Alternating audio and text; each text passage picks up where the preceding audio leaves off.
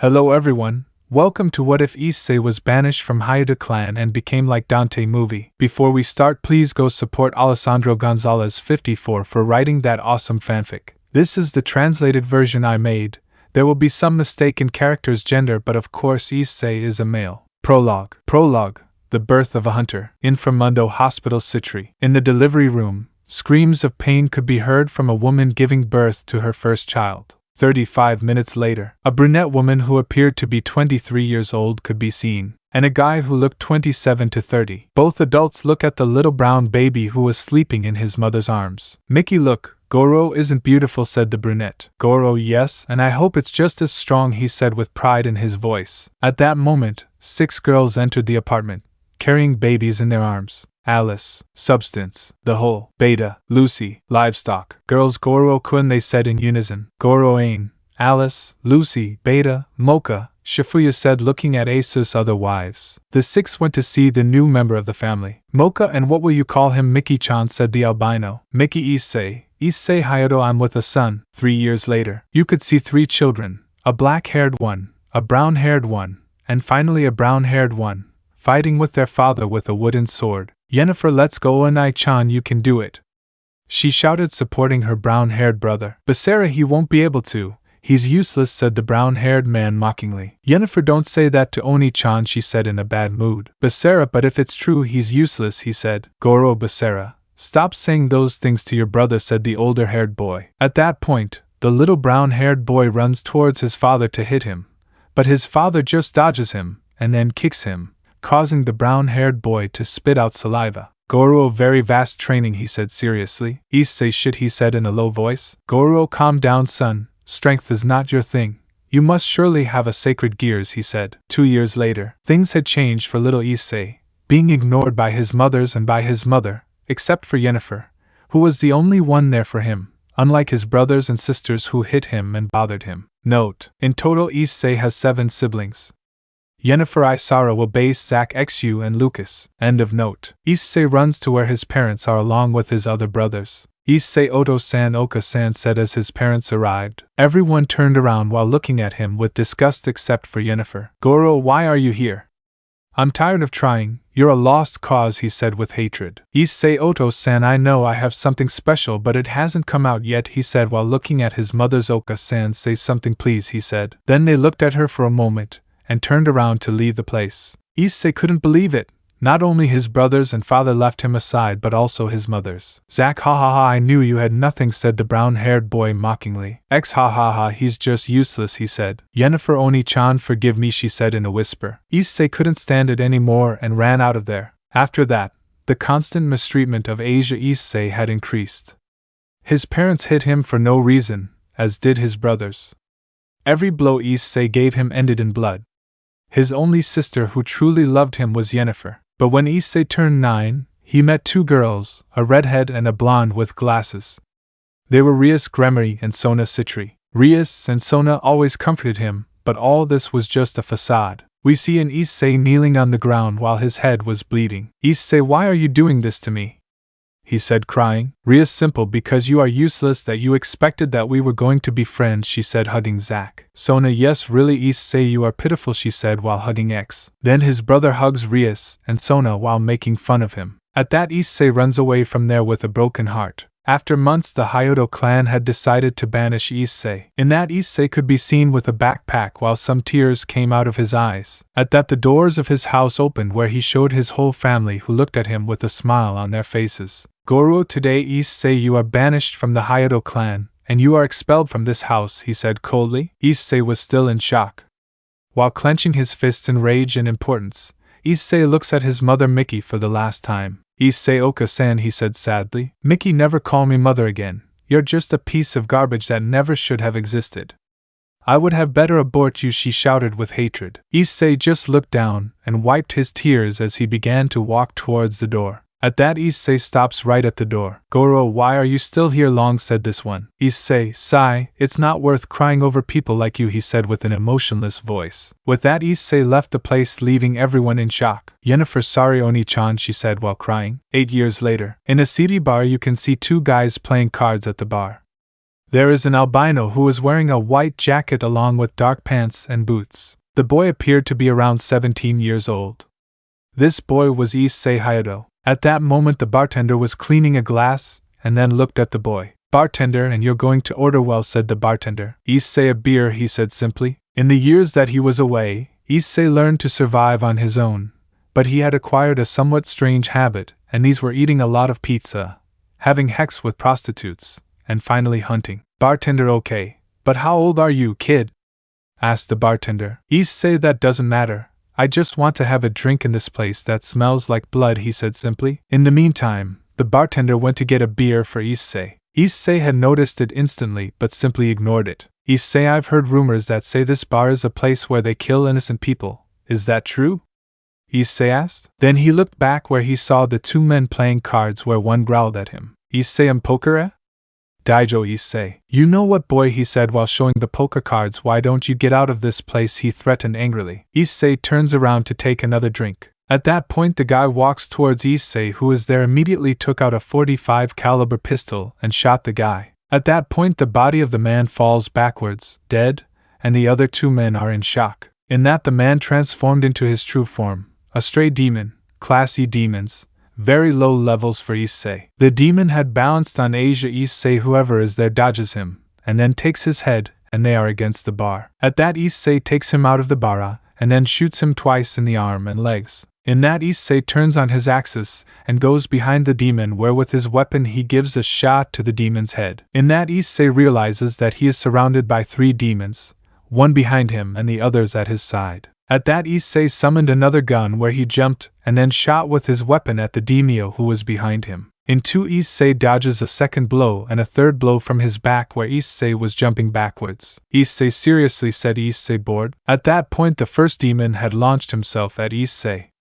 At that point the bartender had managed to immobilize Issei by grabbing Issei's wrist, forcing him to drop his colt. At that, Issei's wrist began to bleed, where Issei put a paw in the face of the demon who jumped at his head. Issei, not bad, bartender, said Issei with a smile. At that Issei opens his hand where he summons his sword, Rebellion. With that, with his free hand, Issei thrusts his sword into the bartender's head, killing him instantly. At that the last demon pounced on Asia. Issei, whoever was there, turns around to make a slash. At that the last demon falls split in half while a large amount of blood splattered all over the place. At that Issei starts to walk while putting away his sword, but then he stops suddenly where he looks at a door, and then takes out his colt, and then points towards the door. Issei, bingo, said. Bang! Bang! Issei had fired 2 kisses, and then Issei heard a body fall down. At that Issei starts walking towards the exit of the place, and then opens the door and leaves. Chapter 1. An assignment and studying? You can see Issei lying down while he had his feet on a chair, and that the doors will open where Issei just takes a look. Then he looks at the ceiling again, and then he turns his eyes and opens them again. At that the subject in Asia Issei starts to walk.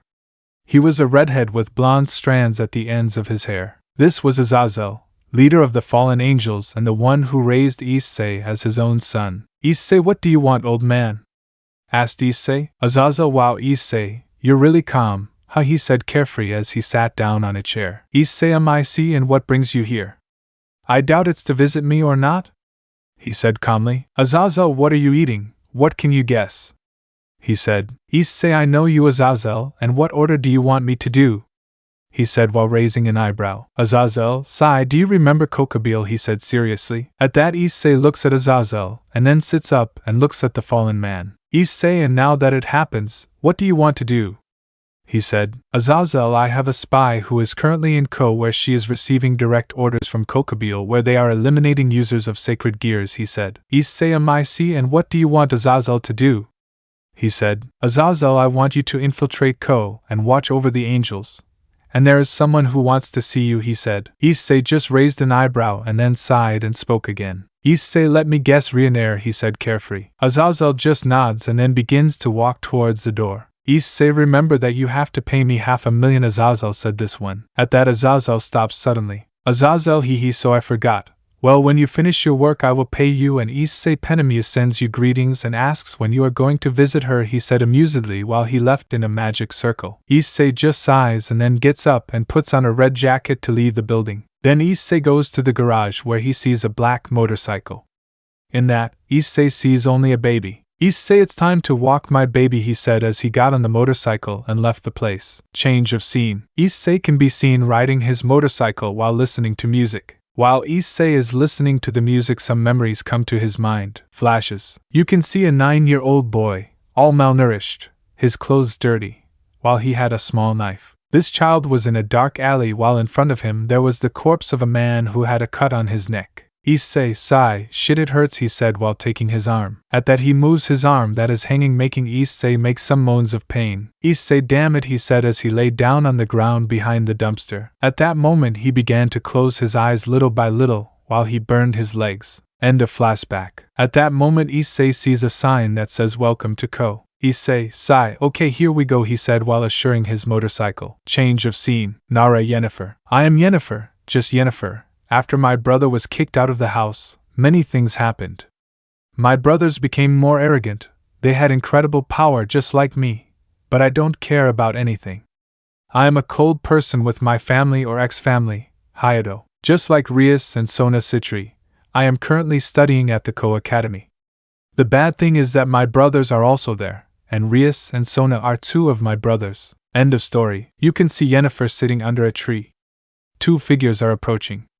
This is Seal with no aids to the Palingra. Yennefer. At that point when he sees who it is he just raises an eyebrow where he sees two girls, a redhead and a greenhead. You, close, I see. Issei had already arrived at the Kuoh city where he is driving Asia to a certain specific point. At that Issei stops right in front of a large school. Issei, so this is the school where two heiresses study, huh? He said while he was beginning to feel very familiar auras. TSK, what was missing, they are also here, he said while he sent his motorcycle and left the place. Then Issei arrives at a park where he gets off the motorcycle and starts walking until suddenly he hears a very familiar voice. Hey Issei-kun, is it you, said a female voice. At that the whole place turns purple where Issei stands up to turn around to see a beautiful black-haired woman sitting on a fountain. Issei, Reincarnation, said the albino seriously. At that moment, the woman known as Reincarnation walks towards the albino and then hugs him. Reincarnation misses you, Issei-kun, she said happily. Change of scene. You could see Issei sitting while he was reading a book while Reincarnation was telling him what she had discovered. Reincarnation, and that would be all, Issei-kun, she said seriously. At that Issei just keeps reading from his book. Issei, I see, so Gabriel stole some fragments of the Excalibur swords wherever he is. He left 2 more Excalibur in the Vatican. They sent 2 exorcists to certain death, he said calmly while he continued reading the book. Reincarnation, sigh. That's right, but we shouldn't interfere since this is Issei demon territory, she said seriously. At that Issei just looks at Reincarnation for a second and then returns to his book. Issei, I see who is in charge of this territory, King Chan, he said mockingly. At that Reincarnation blushes a little, and then becomes serious again. Reincarnation, they are Rias, Gremory, Sona Citri.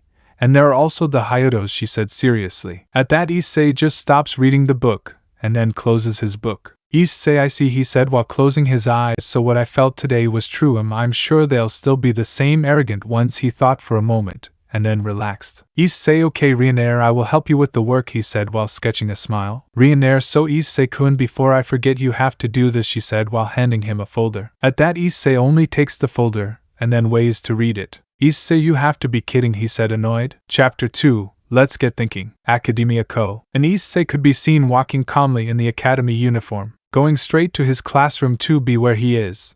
Suddenly Issei crosses his gaze with Ria, and next to her a hairy girl. Whoever is there completely ignores her. Issei, it seems that this day is not going to be so normal today, he thought annoyed. On the other side of the academy, Yennefer was with Asus, 2 best friends Kates and Murayama. Yennefer, another day. Don't you believe it, girls, said the blonde girl bored. Katesa, that's Yennefer, he said with the same tone. Murayama, hey, did you hear that there was a new student today?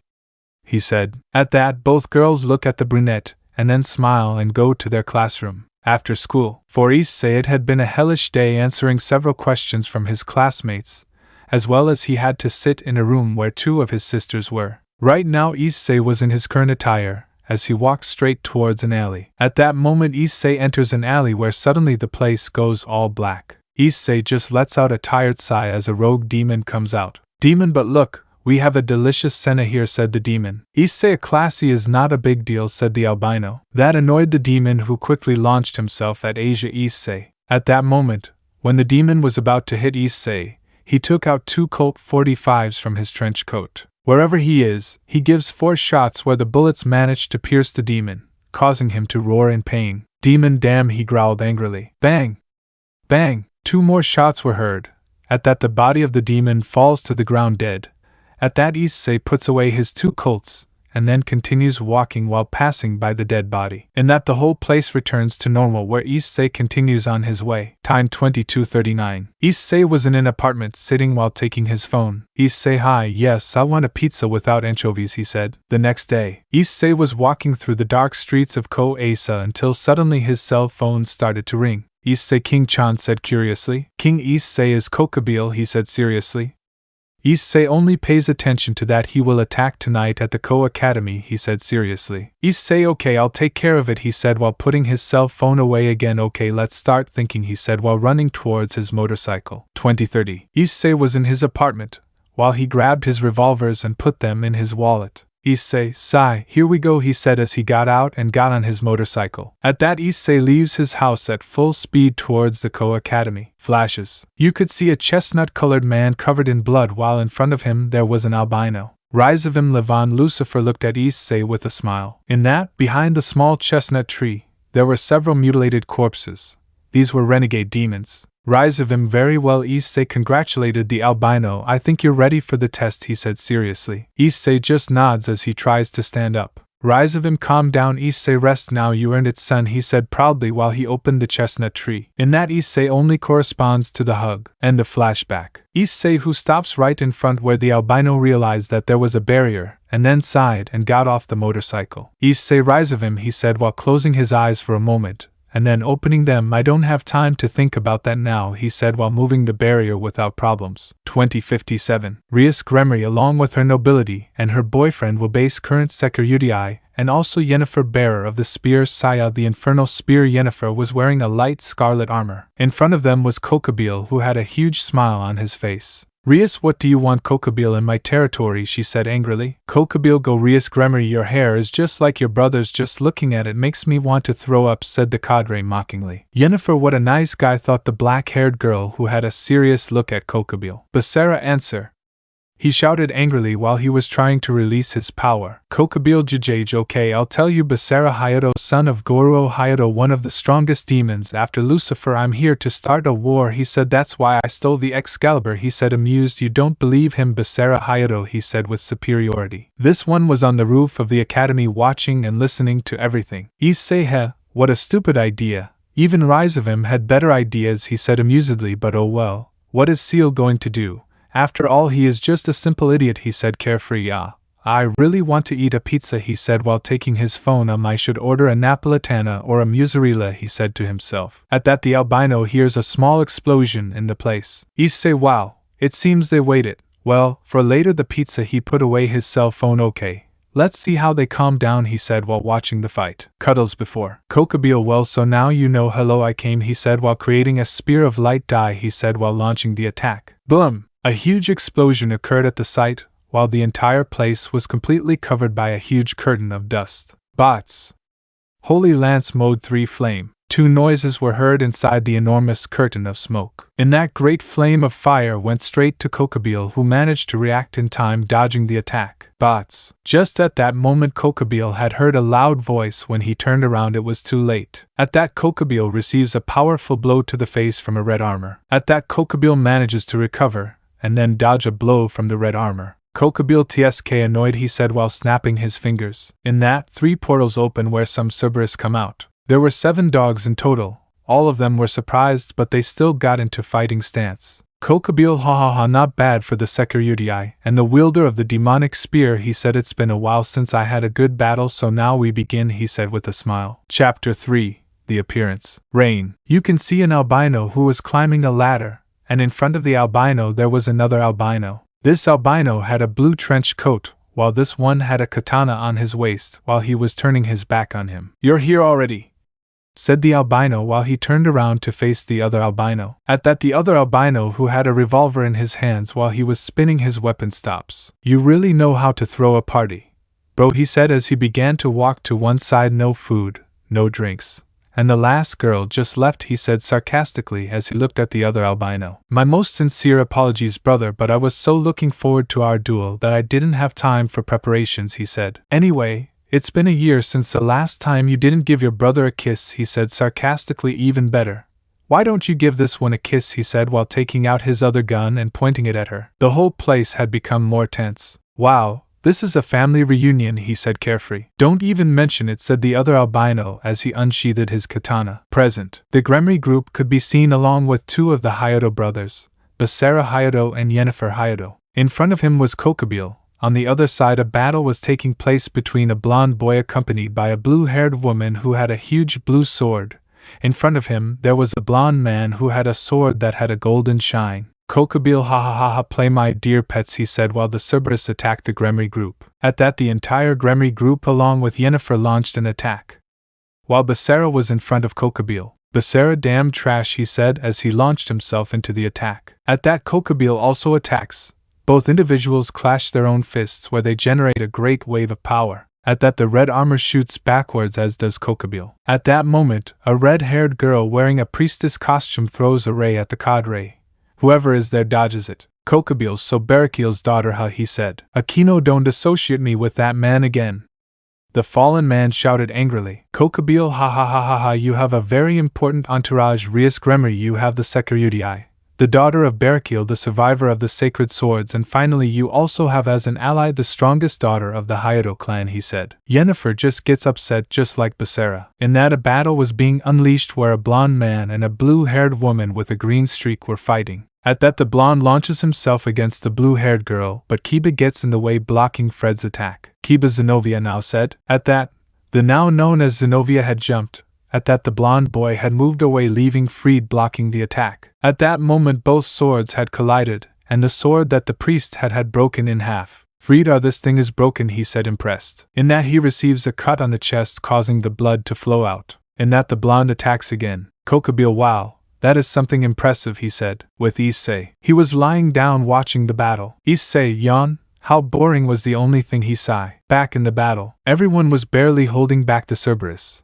while Yennefer's spear pierced the dog's entire body. In a quick movement, Yennefer raises her spear upwards, splitting the dog in half. Kokobile, well, it was not to be expected to be less than Goru's eldest daughter, he said. Basa, who was in, helped Rias while listening. Suddenly the dog stopped attacking and then get behind Kokobile. Yennefer, what do you mean, Kokobile? She said seriously. Kokobile, ah, come on, Yennefer Hyoudo's spear Barasaya, I'm talking about your other brother, what was his name? He said while putting his fingers on his chin while thinking. With Issei. Issei, are they talking about me? He said with a faded tone. Well, listening a little doesn't hurt, he said while paying attention. With Kokobile. Everyone was paying attention. No one was moving and doing nothing. Yennefer, who are you referring to?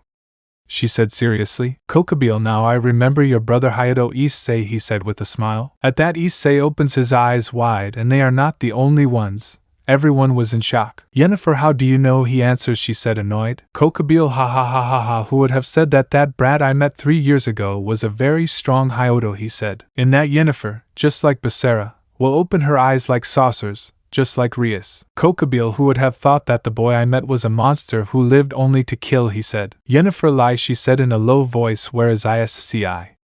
She shouted while some tears came out. Kokobile, I have no idea where that brat is, he said. Yennefer said nothing, just under the spear as her armor faded away. Basara had not moved at all. With Issei. Issei, I remembered, he said, I think it was before Rise of him found me, although I don't remember well. What does it matter, he thought carefree. Well, I think it's time to interfere, he said while he gets up and dusts himself off. With Yennefer. Yennefer couldn't move, she was in shock. This guy held her back.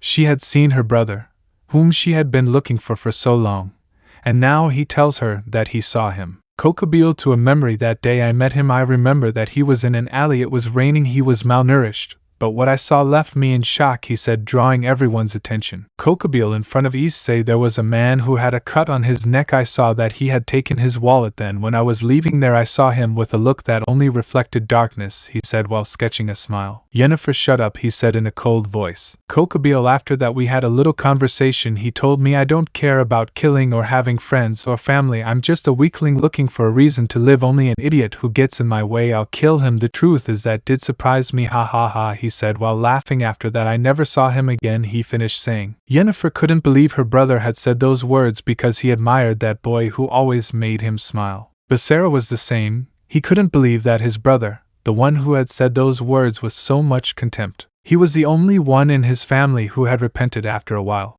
With Rias she was the same, she just wanted to apologize to Issei, and if he didn't want to be her friend again she would understand.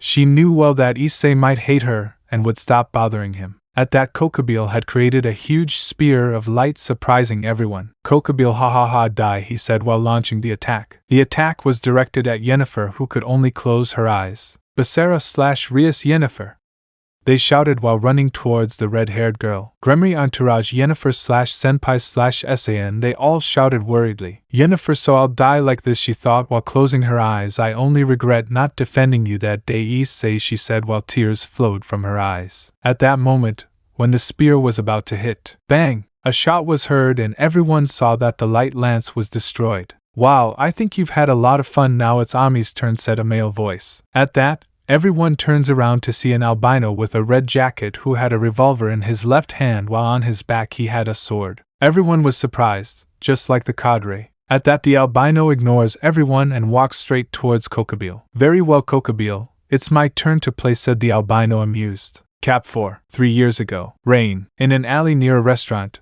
two figures could be seen sitting. A malnourished brown-haired child could be seen while his entire body was stained with blood. At that moment, in front of the small chestnut tree, there was an adult who had a huge cut on his neck that was constantly spurting blood, while his face reflected terror. With that, the little chestnut manages to get up and then walk to where the dead man is. Then he approaches to check his jacket. Shit, where is it? He muttered in a low voice while all the rain washed his blood. Yes, here it is, he said while taking out a wallet. At that, the little chestnut tree starts to check the wallet. Yes, $2,000, he said happily while he saved the money. At that, the little chestnut tree starts to walk with difficulty outside. At that point, the little chestnut bumps into someone. There complained the brown-haired man who looked at Riva and could see a hairy man with eyes as red as blood. Watch where you're going, brat, said the adult. In that, the adult thinks about taking a good look at the child until he realizes that he has blood. Hey kid, what's that bleeding? He said. That's none of your business, he said seriously. It doesn't matter, brat, what your name is, he said. Issei Hyoudou, he said the last thing with disgust. Very well, I'm Kokobile. What are you doing here?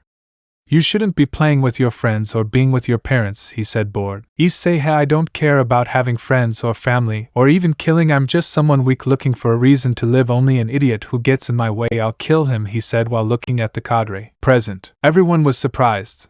No one could say or do anything. Yennefer looked surprised, and in front of her was an albino who had a smile on his face. Kokobile, who are you, human? Go away if you don't want to die, he said arrogantly. Wow, I've never seen someone as talkative as you, he said mockingly. I'm sure if there was a contest to see who talks the most, you'd get first prize, said the albino. That bothered the cadre. Kokobile, a simple human, dares to insult me, Ami. One who fought against God and survived the faction war, he said while creating a spear of light. In that, he throws the spear of light towards the albino who is simply crouching, making the spear of light hit near Yennefer, who managed to dodge it. Calm down, Crow. It seems to me that it has been too long since someone gave you a good spanking, he said while clapping. Come on. If you behave, I'll buy you some seeds for you to eat, said the albino. Kokobile, you'll regret it, scum, said the cadre who was about to release his power, making the whole place shake. Come closer. I'll teach you, he said while warming up. I'll teach you how to be a good dove, said the albin. At that point, the cadre, already annoyed with the albino, Selansa towards the albino. At that point, the albino dodges a blow from his boss, only to be kneed in the stomach. The cadre spits saliva and then delivers a powerful blow to the albino, who flies upwards. At that point, the cadre deploys its 10 wings again to climb up at high speed, where it hits him with a hammer, causing the albino to crash into the ground, raising a curtain of smoke. With the spatadors, no one could say anything.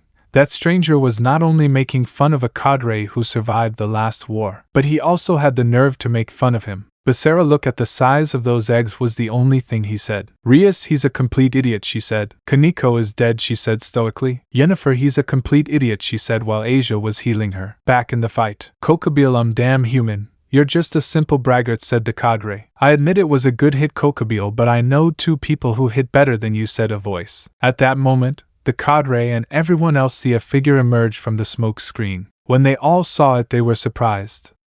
There was the albino who didn't have a single scratch and was walking with his hands in his pockets. Kokobile, how is it possible that you are alive? He said, annoyed. The Timos mind Parati.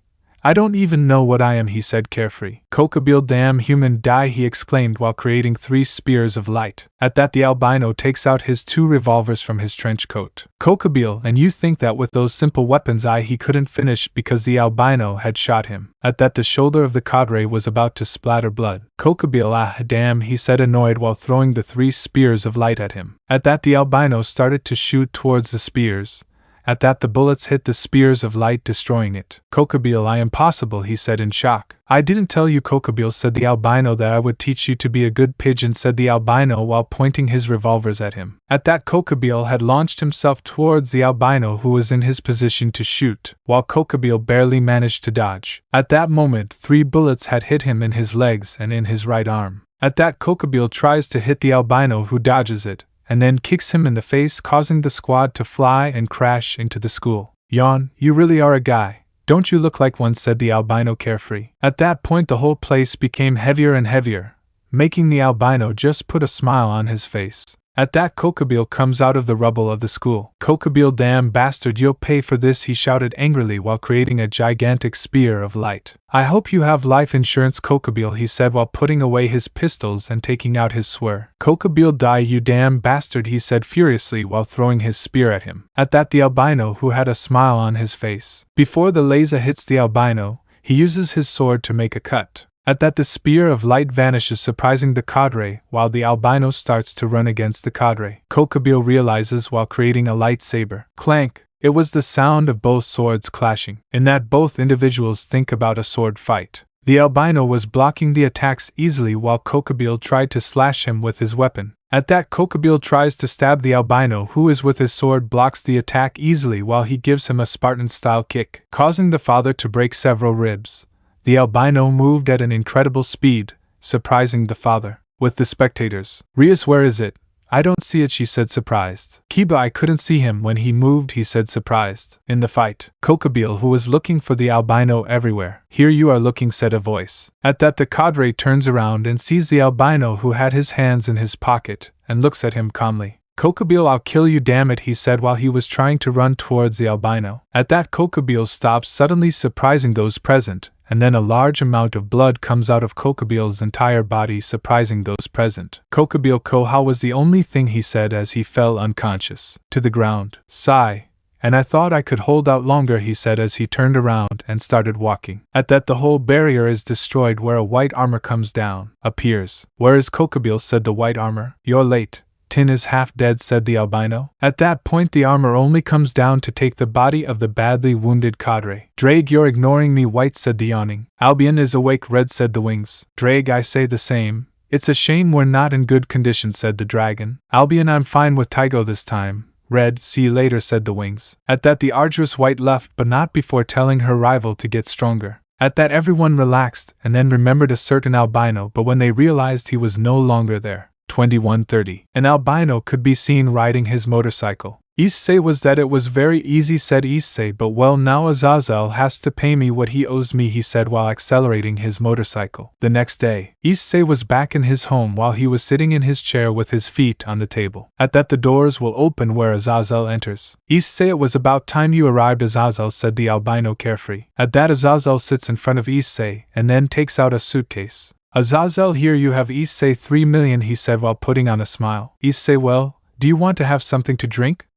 He asked while taking the briefcase. Azazel, of course, where are we going? He asked as he stood up. Issei, I have no idea, you choose, he said as they both left the place. Chapter 5 Meeting. Issei could be seen walking calmly with a guitar case on his back through the streets. At that moment, Issei turns into an alley and then stops suddenly. Issei, I know you're here, come out now, he said. Then a huge creature appears that had several arms and half of its body had demon wings. Issei, wow, "You are ugly," he said, "but well, this is where all this ends for you," he said while taking out his revolver. At that he showed a roar while Issei throws himself. Whoever is there simply points the gun at him. Bang, bang, bang, bang. 4 shots were heard throughout the place. At that the demon falls to the ground dead while Issei looks at him bored. "Issei, it seems that the risen rats are coming out of the seal," he said as he walked away. The next day, Azazel could be seen walking calmly towards a place that had a sign that said, "Devil May Cry." Azazel finally give him a name, he said as he entered the premises. Already inside the premises, Issei was sitting while Aces had several pizza boxes lying on its side.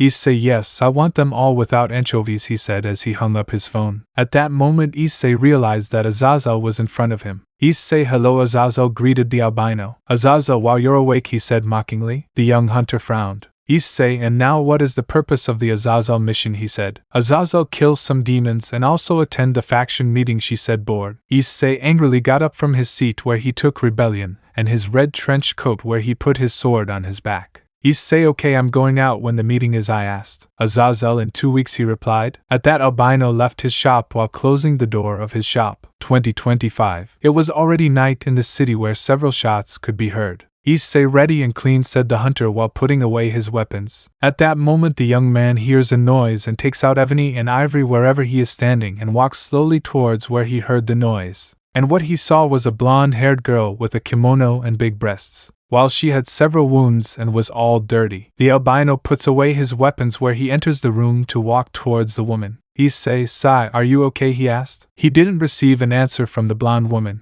He just shook his head saying no.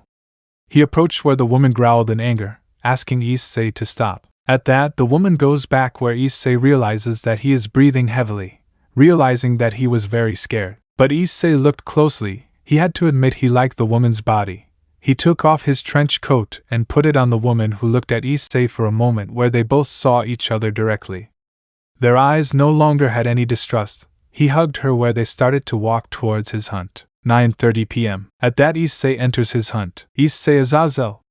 Issei shouted. At that Azazel, who was sleeping on the couch, suddenly gets up. "Azazel, what's going on, Issei?" he said, half asleep. At that the albino lays the woman down on the couch while Azazel was already standing up wiping his eyes. "Issei, it seems that the woman is not human," said the albino while looking at the woman. At that Azazel looks at the woman for a while, and then opens his eyes in shock. "Azazel, Issei, do you know who she is?" At that the albino shakes his head. "Issei, she is the queen of Kyoto Yasaka," he said. Issei yawned. "Ah well, anyway, I'm going to sleep," he said carefree as he went to sleep. The next day, 9:30. At that the blonde who was getting up until she heard a voice. "I have some questions for you," said a male voice. At that the woman turned her head where she saw an albino who looked at her bored. At that she covered her breasts. "Thanks," said the woman. "I'm in Cry," said the woman. "Issei, yes," he answered. "This is Devil May Cry, where the hunter Issei Sparta works, right?" said the woman. The boy no longer trusted the woman. "Issei, if I am Issei Sparta, and what is your name?" he asked, even though he already knew the name from Azazel. "My name is Yasaka and I was looking for you," said the woman. "Issei, well, what's the mission?" "Honey," he said carefree. "Yasaka, no, it's not a mission, Issei, you have to help us. A war is about to start between the yokai for the power of my throne," said the desperate woman. "Issei throne?" I asked. "Yasaka, yes, I am the queen of Kyoto, Issei, they want to take my kingdom by force. Please help me," said the woman pleading. Issei looked at the girl for a moment. "Issei, it's okay, you can trust me," said the hunter. Flask. You could see a little chestnut lying in an alley. He was all hurt. He had some bruises on his body. At that the little chestnut tree stands up and then looks around the whole place. "Issei, another day," he said. At that the little brown-haired boy starts walking towards the outside of the alley. Several hours passed where Issei, injured, was walking through the streets of the place. Many people looked at the little boy with pity. Issei didn't care about anything about that. The little brown-haired boy stops in a small park where he sees several children playing with their parents, while they smiled. Issei just watched this with envy as the children played with each other. At that point, the little brown-haired boy heard a voice. "Hey kid, "What happened to you?" said a male voice. At that the little brown-haired boy turns around where he sees an Albion who is wearing a suit while having a small beard. "Issei, if I'm okay, and who are you, sir?" I asked. "I am Reincarnation Levon Lucifer, little one, and you," said the albino. "Issei, that name sounds familiar, but where did I hear it?" The brown-haired boy thought. "Issei Hyoudou, Mr. Reincarnation," he said with respect. The albino simply looked at the boy and had sensed his demonic energy. But when he heard the surname Hyoudou, he was reminded of the black-haired boy. But before doing anything he saw the boy who was all hurt and had dirty clothes. He only thought for a minute until he realized that the little one had been abandoned on the street. "Rise of him, it seems that now I know how to fulfill my revenge with Taigo Goru," thought the albino. "Hey kid, you are the son of Goru Hyoudo?" he asked. Issei, "Yes." "Well, it was," he answered. "You knew Goru?" he asked. Rise of him, "Yes, I knew him. But he betrayed me and I see that he kicked you out of his house." "Can I ask why?" he said. At that Issei begins to tell him everything he experienced when he was still at home. "Rise of him, I see you know." Issei said. The albino, "Yes, I would tell you that there is a way for you to become strong." "The sectarian?" he asked. Issei, "Yes, I would do it to show them that I am the strongest of all, and I would make them pay," said this one. The albino just smiled and then stood up from his seat. "Rise of him, Issei, do you want to come with me and hit me hard?" I asked. Issei really said this. "Rise of him, that's right kid. Don't worry, I'm going to train you and raise you as if you were my son," he said as he knelt down and put his hands on the brown-haired boy's shoulder. "Issei, Sniff, are you really telling me that you, Sniff, are going to be my Otosan?" Sniff, he said while crying. "Rise of him, that's right Issei. I will be your father, the one you could never have.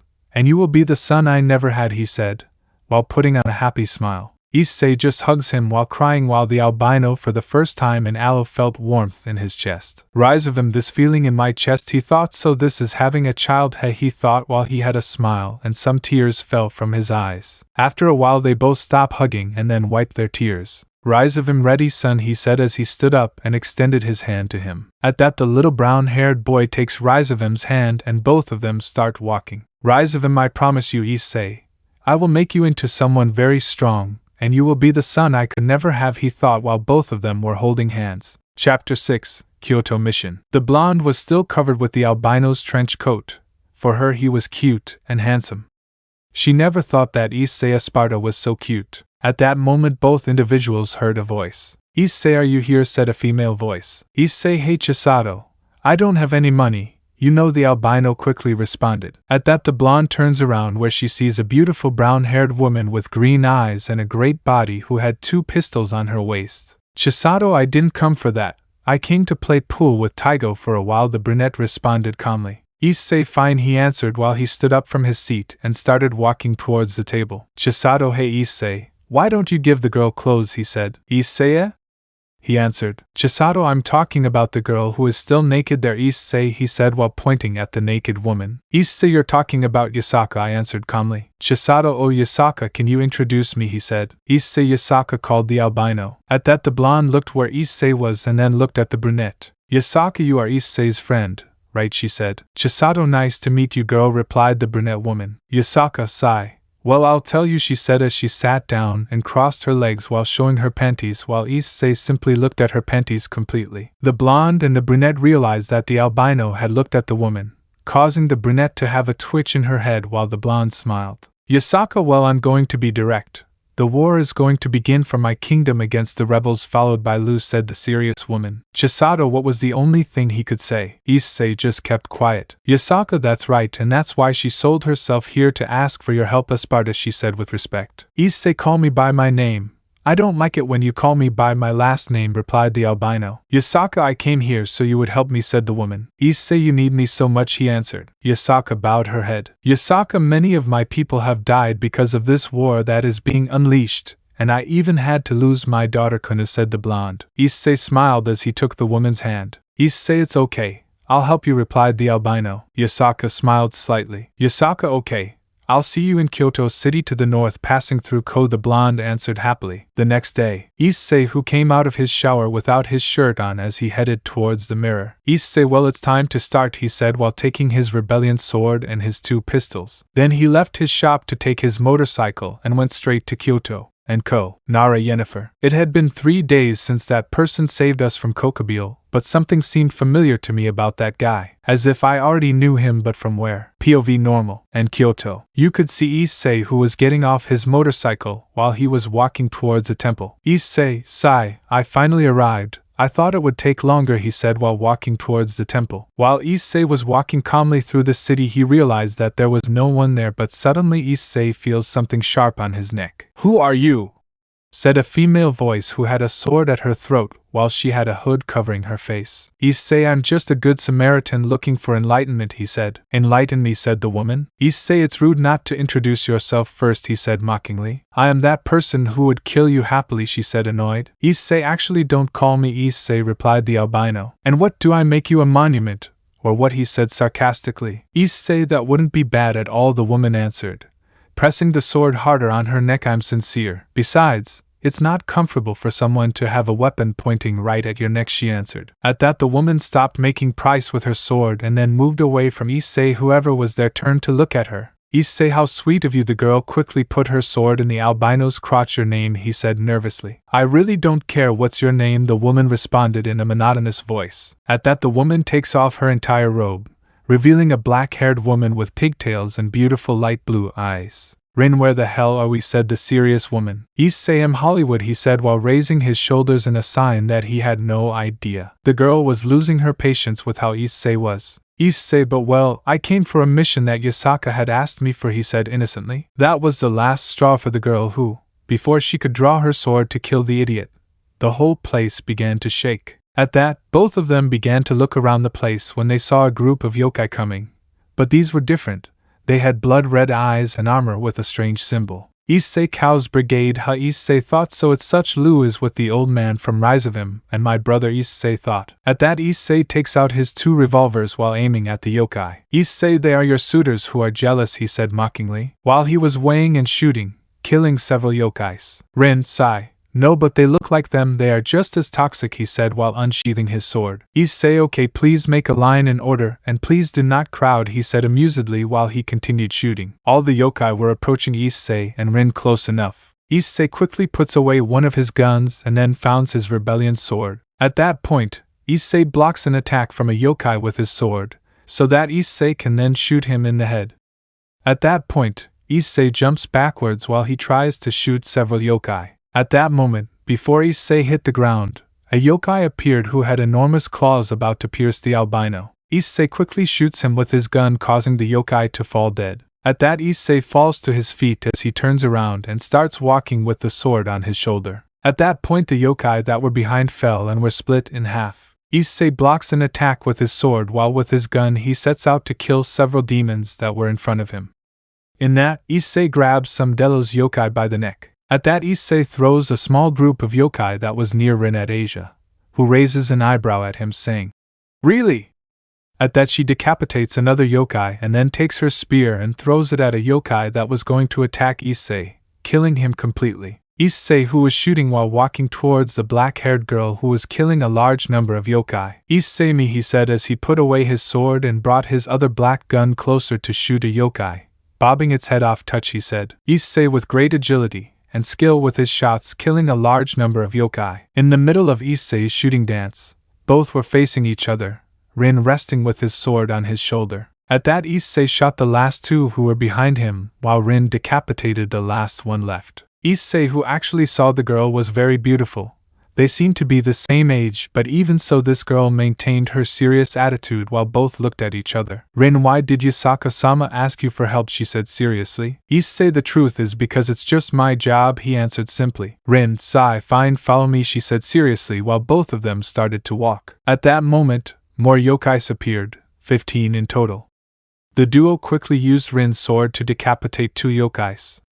At that, Issei started shooting with his 2 pistols, killing 4 yokai. At that, both individuals stood with their backs to each other. Issei, are you having fun? He said while continuing to shoot. Rin, could you close your mouth for at least 5 minutes? He said while splitting a yokai in half. Issei, I'm sorry for not fulfilling your small demands, but why don't we get out of here better because we are wasting a lot of energy, he said. Rin, tsk, you are very annoying, she said annoyed. Just move, she said suddenly while taking Issei's arm. At that point, both individuals ran out over a gap they had left free. 13:30. An hour had passed since Issei and Rin managed to escape from the place and then enter a small forest. Issei, and now that Miss Rin, he said while he continued running. At that, Rin in response jumped up and suddenly disappeared. Issei, how will I end up doing all this? I like the girl, but I need more information, he thought. At that, Issei jumps and ends up disappearing. Chapter 7 Mothers. 6 years ago, you could see two 12-year-old boys training. An albino was training with a red-haired woman who had beautiful blood-colored eyes and was wearing a small armor while holding a spear. At that, the red-haired woman gives the child a small blow to the abdomen, who spits saliva, and then the brown-haired child falls to his knees while trying to breathe. Well, that's it. We're done with the training, Issei said the red-haired woman as she put her spear into her shoulder. Issei, finally, I was starting to get tired, he said as he stood up and started to dust and put his hands in his pocket. Issei, you know, old lady, you have to stop being more aggressive. You will end up being a spinster forever, said Issei carefree while he started to walk. You called me an old brat, she said, annoyed. While Issei was about to walk. At that, the woman hits Issei on the head. Issei, oh, he complained while he had his hand on his head. Damn, what's wrong with you? The albino complained. Damn spoiled brat, I'm going to teach you manners, she said, already annoyed. Issei, yes, if you continue being so grumpy, you'll get more wrinkles, old woman, he said mockingly. While he took out his sword, come on, old woman, or your age won't let you anymore, he said mockingly. That was the last straw for the redhead, who threw herself at the albino. At that, the little albino blocks a woman's thrust with his sword. At that, the albino attacks back while the redhead dodges again. Issei, what's wrong, old lady? Am I too fast for you? He said mockingly. Now I'm really upset, said the woman, who in her effort released a great amount of power, making Issei fall to his knees while he tried to stand up. Issei, the old woman got angry, thought the albino. At that moment, the albino appears behind Issei. Issei, shit, was the thought of the little albino who manages to dodge a blow from the redhead. At that point, the whole place was about to be destroyed. Issei, oh shit, now she's really upset, he said while he was trying to dodge the stabs with difficulty. Clank. A metallic sound was heard at the scene. Then the albino sees a blonde woman with light blue eyes. Amanda, don't get in the way. I'm going to teach this spoiled child a lesson, said the redhead, annoyed. Amanda, I think you're going a little too far, Lucy, said the blonde. Lucy, tsk, okay, she said as she placed her spear back on her shoulder, while she started walking towards the exit. Issei, sigh, the one who saves me, he said while putting away his sword. Amanda, Issei-kun, said the blonde with a sweet voice. At that, Issei remains paralyzed while robotically turning his head to look at the blonde, who smiled tenderly at him. Issei, yes, Oka-san, he said nervously. Amanda, what did I tell you about telling Lucy like that? You know very well that she is very temperamental, she said while squeezing Issei's cheeks. Issei, enough. I'm not a child, he said while making a pout. Amanda, you're very sweet, she said. Well, go to sleep and take your brother Virgil to his room, she said while pointing to an albino who was sleeping on the floor. Issei, who sighs and then goes and carries his brother and takes them away from there. Amanda, sigh, kids, was the only thing she said as she started walking out of the training camp. Change of scene. A certain redhead could be seen with an annoyed expression on her face. Lucy, damn brat, who does he think he is to talk to me like that, she thought, annoyed while she was sitting with her arms crossed. Sigh. Ah, that boy one day will take me out of my mind and no one will be able to save him, she thought while she had a smile on her face. At that moment she starts to hear footsteps when the redhead turns around and can see Amanda, who is walking calmly, and then sits next to the redhead. Lucy and the brats, she said seriously. Amanda, Issei, and Virgil went to sleep, he answered. Lucy, I see, said the redhead. Amanda, it's been 3 years since we met the boys. Right, Lucy, she said while putting a smile on her face. The redhead put a smile on her face. Lucy, and despite the fact that Issei was someone tender and affectionate with Taigo, now he is a total brat, she said with grace. Amanda, if the truth is, I still remember the day Issei-kun came into our lives. He was the first one not to be afraid of you, she said amusedly. Unlike Virgil, he was more serious. Both of you are very different, she said. Lucy, well, Virgil is just like you in every way, she said amusedly. Unlike Issei, he is a very different case, she said. Amanda, she looks a lot like you with this attitude. When it's a fight, you can't help but make fun of your enemies and have a huge ego of self-confidence, she said amused. Lucy, wait, I'm not like that brat, complained the redhead. Amanda, hey Lucy-chan, you know that Issei-kun like Virgil-kun are like us. Virgil is the most intelligent when it comes to battles, besides he never gets confident against an enemy, unlike Issei, who always makes fun of everyone just like you, she answered. That earned a grunt from the redhead. Amanda, also remember that they have our blood as well as rise of him, she said. They are already our children, They have no family ties with their former family, the blonde said seriously. Lucy tsk whatever, she replied. Amanda, besides, there's not much time left until Rhizovim's plan is implemented, she said sadly. Lucy didn't say anything, but suddenly both women started to cry. Lucy/Amanda sorry, they thought in unison. The next day, 12:30, you could see Issei, who was lying down while he was eating a pizza. In front of him was Virgil, who was reading a book. Issei, this is very boring, he said. Virgil didn't answer. He continued reading his book. Issei, hey brother, what if we fight between the two of us? Issei asked. Virgil, don't bother me now, brother, he complained. Issei, how boring you are. You'll never have a girlfriend like that, he said carefree. Virgil, you know I'm not interested in being in a relationship now, Issei, he said seriously. Issei, I think you are a faggot. That's for sure, he said mockingly. Virgil simply stood up and then walked towards his apartment. Issei, sigh, how bitter, he thought. I'll go see the red-haired witch, he said as he stood up. But suddenly he dodges a spear that grazed his face. Who are you, witch brat?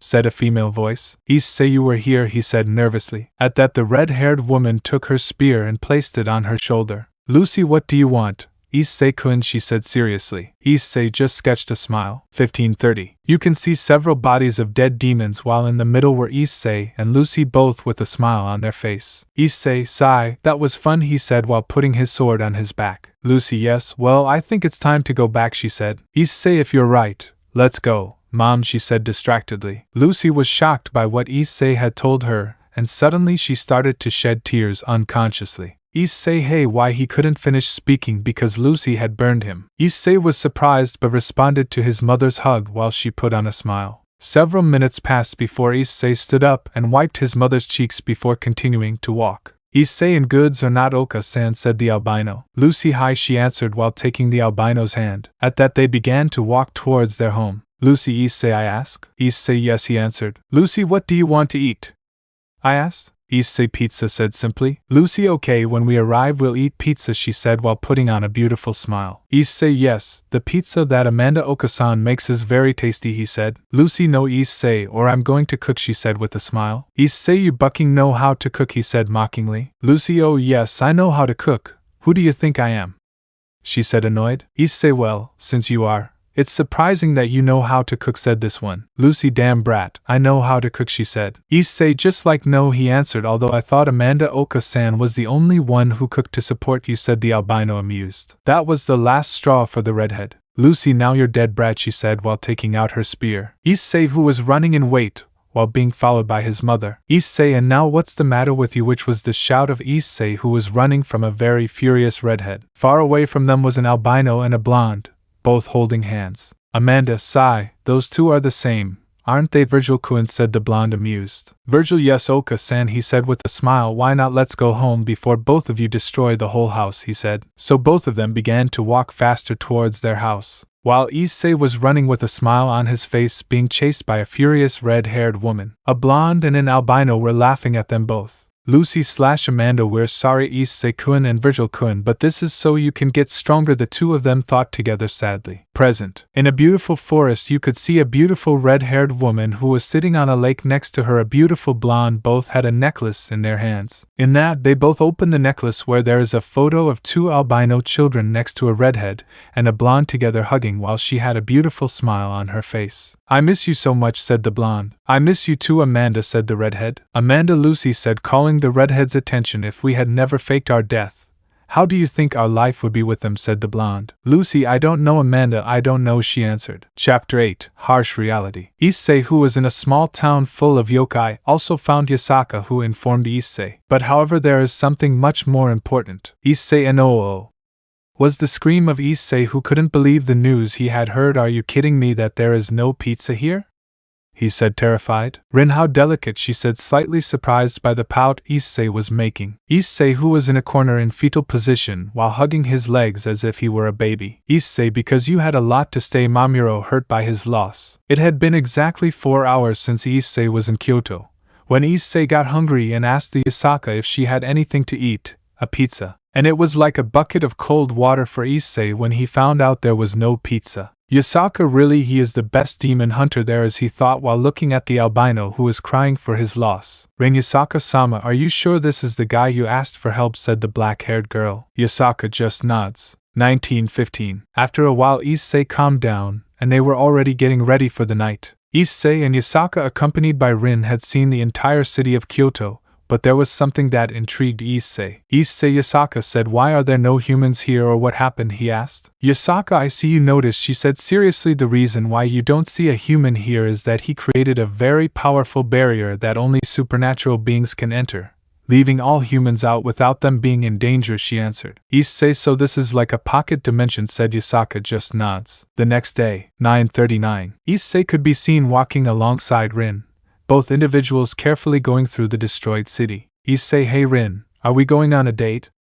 he asked suddenly. "Rin, I'm not that desperate, Issei," she said seriously. "Besides, who the hell has a date in the middle of a war?" she asked angrily. "Issei, a good point," he said. At that, Issei starts to run, taking Rin by surprise, who followed him. At that, Issei suddenly stops. "Rin and Vessel, do you think you're funny?" she asked angrily. Issei didn't respond to that.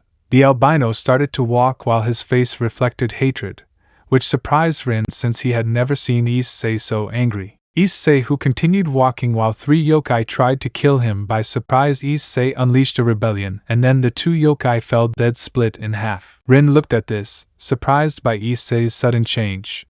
He had never shown that attitude. "Issei, that bastard is here," he thought, annoyed. In that, other 3 yokai appear, where Issei shoots one in the head with his gun, and then dodges a blow with his sword. In that, the last one is in front of Issei to give him a stab with his spear, but Issei was faster where he is and shoots him in the head. The last yokai moves away and then runs towards the albino, who simply lowers his head while his hair covers his eyes. Issei, annoyed, whispered. At that point, the yokai falls in the middle of the road, split completely in half. Issei puts Rebellion on his back wherever he is and takes out his other white gun. "Issei, sigh, here we go," said Issei as he started walking towards a door. At that point, the albino kicks the door wherever he is and enters the building where he is standing, and walks towards the interior. "But look what we have here," said a male voice. "But it's the great Issei Esparta, the idiot son of Rhizavim," said the voice. "Issei, you know how cruel you are for not inviting me to this party that was taking place here," he said mockingly while he continued pointing at all the places. "Lu hee, sorry, my mistake, Issei," he said, amused. "After all, you are extremely difficult to find," he said while standing there listening to the footsteps. "Issei, I thought you were a good tracker for a hunting dog," said this one. "Lu hee, I admit that my years are playing tricks on me," he said while he was about to come out of his hiding place. "But well, after all, you managed to damage my whole face with your stupid sword," he said while finally showing his whole face. "In that, you can see a man with fox ears while he had his entire face covered in scars, while you can see how he is missing a part of his nose. Something like that." "Issei, really, you are ugly," he said mockingly while pointing at him with his 2 weapons. "Lu, I admit you are a box of surprises,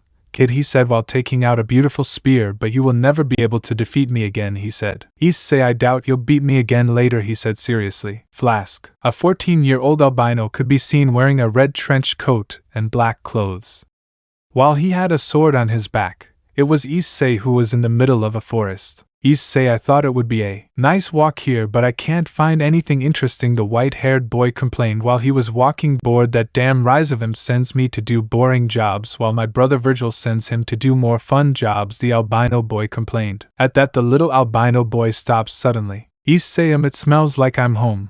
Why would that be, was the question the albino asked himself. In that, a beautiful girl falls, and then a demon of unrecognizable appearance appears that has enormous claws while it has 2 mouths, one on its face and the other on its belly. "Help me," the girl shouted, waiting for her end. Bang, bang, bang. The girl heard 3 shots and then saw a figure walking like this. The demon that was moving was. In that, he sees an albino child who climbs on top of the demon and then shoots him several times, killing him. "Issei, hey Bombo, are you okay?" asked the albino while he extended his hand to help her get up. Why, yes, the girl still hadn't recovered from the shock. In that, several demons appeared just like the previous ones. "Issei, well, beautiful, I think you have to leave. I'll take care of the Scissorhands boys," he finished saying while he turned around and saw the demons. The girl didn't take long to ration as she had already run out of the place. "Issei, well, they look like Scissorhands, but instead of leaving an excellent look, you kill your future clients. How bad with Merchant," he said mockingly. At that, all the demons rushed towards the albino, who just smiled. Several minutes, Issei could be seen walking with his hands in his pocket, and then standing still where he sees a beautiful golden fox. "What is a human doing here?" said the voice. "Issei, hey, are you here?" asked the albino. So you know me, mortal. What do you want? Said the fox seriously. Issei, the old man from Reincarnation, wants to have a meeting with you, he said calmly. Lu, ha ha ha ha, I talked to an insignificant demon. That will never happen, he said while looking at the albino. Issei, come on, cheap copy of Naruto, I have to take you, so you better do it the easy way, he said while taking out his sword, or else we'll do it the hard way, he said with a smile. Come on, resist, I want to have some fun, thought the albino. Lu, damn, I am the leader of the yokai, you are nobody, I will show you the power of a king, he said while increasing his power. Issei, so you are the strongest of the litter, let's go, change your leash. Let's go, he said mockingly while pointing his sword at him. Chapter 9. Revelations. Issei and Lu stared at each other. One was serious while the other was a little relaxed. Issei, and we dance well, said Issei, who is shooting weight. With that, he blocks Issei's bullets with his spear so that he is able to run towards the albino. Then he tries to stab the albino with his spear, who uses ebony as a block and then uses ivory to shoot directly at the fox's face. In that, he dodges several bullets where one grazed his cheeks, making them bleed. At that, he steps back a few steps while Issei points his two weapons at him. Issei, not bad, grandpa, said this one. Lu, I say the same, brat, he said while putting himself on guard. At that moment, after a quick movement, he had appeared in front of the albino, taking him by surprise. Then he uses his spear to strike Issei's hand so that he releases ebony, and then stabs him in the face. In that, the albino dodges him, while he spins ivory, and then shoots him in the legs where a bullet goes through the fox's knee, who only makes a grunt of pain. In that, the albino takes ebony, and then does a back flip, avoiding another attack later. Lu with his spear ready to turn on his back, blocking Issei's bullets. At that moment, he turns around quickly and throws a thrust where the albino uses his two weapons as a shield. In that, the spear manages to hit the weapons where the albino flies away and then destroys the wall, causing Issei to come out. At that, he starts running, half limping out to see Issei get up while dusting himself off. Issei, wow, that attack really hurt me, he said while showing a smile. In that, Issei saves ebony and ivory to then take out Rebellion. Lu just smiles while he gets back on guard just like Issei. Lu, finally you take it seriously, said this one. Issei just shrugged and replied. Issei, you are a very funny person, he replied lazily. At that, Issei started running towards the one who was waiting for the albino. At that, Issei, just like Lu, both individuals clash their weapons against each other. Clank, clank, clank, clank, clank, clank, clank, clank, clank, clank, clank, clank. It was the sounds of both weapons colliding with each other. With Kidney, this was at a safe distance while he watched how the fight was developing, but he still had a doubt. That means Sparta projected. That was one of his thoughts. Rin, who are you, Issei? Sparta, he thought while watching the fight with Issei and Lu. Clank, clank. The clashes of both weapons continued to sound in the place where, in a fit of desperation, he tried to pierce Issei with his spear. With that, Issei Seda tells what he wants to do, and then he quickly turns towards his side where he rebelliously pierces the fox's abdomen. Lu, spitting blood, ma damn, said this one while he had the sword through him. Issei, I told you that you were going to lose again later, he said while taking out his sword. At that, the fox's body falls to the ground with a large hole in its stomach. At that, Issei shakes Rebellion and then puts her on his back. At that, he takes out ivory and then points at the fox's head. Issei's last words was what he said. Lu, spitting blood, Jay, your Herm brother sends you greetings. Issei, he said that he waits with anxiety for his duel, he said with difficulty. Besides, your mothers are alive, he said with a smile on his face. Issei opens his eyes in shock. Issei, you lie, said Issei in a cold voice while looking at the fox. Lu just smiles as he continues to spit blood. Lu, he no, we am lying, they are alive, they already died. Issei said this one, they together with Rizavim had planned to fake their deaths, he said with a smile on his face. What's wrong, the cat ate your tongue, he said mockingly. Bang! You could see how the barrel of Issei's gun was smoking, and he puts away his gun. While he stands up, he walks away from the place at a slow pace. Rin, who had witnessed everything, said nothing. Several days later, after Yasaka had managed to win the battle, he had paid Issei his money as long as he accepted it. He was about to leave as he got on the motorcycle, but a female voice stopped him. You're leaving without saying goodbye, said a female voice. Issei, hi Rin. I see you don't want me to leave, said this one mockingly. Could it be that you liked it? Well, I can't deny it. I'm too hexy with women, said this one. Rin, sigh, the miserable mind only sees you as a friend, he replied. Crack. It was heard like something had broken in that all the men looked at the albino, all with the same thought. Men, a soldier has fallen, they thought in unison. Issei, okay, whatever, he said, already composed and coughing. Why did you come, he asked. Rin, sigh, Issei, I heard everything she said. Seriously, I just want to ask you a question. What is the Sparta project, she asked. Issei had been shaken by the woman's recent question. Issei, sigh, okay, I'll tell you, he said seriously. Very rare in the Sparta project was to make super soldiers for a war. The demons as well as the renegade fallen angels all belonged to the Kuoh's brigade led by my father Reincarnation Levon Lucifer. The project was more to create super demons, but of the 1,000 that were lied to, they ended up becoming horrifying creatures where they had the power to confront the Maos as well as some gods, but there were 2 children who were the only ones so far who managed to survive. One was me and the other was my older brother Virgil. Sparta. We were both subjected to the project where our family ties with our true family had been erased. We were already legitimate children of that family, brothers, blood children of Reincarnation and my mother's Amanda Sparta and Lucy Sparta. I don't know what they were, but they had enormous power that they used seals to not be discovered. In the end, my brother and I stayed with our 2 mothers where 3 years was all happiness, but all good things must come to an end, he said while clenching his fists. We suffered an attack where our mothers hid and that the whole house burned down, where Virgil and I ran from the house where we were persecuted like animals. We were devils. After that incident, at 15 years old, I had found out that my father wanted to release the beast of the apocalypse, where I rebelled against him. In the end, I had to face my older brother. I tried to kiss him, but he told me that he wanted more power, that without power you cannot protect anyone. I understood. He blames himself for not having saved our mothers. In the end, he told me that if I won the duel he would help me. He told me that he would wait for me in the tallest building in the place. In the end, I climbed all the buildings there. I met a witch to whom I owe a lot of money currently. In the end, we fought between the 2 where the result winner said this. Rin didn't say anything. To say she was surprised was an understatement. Rin Issei was the only thing he could say. Issei, sigh, Rin, please don't tell anyone about this. The only ones who know are you and Azazel, he said as he started his motorcycle. We don't see Rin, he said as he left on his motorcycle. Rin just watched as Issei walked away from the place. Rin Issei was the only thing he thought when he saw the albino walking away with Issei. He was riding his motorcycle. While he was still thinking about what he said next. Issei, if what the fox said is true, there is still a small chance of seeing my mothers, he thought while having a slight smile. This is getting more and more interesting, thought the albino, while he was tightening his motorcycle more. It doesn't matter who it is, if it's a demon, or if it's a damn god, nobody is going to stop me. Even if it's my brother, nobody, I repeat nobody, I can no longer stop me from finding my mothers, because I am the son of Lucy Sparta and Amanda Sparta. I am. While he was tightening his motorcycle more. Chapter 10. Meeting of Factions. 22:14. In an alley you can hear footsteps. In that you can see how a person was running away from something or someone. In that the person hides behind a container,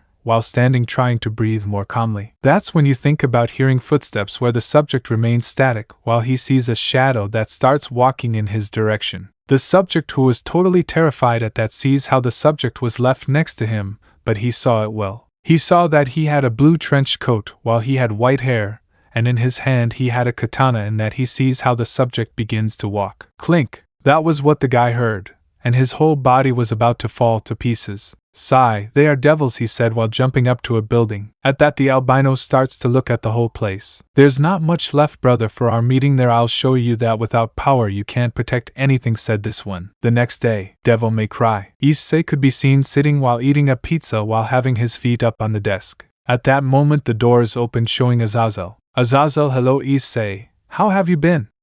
He asked while taking a slice of pizza and sitting down. Issei sighed.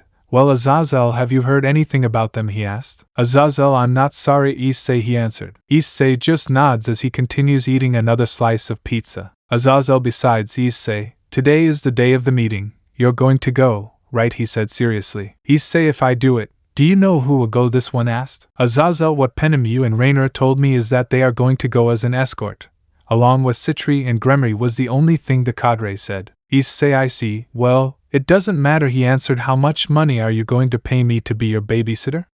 He asked. Azazel, 2 million. And if everything goes well, we could stop the Kuoh's brigade, Issei, he said seriously. Issei, so my old man already knows how to move weight, said this one. Azazel, that's right. Also take this, he said while handing him the folder. This might interest you, he said. At that moment the doors of the place open and a beautiful brunette woman with glasses enters. Hello Azazel, and Issei greeted the woman who sits on the other sofa. Issei/Azazel Chisato, they returned the greeting. At that Azazel gets up to leave. Azazel, well, see you Issei and Chisato at Issei at 7:30 p.m. The meeting is on time, he said to leave the place. Chisato and well Issei, what is this mission about this time, asked the brunette. Issei, sigh, is going to see a meeting with the faction leaders for Kokobil's attack, he said as he takes the notebook and starts reading. Chisato, I see Issei. Hey Issei, let's play pool, he said while walking towards the table. At that Issei looks at her, and then walks towards the table and takes a taco. Issei, hey Chisato, can I ask you a favor? He said seriously. Chisato is surprised and then looks at his friend and sees that he was serious, and that it was very strange. Chisato, what kind of favor, Issei? Answered this. Issei, I want you to look for these two people, he said while giving him some photos. Chisato takes the photos while standing to see and then ask. Chisato, who are Issei? Said this. Issei, they are my mother's. Chisato, I want you to look for them. But if you find them, don't talk to her, tell me, he said seriously.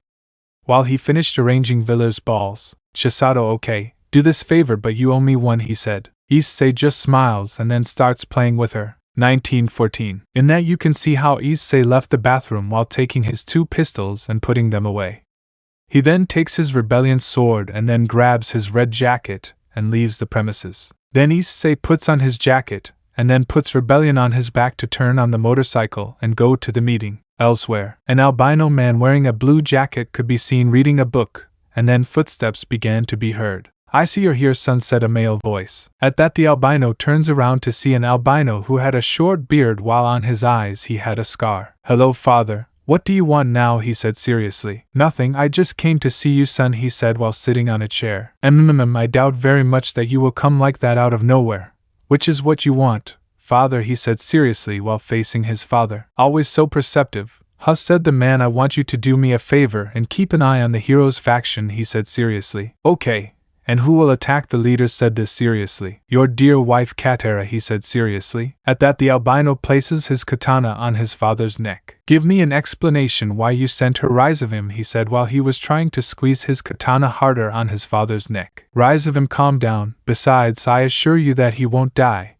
And I'm sure that Issei will be there, he said seriously. How do you know he will be at the meeting, he said seriously. Rise of him, a little bird told me, he said amusedly. At that the albino takes his sword out of his father's neck and then opens a portal and enters it. Rise of him, sigh. He, that brat is very temperamental, he said amusedly. Rise of him, Sama, everything is ready, he said seriously. Rise of him, I'm coming, Euclid, he said as he stood up and started to walk. I hope you've become strong, my son, the albino thought. 1930. Already at the faction meeting were the leaders of the three factions of the demons, Seraphal, Levianta, Sirzechs, Lucifer, accompanied by the Citri entourage, as well as the Gremory and the Hyoudou. On behalf of the fallen angels were Azazel escorted by an albino and a beautiful woman with violet hair and a beautiful woman with black hair, Penemu. On behalf of the angels were Michael and the most beautiful seraph in heaven, Gabriel.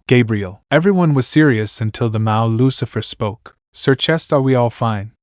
He asked. Azazel, no, there is still one left, said this one. Before anyone asked anything, I opened the door showing an albino who was only wearing a red jacket, revealing his physique. While he had a sword in his sword, all the young demons recognized him. Azazel, you finally arrived. I thought it would take a little longer, he said with a smile. In that Reinara and Penemu hug the boy who hugs him back and then stands behind Azazel. Sirzechs, excuse me, Azazel, and who is he?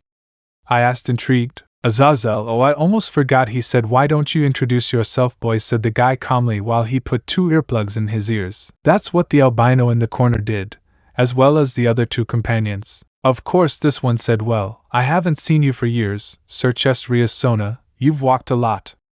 Well, only you Riasona is still as good as a rock, the albino mocked. That comment made the redhead twitch. I'm going to introduce myself, leaders.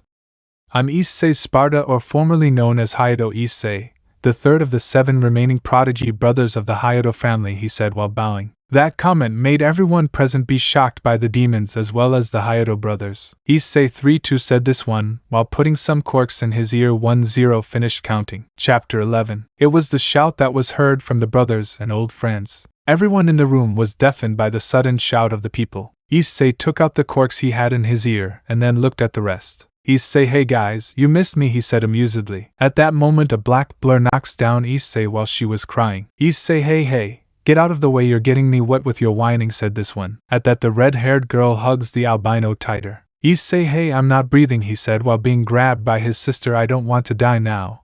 I still haven't paid what I owed the witch. And I still haven't met my idiot brother.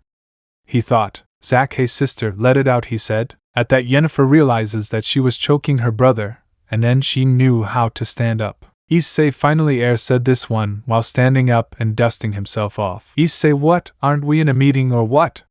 He asked. At that all the leaders nod while Issei stands next to the albino. Issei, and how have you been, Vala, he asked relaxed while leaning against the wall. Vala, well, have you heard anything about your mothers, he said seriously. Issei, sigh, no. I still haven't heard anything today. You will erase your betrayal, this one asked. Vala, yes, was the only thing, he said. After clarifying the matter of Kokabeel, Azazel spoke. Azazel, well, I want to ask a question to the Red and White Emperors. Do they want peace or war, this one asked. That is what he will base himself on, and put himself in front to speak first. Basara, I want peace so I can have time with my women and be with my family, he said while looking at Issei. Issei was just ignoring everything they were saying. Vala, as long as I can fight with strong people for me there is no problem, said the albino while looking at Issei. Azazel, I believe it. Also, he also said while looking at the albino, well, with all that cleared up I think we should end the meeting, he said. Sirzechs, I have a question for you, Issei, he said seriously. Issei, What kind of questions, Lucifer, he answered curiously. Sirzechs, where have you been all this time? Also, why the last name Sparta, I asked. Issei, it's a long story, Lucifer dog, I'll tell you later, said this one. At that the whole place stops where Issei just sighs tiredly. Gabriel, what happened, he asked. Azazel, it's obvious they're not attacking, besides they're using the half-vampire, said this one carefree. Rias Gasper said this worried. Basara, but how is it that it didn't affect us, I asked. Issei, them for their power, he said pointing at the leaders, and how are you worth it for having the celestial dragons, and you Rias because he had his hand on your shoulder, he answered while shrugging his shoulders. Michael, and how did it not affect you, I asked. Issei, good question, he said. I think it would be because of rebellion, he answered. At that moment several magicians appeared and attacked the leaders. Issei, we have to do something with your servant's little rag that came up, he asked. Vala, and if we kill him, he said. Rias, I won't let you hurt my servant, she shouted angrily. Issei, calm down, dairy cow, Azazel, he said mockingly. Rias didn't respond. Sirzechs looked at Issei with reluctance. Azazel, why don't you send the security and give him your blood, said this one. Sirzechs, well, laugh. See, he said seriously. Laugh, and Basara left. Issei turned around to look at Penemu and Rhaenyra, where are you, nods. At that Issei takes the lead, followed by Vala, where the two remained side by side. Vala, I bet he killed more than you, he said with a smile. Issei, hee, if I win you pay me a box of pizza, he said while unsheathing ebony and ivory. In that both Selansa Asia the magicians. Azazel, sigh, those two are the same, said this one. Penemu, well, Azazel, how much do you bet? He said, while Rhaenyra was collecting the money from the other leaders. Azazel, I'm going for Issei, he said. Sirzechs, I'm worth it, he said. Michael, I'm for Issei, he said while handing over a wad of money. In the fight, Issei was running around the place while killing several magicians. In that the albino was surrounded by 5 magicians where they launched a group magical attack on him. Issei, slow, he whispered while shooting. At that moment, one of the bullets hit the first magician's head. Issei was appearing behind the second magician where he turned around in Rapadio where he saw the barrel of Issei's gun. At that Issei shoots directly at the magician's eye, making the bullet go through it. While Issei jumped in the air where he is in wait to kill several magicians with his bullets, to then fall in front of a magician. Issei, sorry. Nothing personal, he said, and then shot him, with the leaders. In that I will open a portal right in front of them where Rias comes out along with Basara, who were Kaneko and Gasper. Rias Onisama said this while she was winged of Sirzechs. Sirzechs, you laughed, he said seriously. Hello, fake mouse, said a female voice. At that moment, everyone looks up at the sky where they see a beautiful woman with tan skin wearing glasses. Sirzechs, Kateria, he said seriously. Katera, false mouse, said while looking at the leaders, but then she felt a familiar energy, so he is here, hush, she thought while she started to look everywhere. Issei, who had killed the last magicians in the area and then felt Kateria's energy. Issei, this is getting more and more interesting, he said to go to the demon, with the leaders. They were looking at Kateria, who turned her back on them to look at a certain individual. At that, all the leaders look at Issei, who had rebellion on his back. At that, he suddenly stops to look at the sky where Kateria is. Issei, hello Kateria. How long since last time, the most normal greeting in the world. At that, Kateria went down to the ground to look at the albino seriously. Kateria, I see that you haven't changed at all, Issei-kun, she said seriously. Hey, your nose is white, are you doing drugs? She asked while looking closely at the albino. At that, Issei wiped his nose while he got well. Issei, no, I'm not. Besides, that was flour I found over there, answered the albino, who was holding back his laughter, or well, not completely, he thought. Kateria, sigh, you're still the same as always, she said with a slight smile, but it's a shame we're enemies. Brother-in-law, she said mockingly while releasing her power. Issei, hee, I see you're going. He couldn't finish because he stood still. Wait. You called me brother-in-law, he said surprised. Kateria, that's right. I'm your brother Issei's wife, she said as she disappeared from the place. In that, Kateria had appeared in front of the albino, taking him by surprise. In that, Issei reacts quickly, putting rebellion as a shield while Kateria hits the sword. At that, Issei flies back to where Kateria ran to, where Issei is, grabs Issei's foot, and then pulls him back. At that, Kateria lands a powerful blow on Issei's face, knocking him to the ground while Issei's sword flies up to end up embedded in the ground. At that, Kateria starts to brutally hit Issei's face, causing him to start splashing blood from Kateria's brutal blows. At that, Kateria gets up and grabs Issei by the neck and throws him against the school building. Then, he takes the rebellion and throws Issei like that. In that, Issei crashes against the school building, and then the sword is embedded in Issei's chest. Issei, who spat out blood and then closed his eyes. All the leaders were shocked as well as Vala. At that time, several powers began to be released. When the leaders saw who released that great amount of power, they were stunned. Penemu and Rhaenyra were releasing a great amount of power, until suddenly they heard someone screaming, Yennefer ISSSCII. I screamed in terror. Basara was teary-eyed, just like Rias. But unlike them, Ux and Isara looked at the body of their now ex-dead brother, where they remained stoned until they heard Kateria's voice. Kateria, and are you going to keep playing Issei-kun, or are you going to fight, she said seriously while crossing her arms. Issei, I'm coming, grumpy, he said as he stretched, and then fell to the ground still with his sword embedded in his chest. Everyone was surprised while Yennefer stopped crying to run to Issei. Issei, stay there, Yennefer, he said seriously, making Yennefer stay still. At that point, everyone sees how Issei pulls the sword out of his chest, and then the battle begins to close, surprising everyone. At that, Issei places Rebellion on his shoulder to walk towards the Leviathan demon, who was with her arms crossed with a smile on her face. At that, Issei passes over all the leaders to be face to face with Kateria. Kateria, I hope you're serious now, she said while releasing her power. Issei just smiled and then got into a fighting stance. Issei, let's dance, sister-in-law, he said seriously. Chapter 12. A pardon. As much as Issei and Kateria were staring at each other while the whole place was shaking from the power that the Descendant Leviathan was releasing. Instead, Issei was not releasing any power,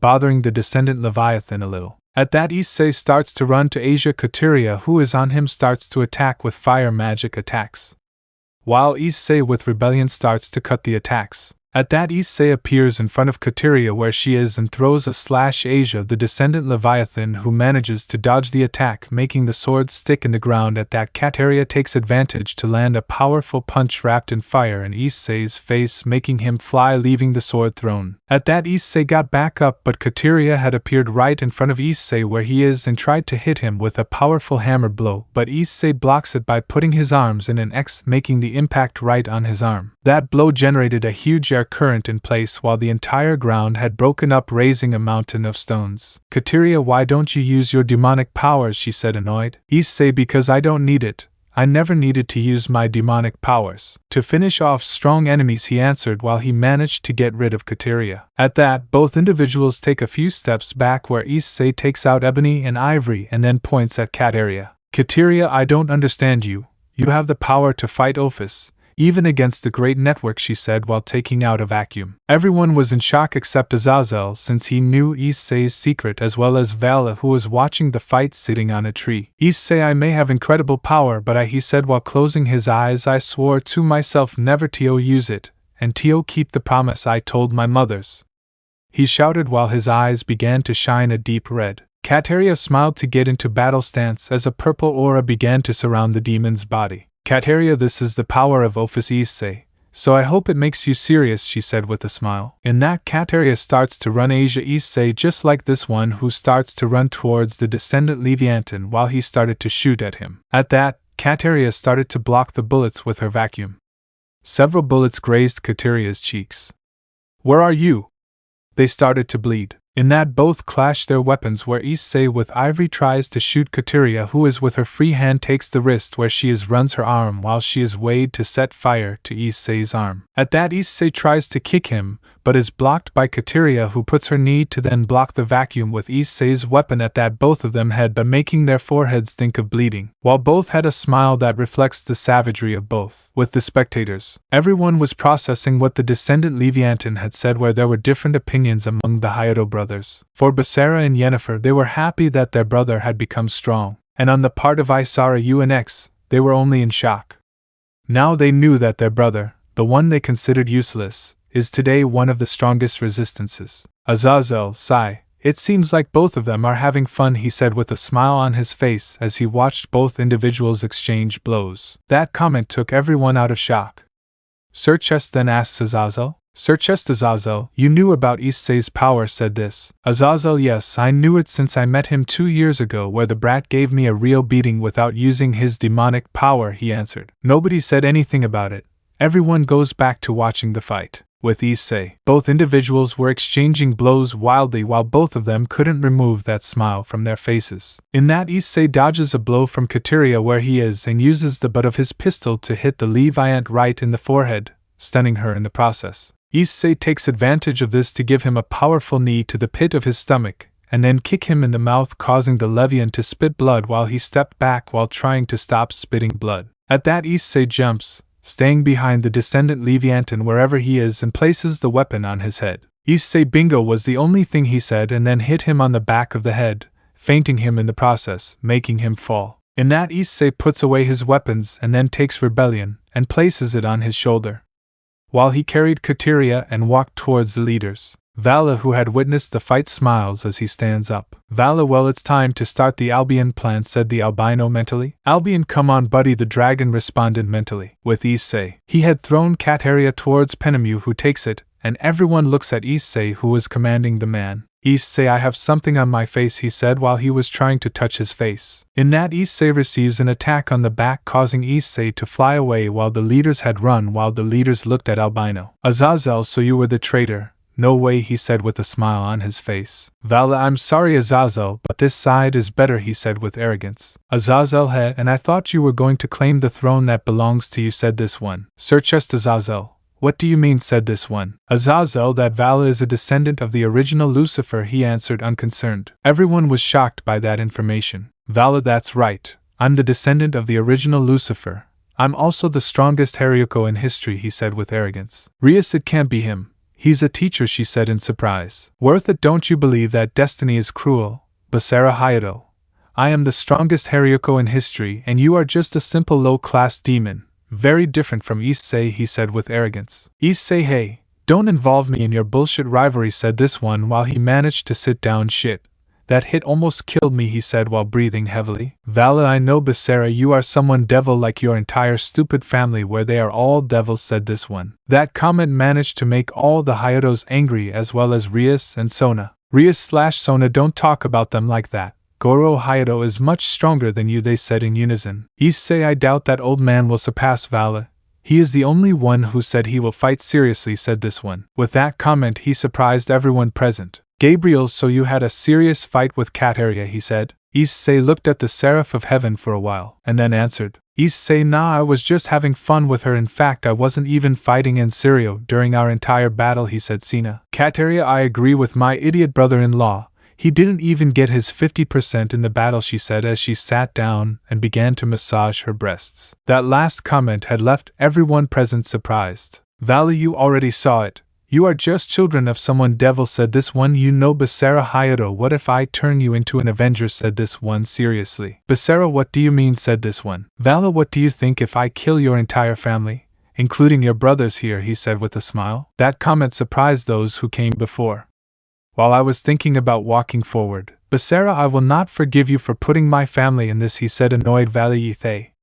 he shouted while releasing all his power while a red armor covered Becerra. That is what he will base his efforts on, who never took his smile off his face. With Issei, the battle had begun. Everyone was paying attention to it. Everyone turned around to see Issei, but what they saw left them all in a daze. There was Issei sitting next to Reincarnation Penemu and Kateria playing cards. Issei step, he said while looking at his cards. At that, Kateria throws his last card, which was vast. Penemu last card said this while throwing his card. Rainer last letter said this. Issei, who suddenly started sweating. Issei changed to gold, said this one. In that, both Rainer and Penemu had thrown their last card, making Issei lose. That had bothered Rias, who approached Issei. Rias, why are you so careless if they threatened you and your family, she said, annoyed. Issei, who was mixing the cards, then looked at Rias and put the cards on the floor while Penemu cut this one and took the cards again. Issei, your business is not my problem was the only thing he said. Note: the battle happened the same as in the anime. End of note. After finishing, all the leaders went to their respective factions.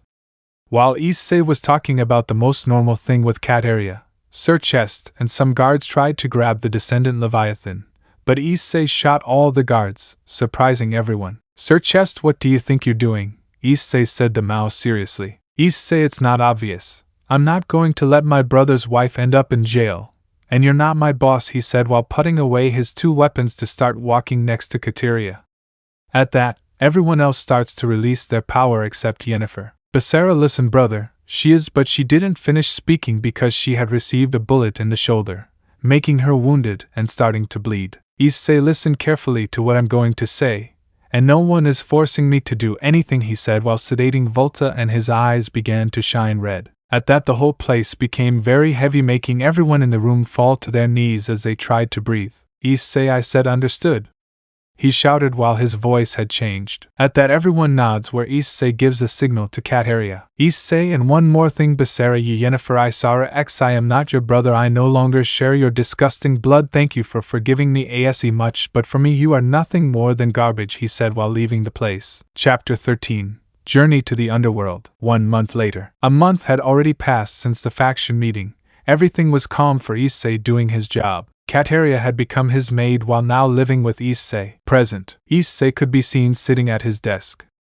While he was drinking mate, Kateria sat on the armchair. Kateria, I'm done cleaning, she said while wiping the sweat from her forehead. Issei, well, do you want to do something else? Asked this curious one. Kateria said Issei is on that, just smiles. Outside, Devil May Cry. Azazel could be seen walking calmly towards the store.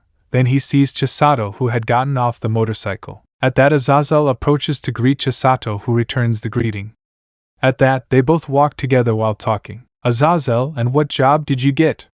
He asked curiously. Chisato, I was just looking for the information that Issei had asked me about his mother, she said calmly. Azazel just nods his head in confirmation of that. Before reaching the door, they start to hear strange noises where both of them just pay attention. Kateria, Issei, slow down, Kateria moaned. Issei, hey. It's not my fault that it's so tight, said Issei. When he said that, Azazel had a trickle of blood in his nose, but then he felt a very powerful premonition, causing his head to magically turn his face to see Chisato with a purple aura, causing him to tremble. Azazel, Chisato, he said with fear. At that, Chisato turns his face while he had an innocent smile on his face. Chisato, do I go in or you, he said. Azazel just shakes his head. At that, Chisato draws his pistols and then kicks the door. Inside, Devil May Cry. Chisato.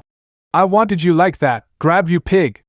She shouted angrily while shooting Issei in the head, causing him to fall to the ground. In that, Chisato sees how Kateria was in a compromising pose while Issei was on the ground while his forehead was bleeding. But when he looked closely at what was there, he only looked at Issei and then spoke. Chisato, sorry. I think I thought things through wrong, she said a little embarrassed. That's when Azazel comes in and sees that Kateria and Issei were playing Twister. Issei, oh, and that shot because it was, he said while he stood up and wiped his forehead. Chisato, I thought you too, said while pointing at Kateria. You know what, forget it, Issei said it. Issei, okay, then he realizes that Azazel is there. Oh, hello Azazel, how are you, the albino greeted while he sat on the couch. At that, Kateria went to the kitchen and in a few minutes brought them each a cup of tea except Issei, who brought her a can of Coke. At that point, everyone starts to drink, and then Azazel speaks. Azazel, hey Issei, I have someone to tell you, he said somewhat nervously. At that, both Kateria and Chisato saw Azazel nervous. Where are you? And they simply moved away from Issei. Issei, what is it?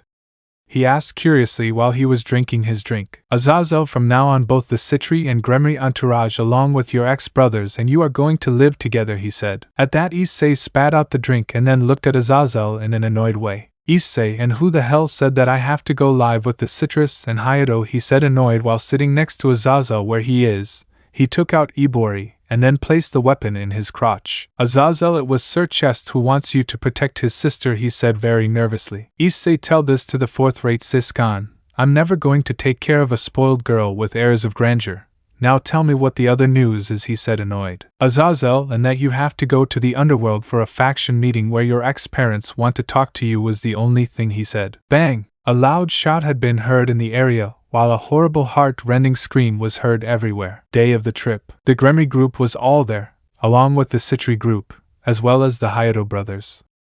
They were all at a train station. Rias, when do you think he'll arrive? Rias asked Basara. Basara, I have no idea, he said while looking at Sona and her brothers. I saw a UNX. XTSK, I really can't believe he got so strong. Issei, she said with envy. Do you think it's okay to go back home with Dad and our mother? She said looking at her sisters. Yennefer, why do you want him to come back? Besides, he himself said that he no longer has any family ties with us. And you want him to come back, she said annoyed while she was trying to leave the theater. Before anyone continues talking, everyone started to hear noises. When they realized, they could see Issei, who was carrying a guitar case. While he was wearing a white trench coat, next to him was a very hexy brunette woman, just like Kateria. At that, everyone stares at how Issei ignored them all but stood still looking at Yennefer. Issei, hello Yennefer, the albino greeted. In that, Yennefer sees Issei and then talks to him, while he reciprocates the hug from his ex-sister. Yennefer, hello Issei, she said she is happy, but before they continue Azazel arrives, and then everyone gets on the train. Several minutes later, everyone on the train was quiet while listening to Yennefer and Chisato's conversation. Yennefer, ah great, she said fascinated. A question, how is Ami brother, she said while pointing to Issei who was sleeping. Chisato, let me remember, he said while he remembered how he met Issei. Now I remember. I had shot him in the head, he said as if nothing had happened. Everyone was in shock, especially Yennefer, when they heard that he shot Issei. Then they heard Kateria's laughter. Yennefer, what are you laughing at? She said, looking at the descending Leviathan. Kateria, I think I wasn't the only one who shot Issei in the head, she said amusedly. Yennefer, now that I think about it, how did you meet my brother Issei, she said seriously. In that, both Chisato and the rest paid attention. Kateria, I know him because we both worked together in the Cow's Brigade, and I've known him since Rysavim brought him to the base as his abducted son, until the day of the experiment we did with him, he said as if it were the most normal thing in the world. When he said that, everyone was stunned. Kateria, like his older brother Virgil. Both are the opposite of each other, he said while showing a photo of Issei next to Virgil as children. When Yennefer saw the photos, she was amazed at the resemblance Issei had to Virgil. But before he says a word, the train stops. Where do you see Sona and her nobility coming out? Issei wakes up. While the train is moving again. Minutes later, everyone had already arrived at a huge castle where Chisato was left with his mouth open. In that, Issei only uses his hand to close his mouth. Issei, shut your mouth if you don't want to eat flies, he said mockingly. Chisato, I'm just saying, isn't this a bit exaggerated, he said while looking at Rias. Rias, sorry. That's just how my family is, she said with shame. Basara, well, I think it's time to go in, he said while knocking on the door. At that moment the door opened, showing a beautiful silver-haired woman. This was Grayfia Lucifuge. Grayfia, hello Rias-sama, come in. Your parents are with some guests in the living room, she said, while everyone started to walk. When they arrived at the room, everyone had entered where they saw a brown-haired woman with violet eyes and a red-haired man. Venelana, wow. It seems they've arrived, she said as she approached Rias to give her a hug. Rias, hello Oka-san, she said while hugging her mother. In that Venezuelan silk counts the presence of Issei as well as that of Chisato. Venelana, now you know who your guests are, she said while looking at the albino that Seal found strangely familiar. Rias, well mom, he is Issei and his friend Chisato, she said nervously. At that, Venelana is surprised and then sees Issei clearly, and then Xiaticus speaks. Xiaticus, wait, are you saying that Issei Hyoudou, that weak child? What is he doing here, he said while looking at the albino. At that, before you laugh, A hairy man accompanied by several women and a 13-year-old boy had approached Sirzechs. "Hello Goru, hello Rias and hello children, how are you?" the older man greeted. "That's what you Isara and X will base their greetings on, just like Yennefer." While they were leaving the place, the brunette woman approached to greet the albino and the other brunette. "Hello, nice to meet you, my name is Miki Hyoudou," he said while greeting. "Chisato, hello, I'm Chisato Hasegawa," I greet respectfully. At that the other women greeted the brunette, and then saw the albino who did not respond to anyone. At that the haired boy greeted the brunette. At that both the albino and the haired boy began to exchange glances where suddenly the place began to become heavy. "And you're not going to say your name," said the hairy guy seriously. "Issei, it's rude to ask someone's name without saying theirs first," he said coldly while his red eyes began to shine more than the icy gaze that Issei gave him. "I am Goru Hyoudo. I am the leader of the Hyoudou clan, one of the most noble clans of the underworld," said Issei's former father. "Issei, puff nobles are my balls, that clan," he said mockingly. "Goru, who are you to say that?" he said seriously. "Issei, who am I? It's been so many years since they kicked me out that they don't even remember," he said mockingly, while a red aura started to cover Issei. "Goru, I never saw you. I don't even know who you are," he said while he also released his power. "Issei, you no longer remember that child who was your son, the one you banished for being weak," he said coldly. Everyone started to move away from the place, just like Basa, except Goru's wives who were approaching, just like Chisato, who was prepared for the worst. While Kateria stood next to the chestnut. In that, Goru remembers his only shame that he had as a son. "Goru, if you're talking about that shame that you see as a son who was banished from the clan, it was because he was devil," he said seriously. At that, all the women looked at the albino and then were in shock. "Mickey, it can't be you, it's," she said in shock, while everyone else realized who it was. "Issei, it seems that they have realized it, huh?" he said while looking at the girls. "How long has it been since Aine, Alice, Lucy, Beta, Mocha, Shifuyu and Miki Hyoudou?" he said coldly and then looked back at Goru who was looking at him seriously. "Goru, I'll ask you one more time, who are you?" he said seriously. Based on that, he was the one who spoke before the rest. "Basara Oto-san is Issei, our ex-brother," said this one. When he said "who is this?" he is in shock while looking at Issei. "Goru, it can't be you," he said in shock. "Issei, how long father, or should I say Goru Hyoudo?" he said coldly while his eyes shone intensely. Chapter 14. Tiamat. 1 year ago. You could see Issei walking in a forest, and that Issei sees a cave where he enters and then sits down until suddenly he feels a wind making him turn to see a sleeping dragon. Issei, shit, he thought as he stood up while walking slowly. Crack. It was the sound that was heard in the place, and that the dragon opens his eyes and then stands up to look at Issei, who automatically turns around to see a huge celestial dragon who was looking at Issei. "Issei, beautiful," said this one to the powerless dragon. "What is a human doing here?" said the dragon. "Issei, or sorry, my name is Issei Sparta, and answering your question I got lost," he said as if nothing had happened. I see, but that doesn't explain to me what you are doing in the underworld," he said seriously. "Issei, or so, well, I was on a mission to kill a rogue demon, and after killing him I ended up getting lost here," said this one while sitting on the neck. The dragon saw this, curious how this guy was so carefree. That made the dragon curious, who asked something. "Hey human, who do you work for?" he said seriously as he lay down and looked at the albino who was comfortable. "Issei, I have a job hunting demons." "And what is your name?" he said calmly. "My name is Tiamat. I am the Dragon Queen of Chaos of Karma," she said proudly. End of flashback. Current Castello Gremory. All the Hyoudos were more surprised when suddenly they began to feel an enormous pressure instead. Goru was in shock more to feel the enormous price that Issei was releasing. "Issei, well, you have nothing to say, Goru," he said seriously while behind Issei a dragon formed who looked at everyone as if they were his prey. "Goru, it can't be," said this one. "How?" said this one, unable to believe it. "Issei, well, believe it, but this is nothing. It's not even my 100%, it's more like 20% of my base power," he said seriously, "although I still haven't managed to awaken my demonic power," he thought. At that Issei stops putting pressure, and then sees how a red-headed Avi entered the room. "Sirzechs, I think everyone is here," he said with a smile, but immediately the smile was erased from his face as he stood up and got nervous because of the look Issei was giving him. At that Issei passes by Goru and the others to be face to face with Sirzechs. "Issei, and you do have something to say," he said while cracking his knuckles. Several minutes later, everyone in the room was silent because of the explanation that Sirzechs had made,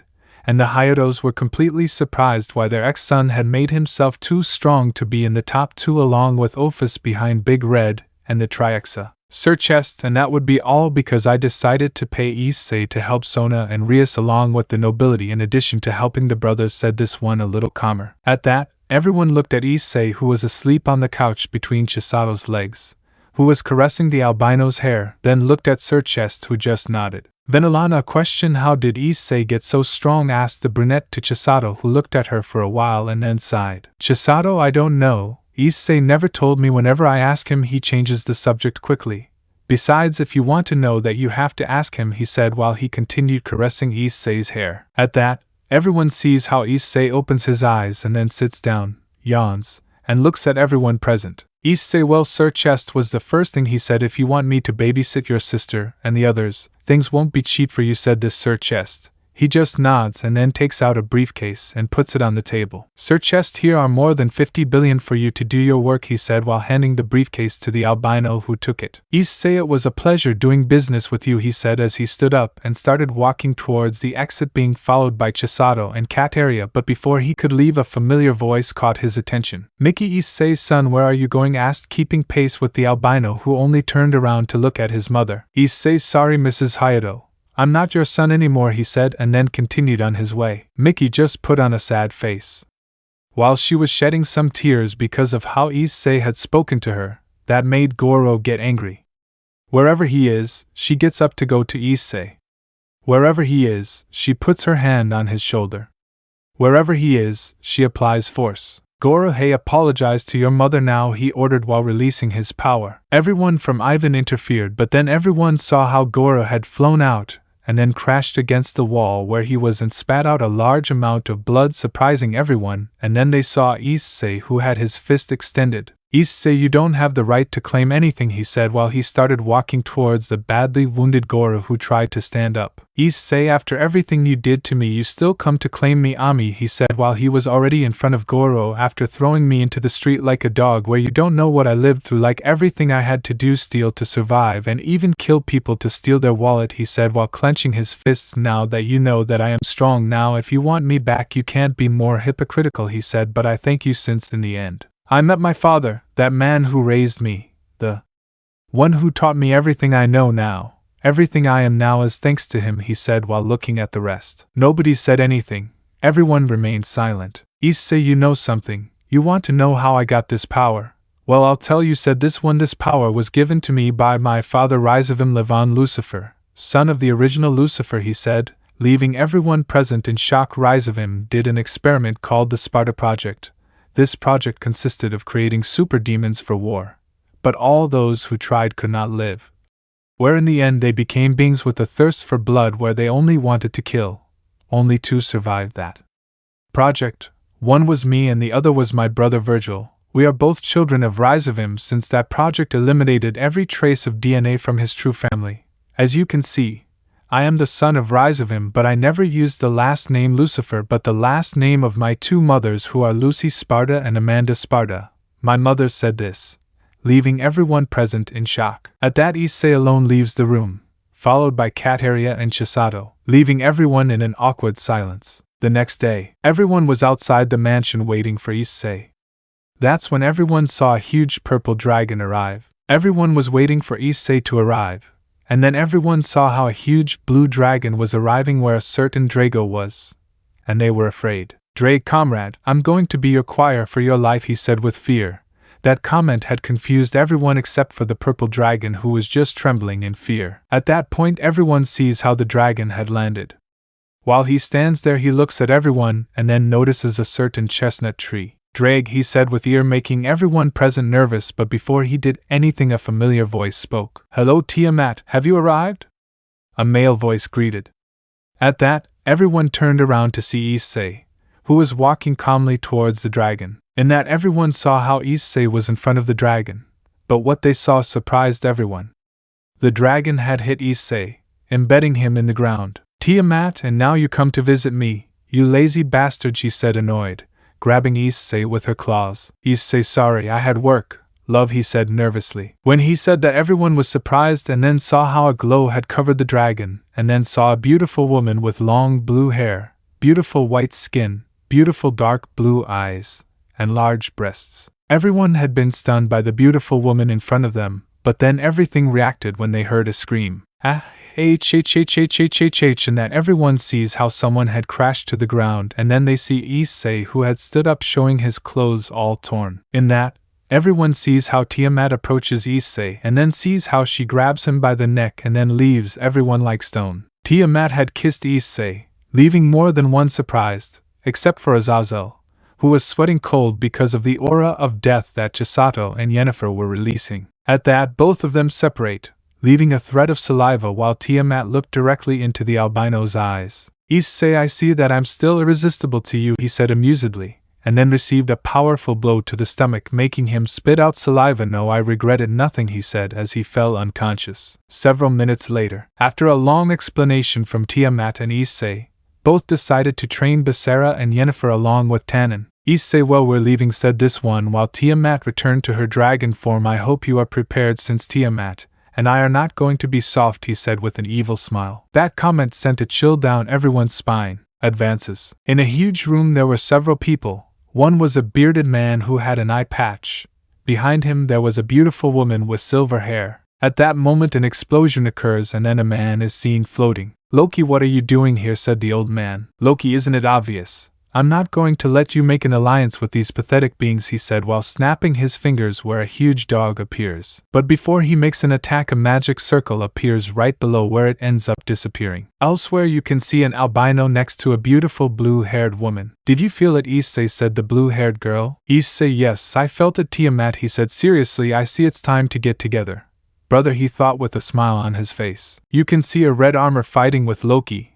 In that the red armor lead a powerful blow to the stomach to the god, who retreats, but before he makes another movement the silver-haired woman speaks to him. Security Odin-sama sent a copy of Thor's hammer to be able to seal Loki, said the woman. Basara understood Rosswise, he said while in the sky a magic circle opens and that a hammer appears, but before it arrives Fenrir had appeared out of nowhere, surprising the brown, who ends up being bitten. Loki, I curse you, Security and Gremory, he said with hatred as he ended up sealed. They all start to relax, but then they all see a small gap open where an albino with a katana in his waist comes out. Sigh, what a desire, Loki, said the albino while in the room to look at all the individuals. At that moment, a black-haired woman with a spear stands in front of us. Who are you?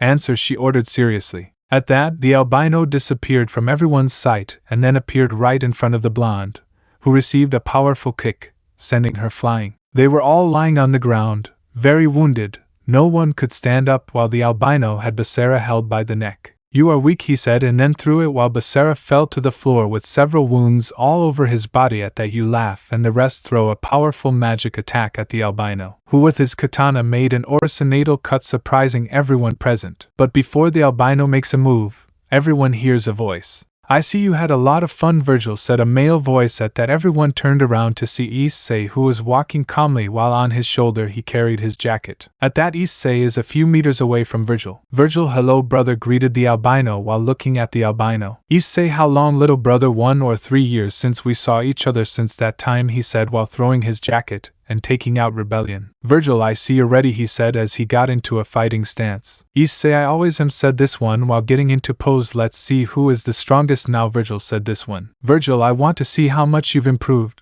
brother, he said while his whole body had changed. Issei, I see that I have to go seriously, he said while his body had also changed. Issei / Virgil double trigger, they said in unison while both launched into the attack, and then a huge explosion had been generated in the place. Chapter 15.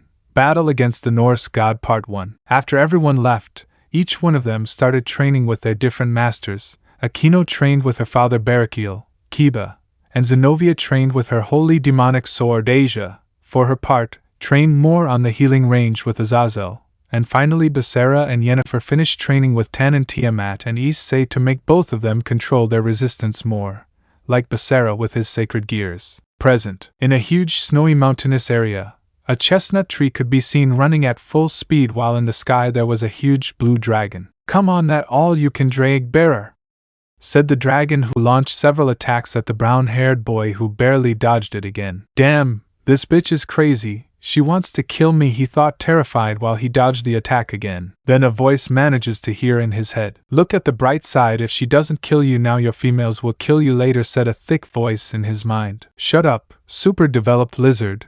It's your fault that woman wants to see me die. What the hell did you do to her? He said angrily while he dodged another attack again. First of all, don't disrespect me. Closet perverted idiot who listens to reggaeton and sings that bad bunny music that you can't understand a thing he sings, he said angrily, and answering your question. I lost his treasures when I was fighting with Albion, I said again. Really, just for that, he said while he continued running from the enormous dragon. Also, don't insult Bad Bunny. I don't insult your stupid annual music.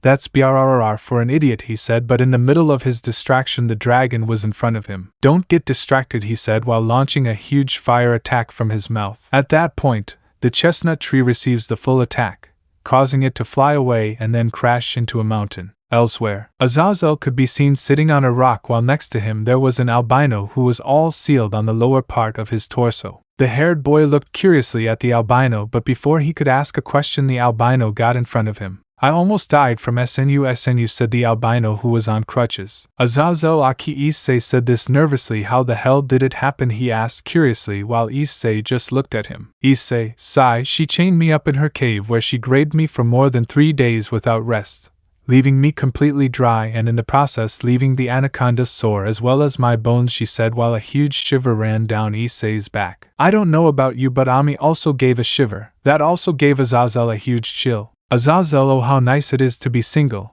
How I like to live all day long, he thought with a smile on his face. Wow. That's why I like being single, he said with a smile, while Issei looked at him. Issei, maybe it's because no woman notices you. And what about Penemu?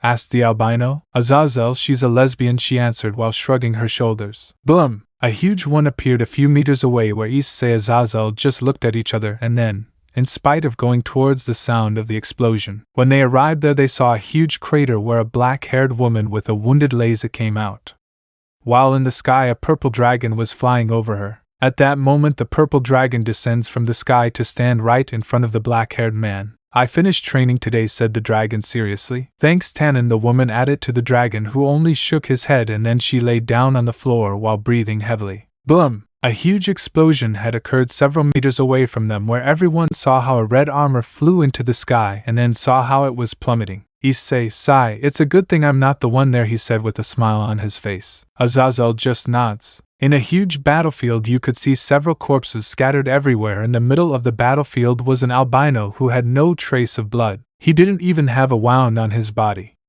While he had a katana full of blood, the albino shook his katana and then put it away. At that the albino starts to walk forward until a magic circle appears behind the albino, who stops. Hello son, how have you been?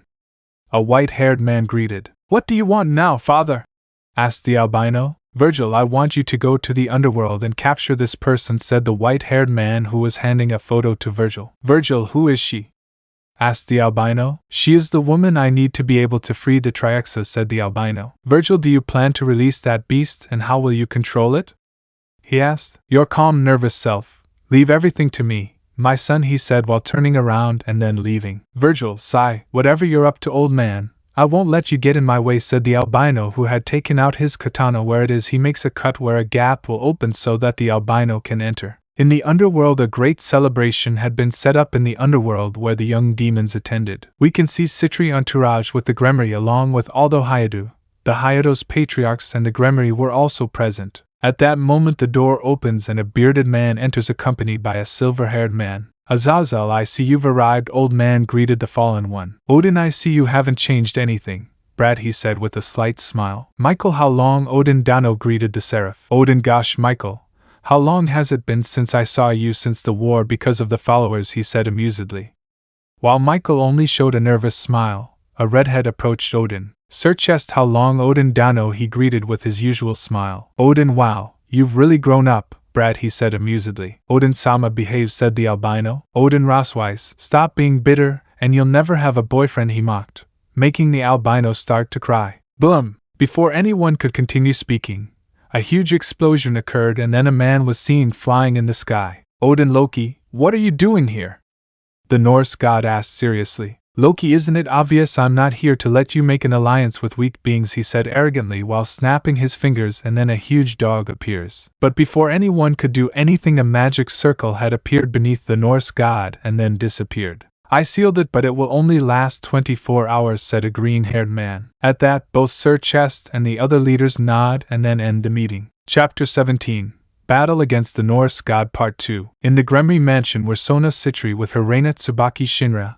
The Gremory entourage was also there with Yennefer and Basara, as well as an albino with armor. They were all in a magic circle ready to leave. Sirzechs, very well. You know what to do is true, said the mouse seriously, while the rest nodded. In that they were transported, leaving the leaders as well as the Hyoudou patriarchs. Goru, well, me and my children along with a small squad will go as support, he said seriously as he left. Chisato, like Kateria, was with the leaders. Kateria, why do I feel like something really bad is going to happen, she thought worriedly, but she wasn't the only one. Chisato did too. Chisato, Issei, you better get there early or else I swear I won't let you eat any more pizzas, she thought. Issei, who was sleeping, while next to her there was a beautiful woman with light blue hair who was sleeping peacefully. The albino suddenly gets up. Issei, Tiamat, I think I hate Michael Jackson, said Issei. While Tiamat looked at him, no, he is a good man and the truth is he sings well and is noble. Good night, said Issei, who lay down again and began to snore. Tiamat, do you know we're not in the 80s? She asked as she settled back down to sleep. An albino could be seen walking calmly through some corridors when the albino turns into a corridor and crosses paths with a black-haired man. What are you doing here, Virgil? Asked the black-haired man. Virgil, nothing that concerns you, Chow Chow, he said seriously while he started to walk, and that Virgil stopped to see that he had something sharp on his neck, and then looked at his side where Chow Chow was pointing a spear at his neck. What are you doing, he said seriously. Chow Chow, I don't care that you are the son of Rizavim just like your brother. If you get in my way I will kill you, he said, but in that Virgil disappeared from Chow Chow's sight, and then he felt something on his cheeks, and then he touched them and realized that he was bleeding. At that he quickly turns his head where he sees Virgil walking very calmly. Virgil, if you couldn't see how I moved, you'll never be able to defeat me, he said as he continued walking, and if you couldn't defeat me, much less my brother, he said seriously. Chow Chow just clenched his fists in fury. They had humiliated him. Chow Chow, damn, I swear you'll pay for this, he said annoyed as he went the other way. In a huge place full of mountains, the entire Gremory group had appeared along with Basara and Yennefer. Basara, is this where it is? Asked this one, but before anyone could ask, everyone heard something break. Damajuka, you'll pay for this, shouted a man while looking all over the two. At that the man feels the presence, and then turns his face to Iver to the Gremory entourage along with Sona. Do you really think you can handle a god, he said arrogantly while snapping his fingers where two more dogs appear, but unlike these, they were smaller than the biggest one as well as a huge snake. At that moment Rias took the lead of the group. Rias, Loki, we will stop you today, she said while releasing her power of destruction. At that point, everyone launched an attack while Basara and Yennefer went against Loki. You could see Issei, who was dressing in that, feels an enormous energy familiar to him. Tiamat, you felt it, Issei, he said seriously. Issei, yes Tiamat, I felt it, he said seriously but had a small smile. I see it's time to get together, brother, thought the albino. The fight had begun. Loki, who was facing Basara and Yennefer, who, incredibly, both made a huge combination of attacks. Based on that, Break had launched a dragon shot at Loki, who barely managed to cover himself. Behind Loki, Yennefer had appeared and gave Loki a strong blow, causing him to crash to the ground. At that Loki gets up, his mind annoyed while he flew back to be in front of Basara and Yennefer. Loki, damn inferior trash will pay me, he said while in the sky he created several magic circles and that everyone moved away to cover themselves from the enormous attack that Loki had launched at them. Loki TSK, he said annoyed while looking at the whole place destroyed, in that before he could react Yennefer had appeared behind him taking him by surprise. Yennefer, this won't end, damn you, he shouted while his spear had caught fire. It will be hellish, he roared while a huge burst of fire was heading towards the god, who ended up receiving the attack full on. At that point everyone thought they had won, but everyone saw how Loki had appeared from behind Yennefer. Loki, good try, he said as he stabbed Yennefer in the back with a dagger. While she was spitting blood, Loki let go of her. While Yennefer fell to the ground, everyone could not move because of the impression that everyone saw a red flash, and it went at an enormous speed. Loki, I was the roar that hit the red armor, giving a powerful blow to Loki's face, who received the attack full on, making him take a step back, but in that the armor takes out a sword where it is and tries to stab Loki, who dodged the attack. At that, everyone else had reacted in time as he attacked his opponents again. While Asia was healing Yennefer's wound, who was fainting, You can see Basara fighting with Loki, and then Lita lands a powerful blow to the god's stomach, who steps back. But before he can make another move, the silver-haired woman speaks to him. Ross Sekurudii Odin-sama sent a copy of Thor's hammer to be able to seal Loki, said the woman. Basara understood Rosswise, he said, while in the sky a magic circle opens and that a hammer appears, but before it arrives Fenrir had appeared out of nowhere, surprising the Brown, who ends up being bitten. That left everyone shocked. While Yennefer, who had just woken up, was in shock. That Fenrir throws the body of Basara, who crashes against some mountains while he extends his hands towards the hammer. Basara the Ma hammer, he said devilishly, while this day his hand in that Rias grabs Basara while hugging him. Rias, Basara, don't leave me, she said, crying. At that Basara's hands fall to the ground, leaving everyone crying. At that Kaneko turns around to throw various blue spheres, Fenrir, who received them full on.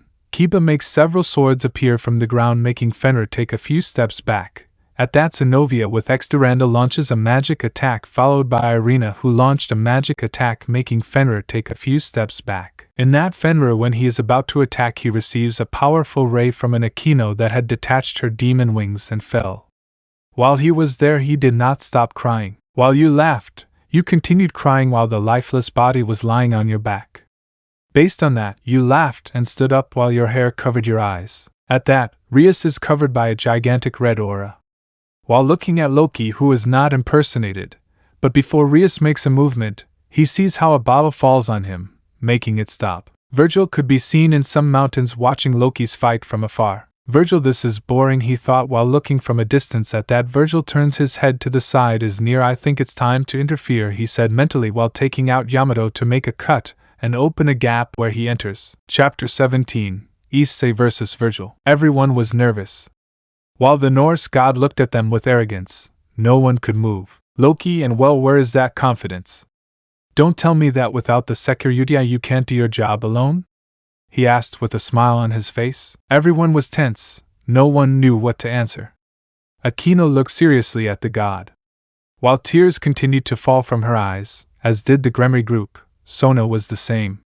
While Tsubaki was breathing heavily from overusing her sacred gears, Yennefer had an icy gaze on the god. Loki, I see that's not, he couldn't finish because someone had shouted. Rosswise, I don't care, but we will still buy the time necessary for the reinforcements. Tio arrived, she shouted. Loki, oh, I see you are Odin's bodyguard, the spinster, he said mockingly, making Ross upset. But then Loki dodges an attack that came out of nowhere. Then everyone sees behind him that he was laughing next to him. At his side was Basara, who was walking towards the hammer. On that basis he takes the hammer in his hand. And then they raised. Basara, bring me Loki! Basara shouted as the Norse god ran towards him. At that point, everyone plans to attack Loki, who barely manages to cover himself. At that point, Kiba appears behind Loki and then cuts him with his sword, making a cut across his entire back. He is then hit by Yennefer, who has her spear, making him fly. At that, Loki gets up. Loki, enough! He shouted, releasing his power, making everyone stare at him. Everyone is below me, and none of you are going to. He couldn't finish speaking because Kaneko had grabbed him by the foot where he was standing and slammed the god against the ground several times in a row. In that, Kaneko throws him against a mountain, making him stay embedded while Kaneko starts walking towards the boys. Kaneko, vile thing, she said stoically while the others had a drop of sweat on their forehead. Bots, bots, bots. At that, everyone heard how the bass had increased 3 times, making the hammer become bigger. Basara, Loki, you lost!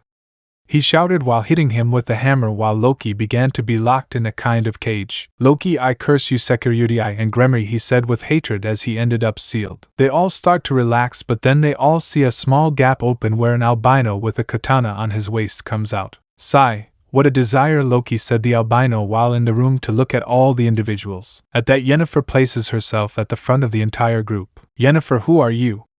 Answer, she ordered seriously. At that, the albino disappeared from everyone's sight and then appeared right in front of the blonde, who received a powerful kick, sending her flying. Everyone was in shock since they had never seen him move. Then the albino appeared in front of Kiba where he is, takes his face with his hand and then slams it against the ground, creating a mini crater. In that, the albino easily dodges a blow from Kaneko, and then dodges several magical attacks from Rosswise and Akino, who were panting from exhaustion. At that moment, Virgil appeared in front of Rias where he is and tries to attack with his power of destruction, but then he feels his whole body numb, and then he sees how several wounds had formed on his body. At that moment, Virgil puts a paw on his face, causing him to fall to the ground. Becerra with his balance break activated, and with the hammer in his hand he tried to hit the albino who held the hammer in his hand in an easy way, leaving everyone surprised and then receiving a blow to the chest while destroying his armor, and he spit blood and flew away. In a small room were the faction leaders, Kateria Chisato, and the Gremory patriarchs along with Issei's former mothers. Everyone was watching the boys fight from a sphere, but they were surprised by the appearance of the albino, and how he was finishing off the boys, but a certain brunette was in shock. Kateria, can it be that he's here? She said, incredulous at the appearance of the albino. Everyone looks at her. Chisato, Kateria, do you know who he is?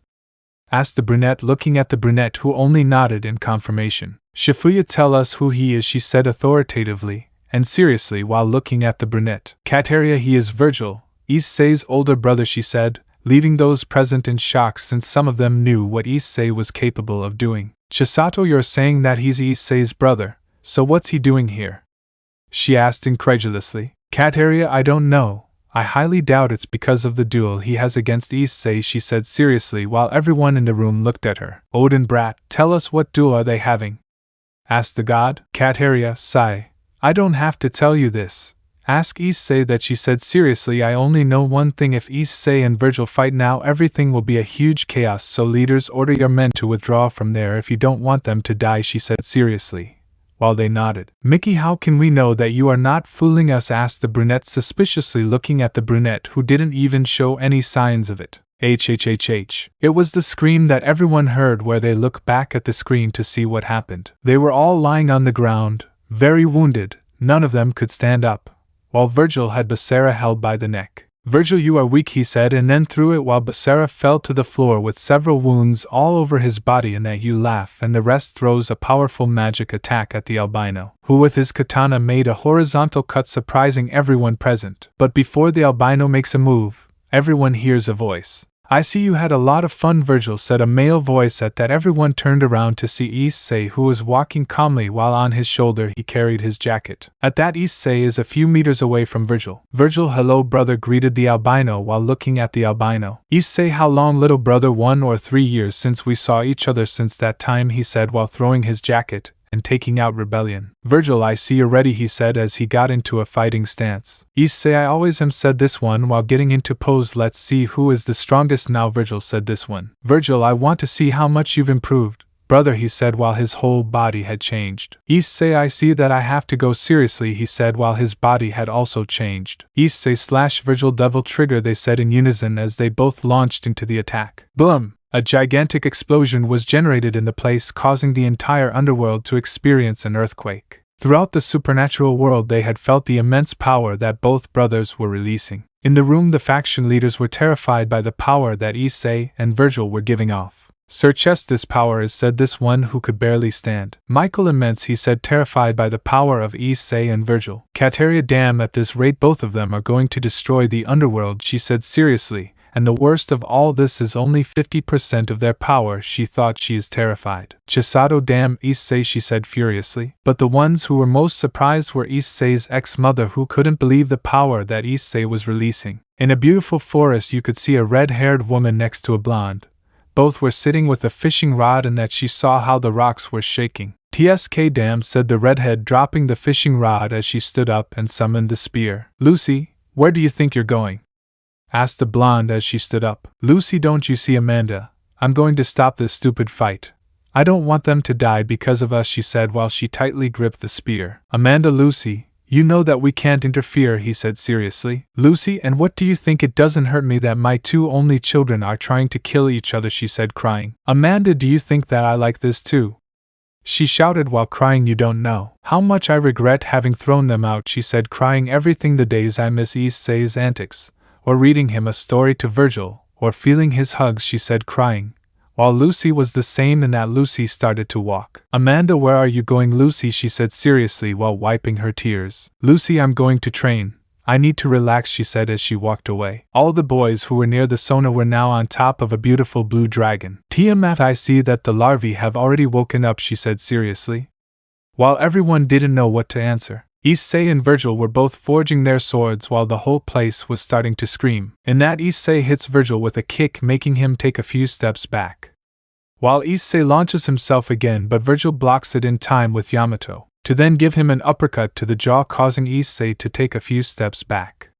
Virgil moves at great speed and then tries to stab Issei, but then Issei runs just in time, where both of them give each other a couple of meters. "Issei, that's all, little brother?" asked the brown-haired boy. Virgil didn't respond. He launched himself at Issei again.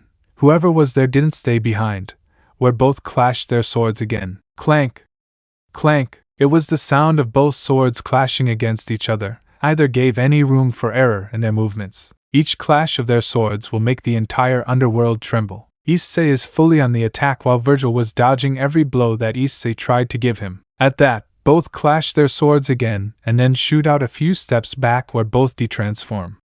While Issei was breathing, he shook as did Virgil, but neither had lowered their powers. At that, Issei takes out Ibori wherever he is and starts shooting at him, making Virgil cover himself with the Yamato and then leave the bullets on the ground. In that, Virgil returns all the bullets to Issei, where he is in a single line, where Issei with Rebellion splits the bullets in half. At that, Issei launches himself again at Asia Virgil, who is in slow motion and avoids all the thrusts, and then he moves a few steps back. At that, Issei feels a small cut on his right cheek. At that, they both disappear and appear where they both clash their swords again. Suddenly both separate, and then in a sword fight where either Delos two could touch each other, Virgil kicks Issei in the waist, making him fall back. But Issei didn't stop and took advantage of the situation to give Virgil a powerful right punch in the face.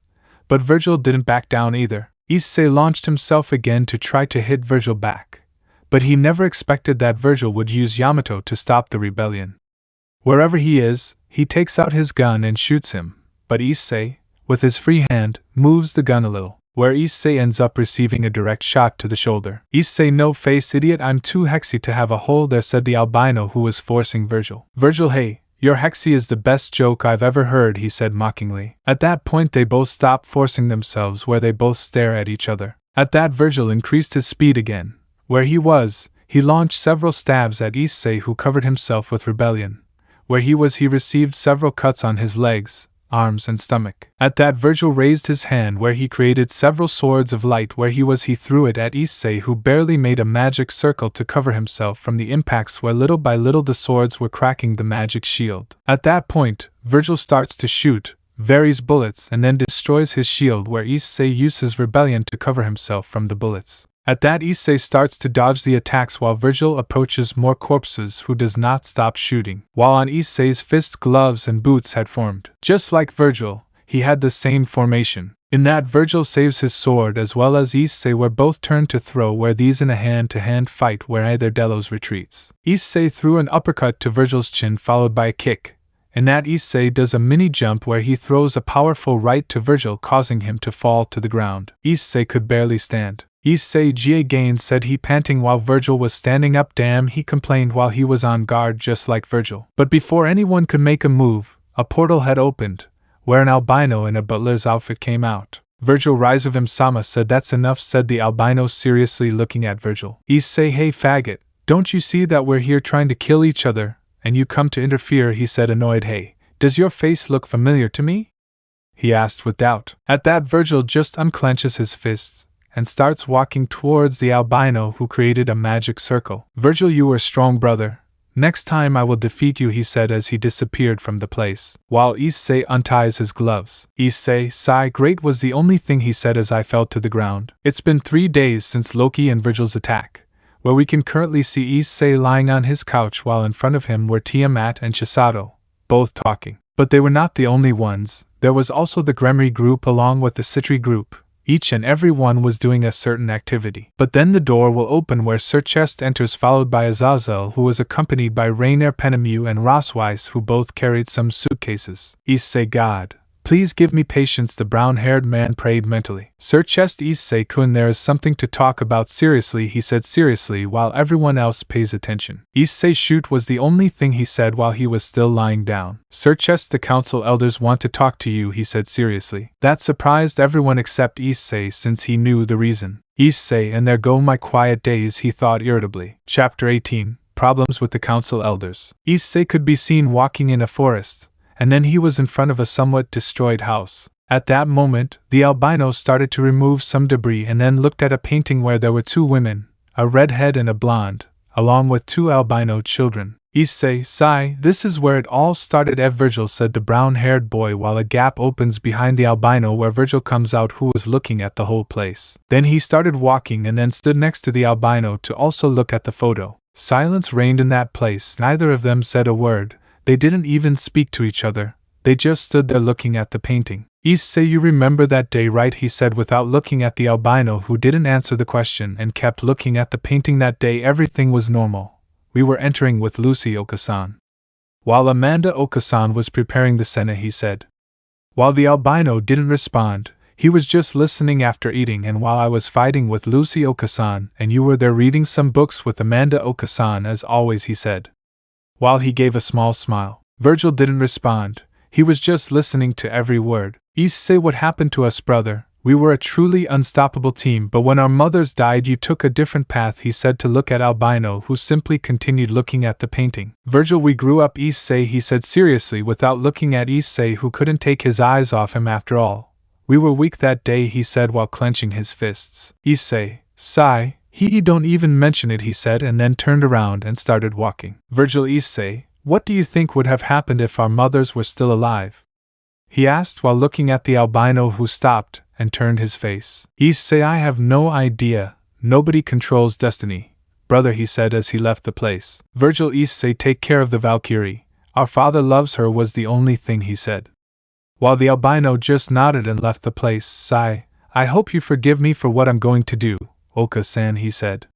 While he took out Yamato and made a cut to open a small gap and enter it, you could see Issei sitting in his chair while he was reading a book. Then a brunette sat in front of the albino. Issei, what do you want now, Chisato? He asked while he still hadn't taken his eyes off the book. Chisato, I want to know something, Issei, she said seriously while the albino looked at her for a few seconds. Why do you and your brother try to kill each other? She asked while Issei looked at her. Issei, sigh. It's not something that matters because my brother and I love each other dead, Chisato, he said relaxed while the brunette shakes her head and then stands up and stands behind the albino and then gives the albino a surprised hug from behind. Chisato, hey Issei, can we go on a date? She asked. Issei, what kind of date? Was the albino's question. Chisato, a normal date, you say, she said while biting the albino's ear, making him growl while the brunette smiled. But before Issei answers, a circle of ASE present where Sirzechs Lucifer comes out. Sirzechs, are you ready, Issei-kun? He said seriously. While the albino stood up just like the brunette, he moved away to stand next to the albino where below them a magic circle appears and then disappears from there. In a huge room were the Hyoudou patriarchs along with the Gremory and Citri patriarchs as well as the Gremory entourage with the Citri, while Tiamat was leaning against the wall as was Yennefer, who was next to Penemu and Rainier. In the front there was a huge table where there were 7 people. All of them had an old appearance. In the middle of the room, a magic circle appears where Sirzechs Lucifer appears with Issei and Chisato. At that the old men looked at the chestnut reluctantly. Sirzechs, gentlemen of the council, I brought Issei here for you, he said seriously as he went to one side. At that the old men of the council look at the chestnut tree seriously. Old one, you know very well why you are here, Issei Sparta, he said seriously. Issei, they speak fast. I don't have all day for their antics, he said tiredly. While the old men looked at the brown-haired man in a bad way, except for one who simply sighed, tired as well. Old two, have more respect for us, low-class demon. We are your superiors here, he said arrogantly. Just like the others except one who simply shakes his head. Issei, and I give them a prize or something like that, or they are going to go straight to the point, he said, bored, getting some laughs except from the old people. Old 3, very well, Issei Sparta, the reason why we called you here is so that you can be a high-class demon, he said calmly while everyone in the room was surprised except Issei, who was already getting an idea why they wanted him. Issei timidly rejected his offer. I like the way I live, he said, the most normal thing in the world, leaving the council members stunned except for the 3 who simply smiled. Old one, are you sure we can give you the women you want in addition to having a territory in the underworld as well as in the human world, said albino, trying to convince. Issei, you tempt me, he said while putting his hand on his chin where the old men smiled thinking that they would kill him, but no. And I don't want my future wife to end up killing me, he said while looking at Tiamat. Old too really just for that woman when you can have more than one woman that you can take advantage of, and you decide just for any bore, said this annoyed man. Bang! At that moment, everyone saw how the old man's body had fallen to the ground, dead, with a huge hole in his head, leaving everyone in the place surprised. Issei, I think I didn't make myself clear, he said while his voice had changed while he released all his power, making everyone present fall to their knees. At that, Issei started walking towards the old men of the council, especially the old number one who was trembling with fear because of the immense power that Issei was releasing as well as the murderous instinct that he was releasing. At that, Issei takes the old man by the neck and then lifts him up. Issei, when I say that it is not, you don't understand, you heavy piece of shit. And one more thing, if you say anything about Tiamat again, any woman present here, say goodbye to your balls, he said while pointing with ivory at the old man's crotch, who nodded fearfully. At that, the albino releases the old man, and then relaxes and begins to walk towards Sirzechs, who only smiled at him in a sign of aggression. Old one, Sirzechs, arrest him. He killed some Delos from the council, he ordered seriously. While old number 3 just shook his head. At that, Issei reappeared in front of him, and then saw how the albino had released his punching power, making the old man fall to his knees except for the rest. Issei, I think I didn't make myself clear, he said while taking out Rebellion, and then making a cut where Rebellion was stored on his back and in spite of walking. At that, the old man's body falls split in half, while Issei took out a notebook from a magic circle to then give it to Sirzechs, who took it. Issei, there you have information about those I killed, he said while he was starting to walk, Chisato and Tiamat. When it all ended, Issei, Tiamat, Penemu, Rainier, Chisato, and Yennefer Ivan were talking calmly while behind them were Issei's ex-parents, who watched the albino's interaction with the 3 women. At that moment, a certain brunette woman approaches Issei and then takes his hand, making everyone stop, just like Issei. Look who took his hand. Issei, Mr. Mickey, can you please let me go, asked the relaxed albino. While Mickey was about to shed tears, Issei just sighed and then spoke again. Issei, tell me what you want, he said seriously, while he continued looking at the woman. Mickey, Issei, I wanted to tell you that I am sorry for being a bad mother. She couldn't finish because Issei had interrupted her. Issei, if it's just that, you're wasting your time. Mickey, he said while getting out of the woman's grip, I don't hate you or anything. To me you're nothing more than a simple ordinary person, he said while he started walking again. Mickey just listened as several tears began to flow from her eyes. Mickey B, and I was the one who gave you life. She shouted as she began to cry. I was the one who gave you life. Why, you are my son, she said, looking at the albino, who turned around to look at the brunette. Issei, I'm going to tell you this one last time, he said seriously. A mother is not one who gives life to her son, but one who raises him from a young age, no matter the circumstance, he said, looking at her neutrally. But you, like the rest, despise me, but I don't hate you or anything, but I thank you. Do you know why, he said, while Mickey said nothing. Because thanks to you I was able to have a real family, and 2 mothers who raised me and taught me, where they also trained me, he said while putting on a sincere smile. Besides that, they already gave up on Mingo.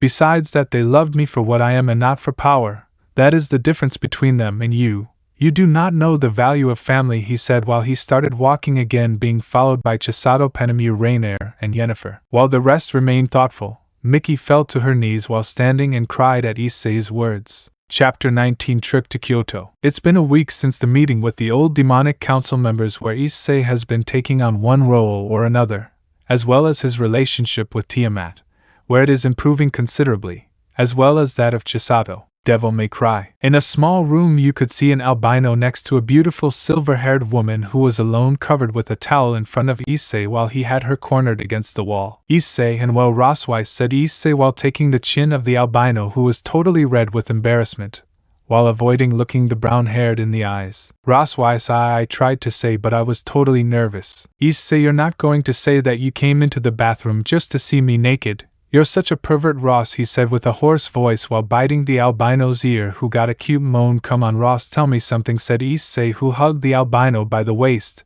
and pulled her like that, hitting her breasts with the albino's. Ross didn't want to, he tried to say, but the albino simply ran his hands all over the albino's hips. Issei, Rosswise, said the brown-haired man who approaches her ear, tell me what you want to make you feel like a woman, he said while he bit the albino's ear again, who moaned again, bringing out a smile. Ross B, but that's what I have to do when I have a boyfriend, she said, red as a tomato from embarrassment. Issei, oh come on Rossweiss, if you want I can be your boyfriend, I will teach you many things that you will never forget, he said with a hoarse voice while he approached the albino's mouth and then stole a kiss on her lips. Rossweiss tried to move away but nodding, counting on Issei's soft lips, she let herself be carried away and then she turned around with her arms around Issei's neck. I loved that the kiss was happening, and it became even wilder.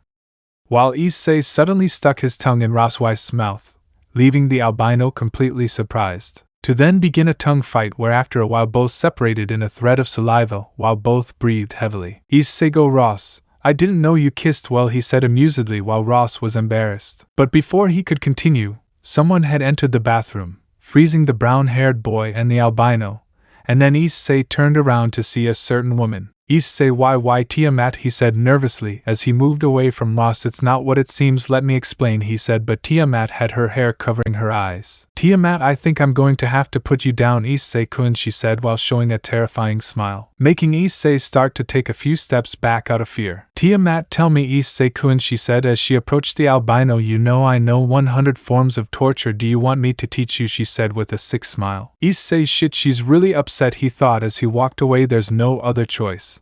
I have to use plan B, the albino thought as he looked at Tiamat, and then he started to run and jump out the window. Issei, I don't regret anything, he shouted as he fell to the ground. At that, Tiamat left through the same window to chase the albino, leaving Rossweiss trembling with fear. After a while they were all in the room in a huge silence while looking at Tiamat sitting on an albino who had varro bones protruding from place while his face could be seen that he was missing several teeth in his hands while this seal was accommodating. Chisato, don't you think you went a little too far?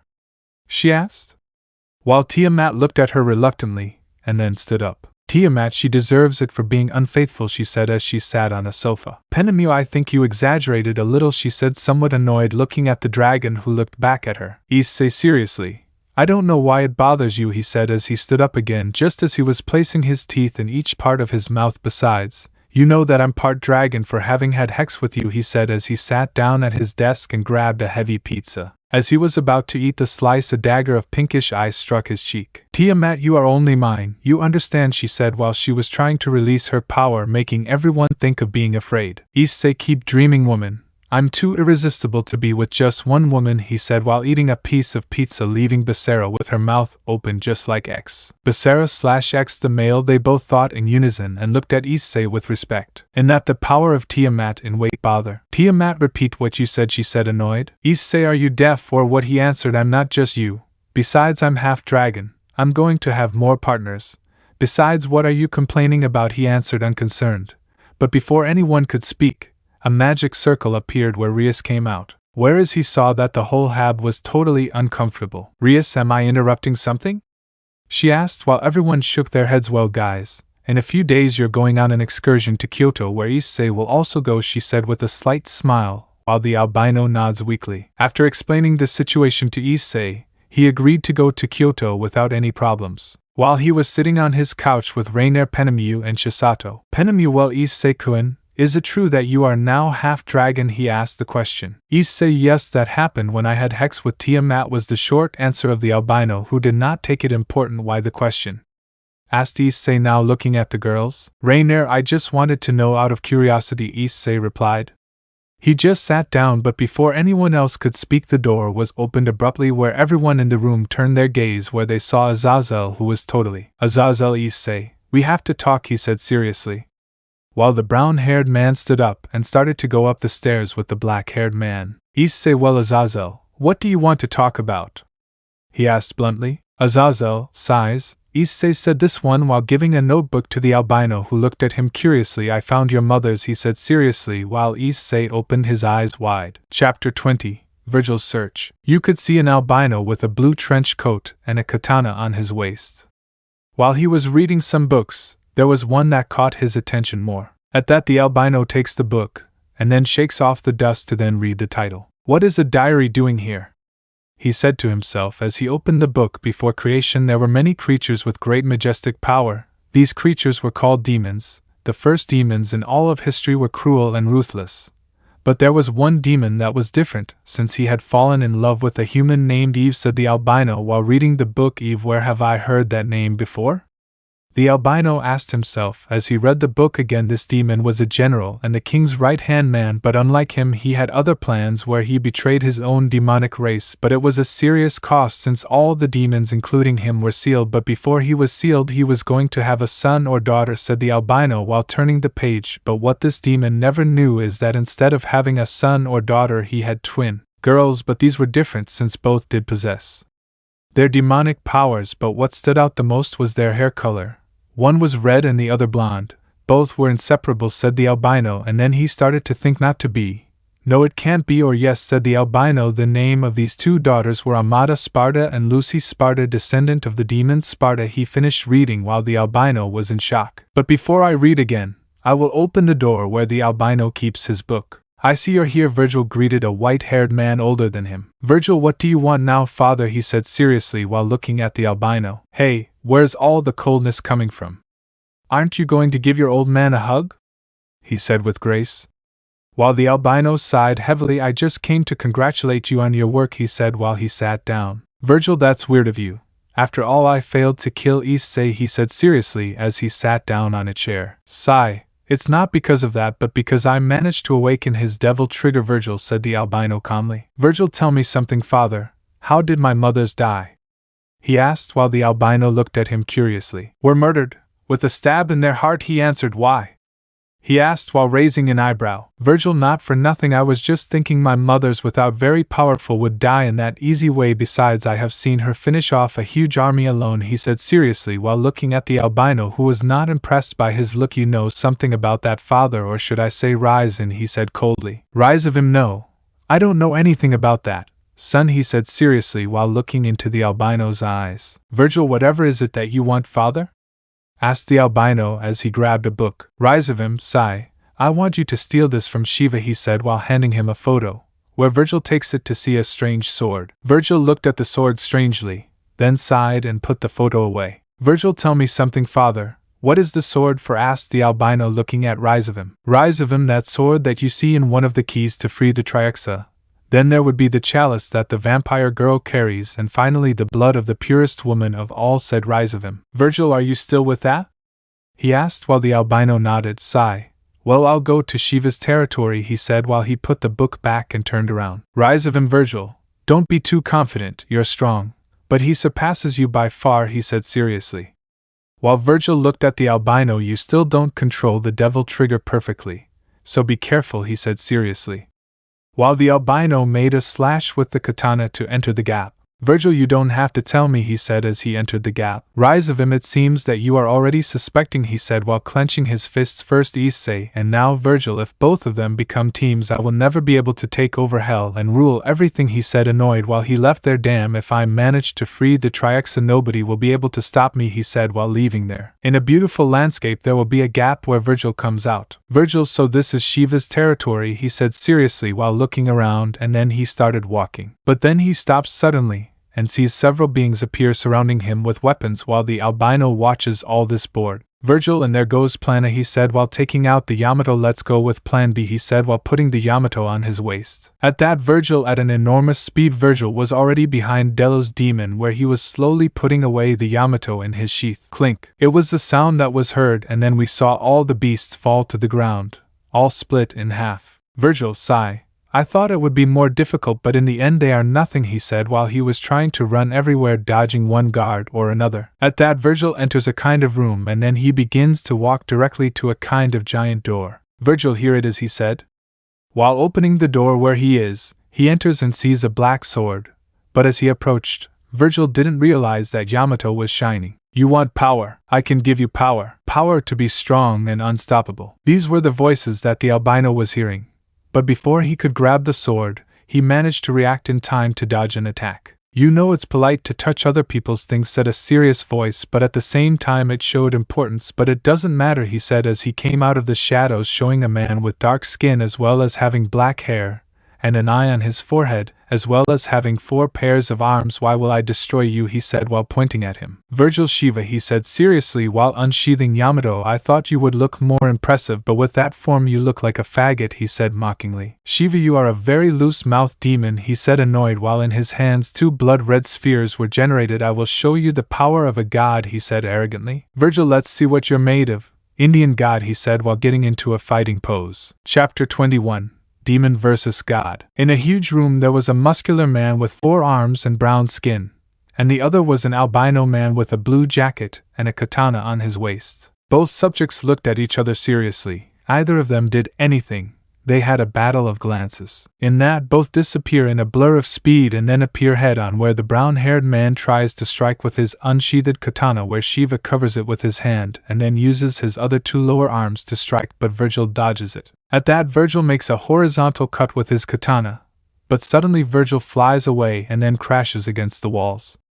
At that, Shiva has both of his hands extended from the bottom with crimson auras surrounding his fists. Shiva, you're just a talker, said the black-haired man looking at the rubble. At that, a small wound opens on his cheeks where a small amount of blood comes out. Where it is, he takes one of his hands and touches the wound. Shiva, you damn, he said while he was about to get angry. You just harmed a damn god, said the black-haired man furiously. At that moment, a viper emerges from the rubble and then walks towards Shiva as if nothing had happened. Virgil, you are definitely strong, said the albino, while he got into a fighting pose just like Shiva. Elsewhere, more specifically on a train, you could see an albino wearing a red trench coat and sitting looking out the window. So all this time they were alive, and they lied to us. Ami already, Virgil, he said while clenching his fists. Sigh. I just hope he has a good explanation, he said while looking outside the window while his hair covers his eyes. Virgil was looking seriously at Shiva, who was coming out of some rubble, and then looked annoyed at the albino, who didn't react. Shiva, it's time to end this, he said while creating a sword with his power of destruction. At that, Shiva launched himself again against Virgil, who had dodged the attack, and then he kicked him in the stomach, where Shiva easily blocked the blow. At that, Shiva stands up again, and then looks at Virgil, who got into a fighting stance where gloves appeared from his fists, as well as on his feet. In that, both of them launched themselves at an enormous speed where both collided their fists, causing the earth to begin to shake. Quickly both began a huge series of blows where Virgil was losing ground since Shiva had the advantage with his other arm. At that, Shiva took advantage to throw an uppercut, which was easily dodged by Virgil, but Shiva, with both arms, quickly landed a huge number of blows on Virgil, causing him to spit blood and then fly off and crash into the wall, where Virgil was quickly shot off, where both of them fight again body to body, where both were exchanging blows at an enormous speed. At that, Virgil takes the opportunity to kick him in the leg, causing Shiva to take a few steps back due to lack of balance, while Virgil takes the opportunity to give him an uppercut to the jaw, causing Shiva's face to fall back, where Virgil gives him a huge burst of brutal blows, causing Shiva to vomit a huge amount of blood and then take a few steps back, but Virgil doesn't let him as he quickly takes out his katana and then makes a quick cut where he keeps his katana where a sound is heard, clink, to then see how Shiva's arms from his lower part fell to the ground while blood came out of his body. Virgil, how curious, the gods also bleed, said this looking at Shiva, who was retreating in pain. Shiva, damn demon, he said while he was recovering from his cuts. You are undoubtedly someone strong, he said while he held his hands, but can you have this attack, he said with arrogance while Virgil remained serious. Virgil, let's see what God has made of, he said while he points the Yamato at him. Devil trigger was the only thing Virgil said before showing his new appearance. Shureva, one will prevail, said Shiva while looking at Virgil. Virgil, the other will die, was the albino's word. At that, both of them launched themselves at an enormous speed, and then Virgil appeared behind Shiva, who was on the other side with his fists extended. At that moment, Virgil's forehead begins to bleed,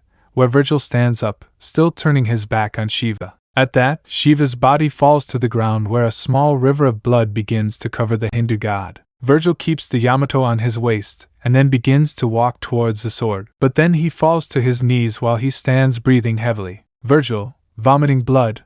At that, Virgil began to vomit a huge amount of blood. At that, Virgil looks at the upper part of his abdomen where he has a small hole, where he is at risk of losing consciousness. Virgil, my shit, was the only thing he could say before falling to the ground with a huge noise. In that, a magic circle appeared a person where he takes Virgil and then the sword and then disappears from there. In a beautiful cabin in the middle of a forest, more specifically inside, there were 2 women. One was a redhead and the other was a blonde woman. They were sitting at the tables eating quietly until suddenly they heard someone knocking on their doors. At that, both of them get serious and then take out their weapons and then begin to walk towards the door, where the redhead brought her hands towards the doorknob and then looked at the blonde, who nodded. At that, the redhead opens the door slowly and then opens it completely, where both women remained completely static, where both dropped their weapons instinctively. Suddenly several tears began to flow from the eyes of both women, where together they could only say a single word. Amanda/Lucy I Issei was what they said in unison as they approached the albino. Issei, it's been a while,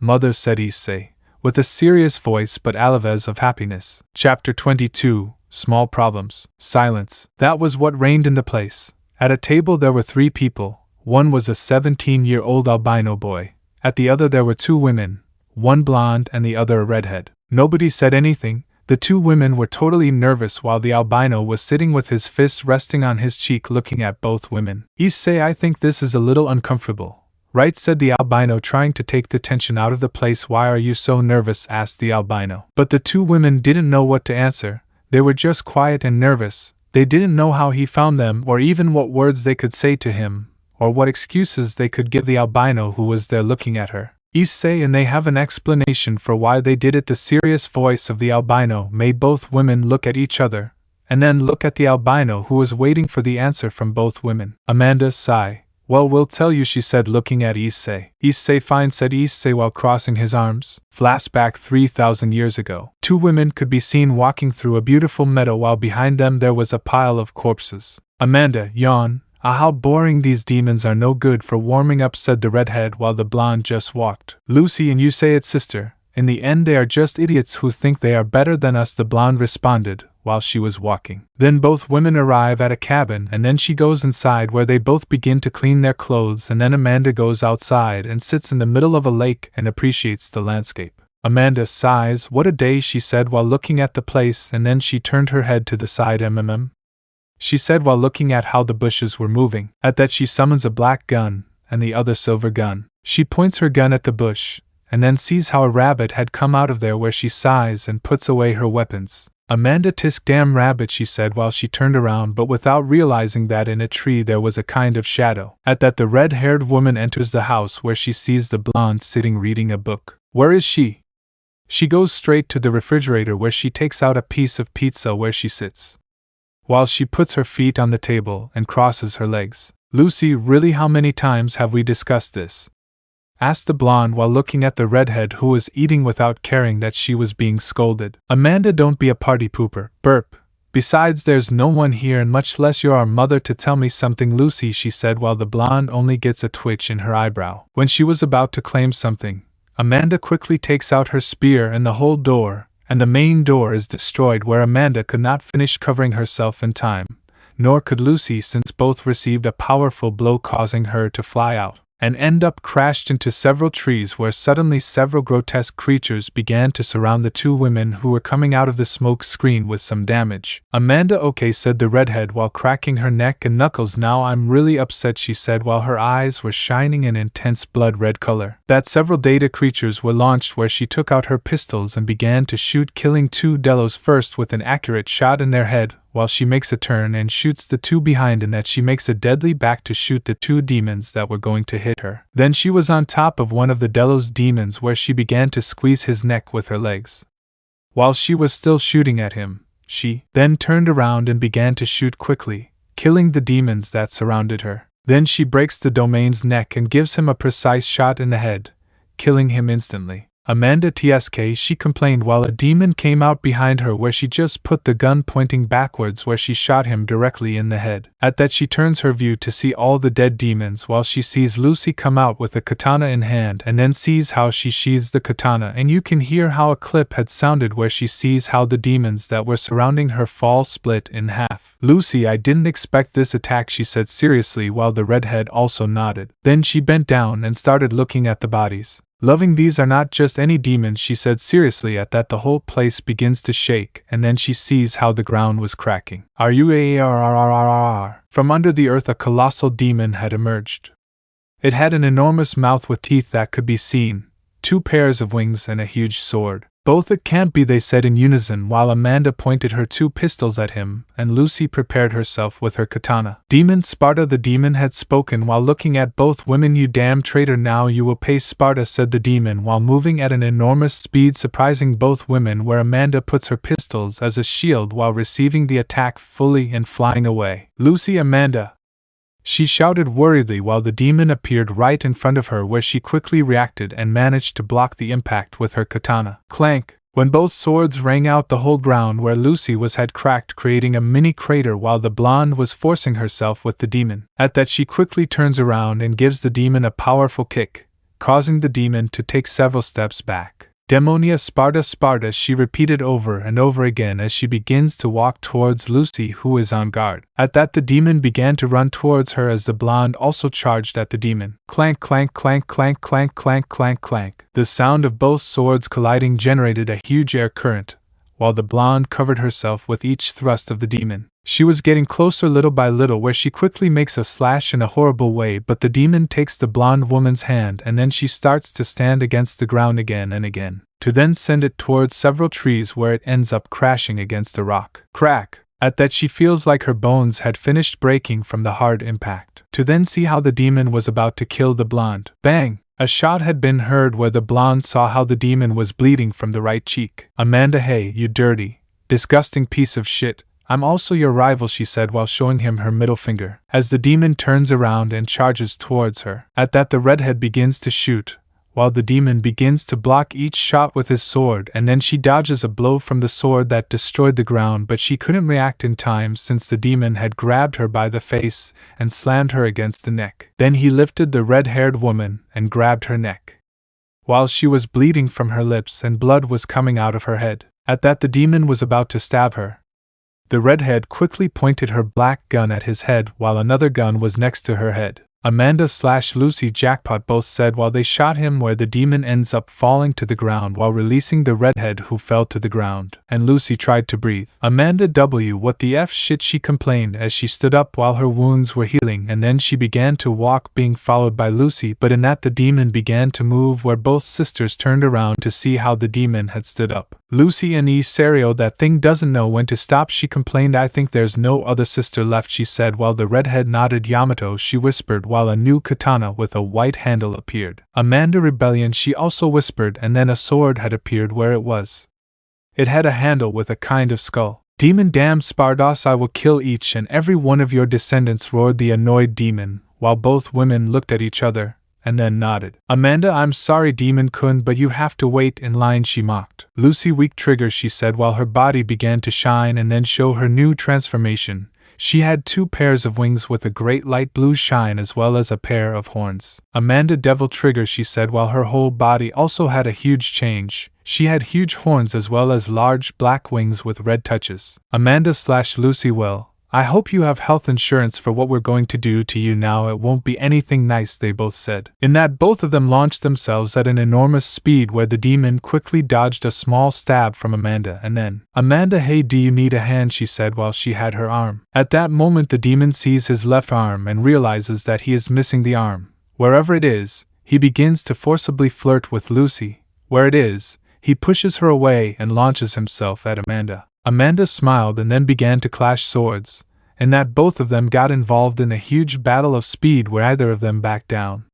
While Amanda had a huge smile on her face, in that she hits the demon with a Spartan-style leg, breaking several of his bones, and then he receives a cut from Lucy. When the demon was about to attack her, he was cut again by Amanda. In that, both of them launched themselves towards the demon, who barely managed to protect himself from each attack, while both women began to cut him on various parts of his body as well as moving at an enormous speed, where both are in front of the demon, and then she turns around and ends up killing the demon, who fell to the ground dead. At that, both women return to their normal state, where they fall to their knees and begin to breathe heavily. PLAF, PLAF. Suddenly several applauses began to be heard in the place, where both women stood up and began to look around. Bravo! You don't expect less from the sons of Sparta. A male voice became present. Lucy, who are you? She asked seriously. Oh, pardon my manners, said the voice, and then revealed a black-haired man with 2 pairs of blood-red wings. My name is Julian, one of the most powerful demons in hell, he introduced himself, and I only came for one thing, and that is for your 2 swords, he told him while pointing out both weapons. Amanda TSK, I wish we could give you our swords, she said seriously, but the man smiled. Julian, oh, I see you didn't understand me. What I meant to say is that I'm going to tear them off their damn corpses, he said while smiling, and then launched himself at a powerful speed, surprising both women. 3 minutes later, you could see both women completely wounded all over their bodies as they were both embedded against some mountains as their eyes were rolled back and then they fell to the ground, while Julian had both swords in his hands. Julian, well, thank you very much for your collaboration, and now I'm leaving, he said while he spread his wings and flew out of the place. End of flash drive. Amanda, after that day we began to enter where we both found him, where he wanted to release the sealed demons. We fought against him with everything we had, but we still couldn't hurt him, she said. Lucy, in the end we managed to win, but it was at a great cost, she said. Issei, what cost? He asked. Amanda, you saw that we had to ask for help from the biblical god who managed to seal that demon along with us, she said, but the cost was high. The biblical god was about to die, so after sealing Triaxa along with the 2 celestial dragons, he was just a few days away from his end, she said, while I was showing him some photos where the brown-haired guy takes them, and he is surprised. Issei, this is, he said, surprised. Lucy, that's when the biblical god was about to die. We managed to freeze his body so that the seal he has on his body doesn't break, and that demon comes out, she said. Issei, then he couldn't continue speaking since Amanda got ahead of him. Amanda, no, he is already dead, but his body is the only thing that keeps the active seal, she said. Lucy, after that we remained hidden from the factions where we acted with humans. After a while the demons reappeared, but this was different, she said. Issei, different? I asked. Amanda, these demons were much stronger than what we 2 could do. We barely made it out alive, she said. Lucy, after we got out alive, we barely managed to find something, she said. Issei, what thing? He asked. Amanda, that we weren't able to continue with this. But we couldn't leave it like this or else the world would all go down the drain, she said. If we died in one of those hunts, no one would be there to defend this place. Not even the gods or dragons themselves, she said. Lucy, except for Big Red, who is the only one who can stop all this, but he is not interested in anything. He just likes to fly through the dimensional gap, she said. Issei, Great Red? He said. Amanda, Great Red is the dragon god of dreams. He takes care of and protects the dimensional gap that is connected to other worlds and parallel universes to this one, she said seriously while Issei looked shocked. Lucy, after everything we went through we both decided that we had to have a descendant, she said. Issei, and that's where I come in, right? Issei said while raising an eyebrow. Amanda shakes her head. Amanda, no, at first we tried to have Hex with humans, she said. Issei, and what happened? He asked. Lucy, we couldn't either, and we didn't have any experience with men, so we got that idea out of the way, she said. While Issei just stops laughing. Amanda, well, changing the subject, it was there when we met Reincarnation in a restaurant, she said, while Issei just raised an eyebrow in curiosity. Lucy, when we first met him, he tried to flirt with us and well, Amanda beat him to the point where he was almost dead, she said. Amanda, from that day on we got to know more and more guys to the point that we fell in love with him until we finally gave ourselves to him, she said. Issei, okay, that's a lot of unnecessary information, said Issei somewhat uncomfortably. Lucy, sigh, that was a while ago. In the end, we tried to have a child but we never could, but after that, our relationship went to shit when Reincarnation lost the throne of the underworld and Sirzechs took it from him, she said. Amanda, since then Reincarnation had become completely obsessed with getting back what was his, she said sadly. His obsession was so great that in the end he no longer wanted us as before but as objects of reproduction to have strong descendants, she said while clenching her fists. Lucy, but it was there when he came up with a somewhat crazy idea and it was to do the Sparta project, she said. While Issei just listened, it was when he convinced us to give him our blood wherever he is. He started to have his exhalations with children, she said while clenching her fists. Issei was just silent. Amanda, we could never stop Reincarnation. Every time we saw how each child died we were upset. That was when Reincarnation started hitting us and mistreating us. We couldn't do anything. Even though we had more power we could never defend ourselves, she said as she began to shed tears. Lucy, that's when you 2 arrived, she said while looking at Issei. When you arrived you already had a family that loved you. You were thrown out into the street like a dog and Virgil was mistreated to the point of leaving him lying in the street almost dead, she said. Amanda, but when you 2 were the only ones to survive, we were given the mission of training you, she said. At first it was just to follow orders but as the months passed, Little by little we became fond of you, she said while she had a smile on her face. Issei, I see, I whispered in a low voice. Lucy, but it was then that Rizavim told us that we had to fake our deaths so that you would only have hatred towards the factions, she said sadly. When we refused to do this, Rizavim told us that we are just simple puppets, that we're always just a toy that he could use whenever he wanted, he said while Issei had his hair covered. Amanda, that's when all the love we had left for him went to shit, she said, and the rest you already know the story, she said sadly. Issei, who didn't respond, was processing everything. Lucy, we understand if you don't want to forgive us, but she couldn't finish speaking because Issei had hugged Amanda and Lucy to the surprise of both of them. Amanda/Lucy, Issei, she said. Issei, I will never be angry with you, said Issei while crying. You gave me the love of a mother, gave me a family, no matter that I wasn't the strongest or the smartest, you treated me equally, said Issei while he had a smile. I will always love you, Mom, he said. At that, both women hugged the albino. While they were there, they began to cry. Virgil could be seen sitting on the edge of a building. Virgil, you can get out of there now, he said seriously while behind him a shadow appears. Tell me what you want now, Julian, said the albino while looking at the shadow. Chapter 23, Nello Angelo. In a forest, everything was silent. The animals ate and drank water. The birds sang. Boom! An explosion occurred on the other side of the place, scaring the animals. At that point, at the site of the explosion, an albino man could be seen with a sword drawn. He had several wounds, but the most notable thing was that he was only wearing pants. Damn pervert, was the scream of a woman who had thrown a spear at the albino, who quickly dodged it and stepped back. In front of the albino there was a red-headed woman with great attributes, while she only had a bikini. I already told you it wasn't my fault. It was yours for not putting up a damn sign that said occupied, the albino told her. While the woman just took out 2 pistols and started shooting. At that, the albino takes out a sword where he is and begins to block all the shots with his sword. At that, the red-haired woman quickly launched herself at the albino, where he pulled out a sword and then both clashed their swords, creating a large explosive wave. Enough, you two!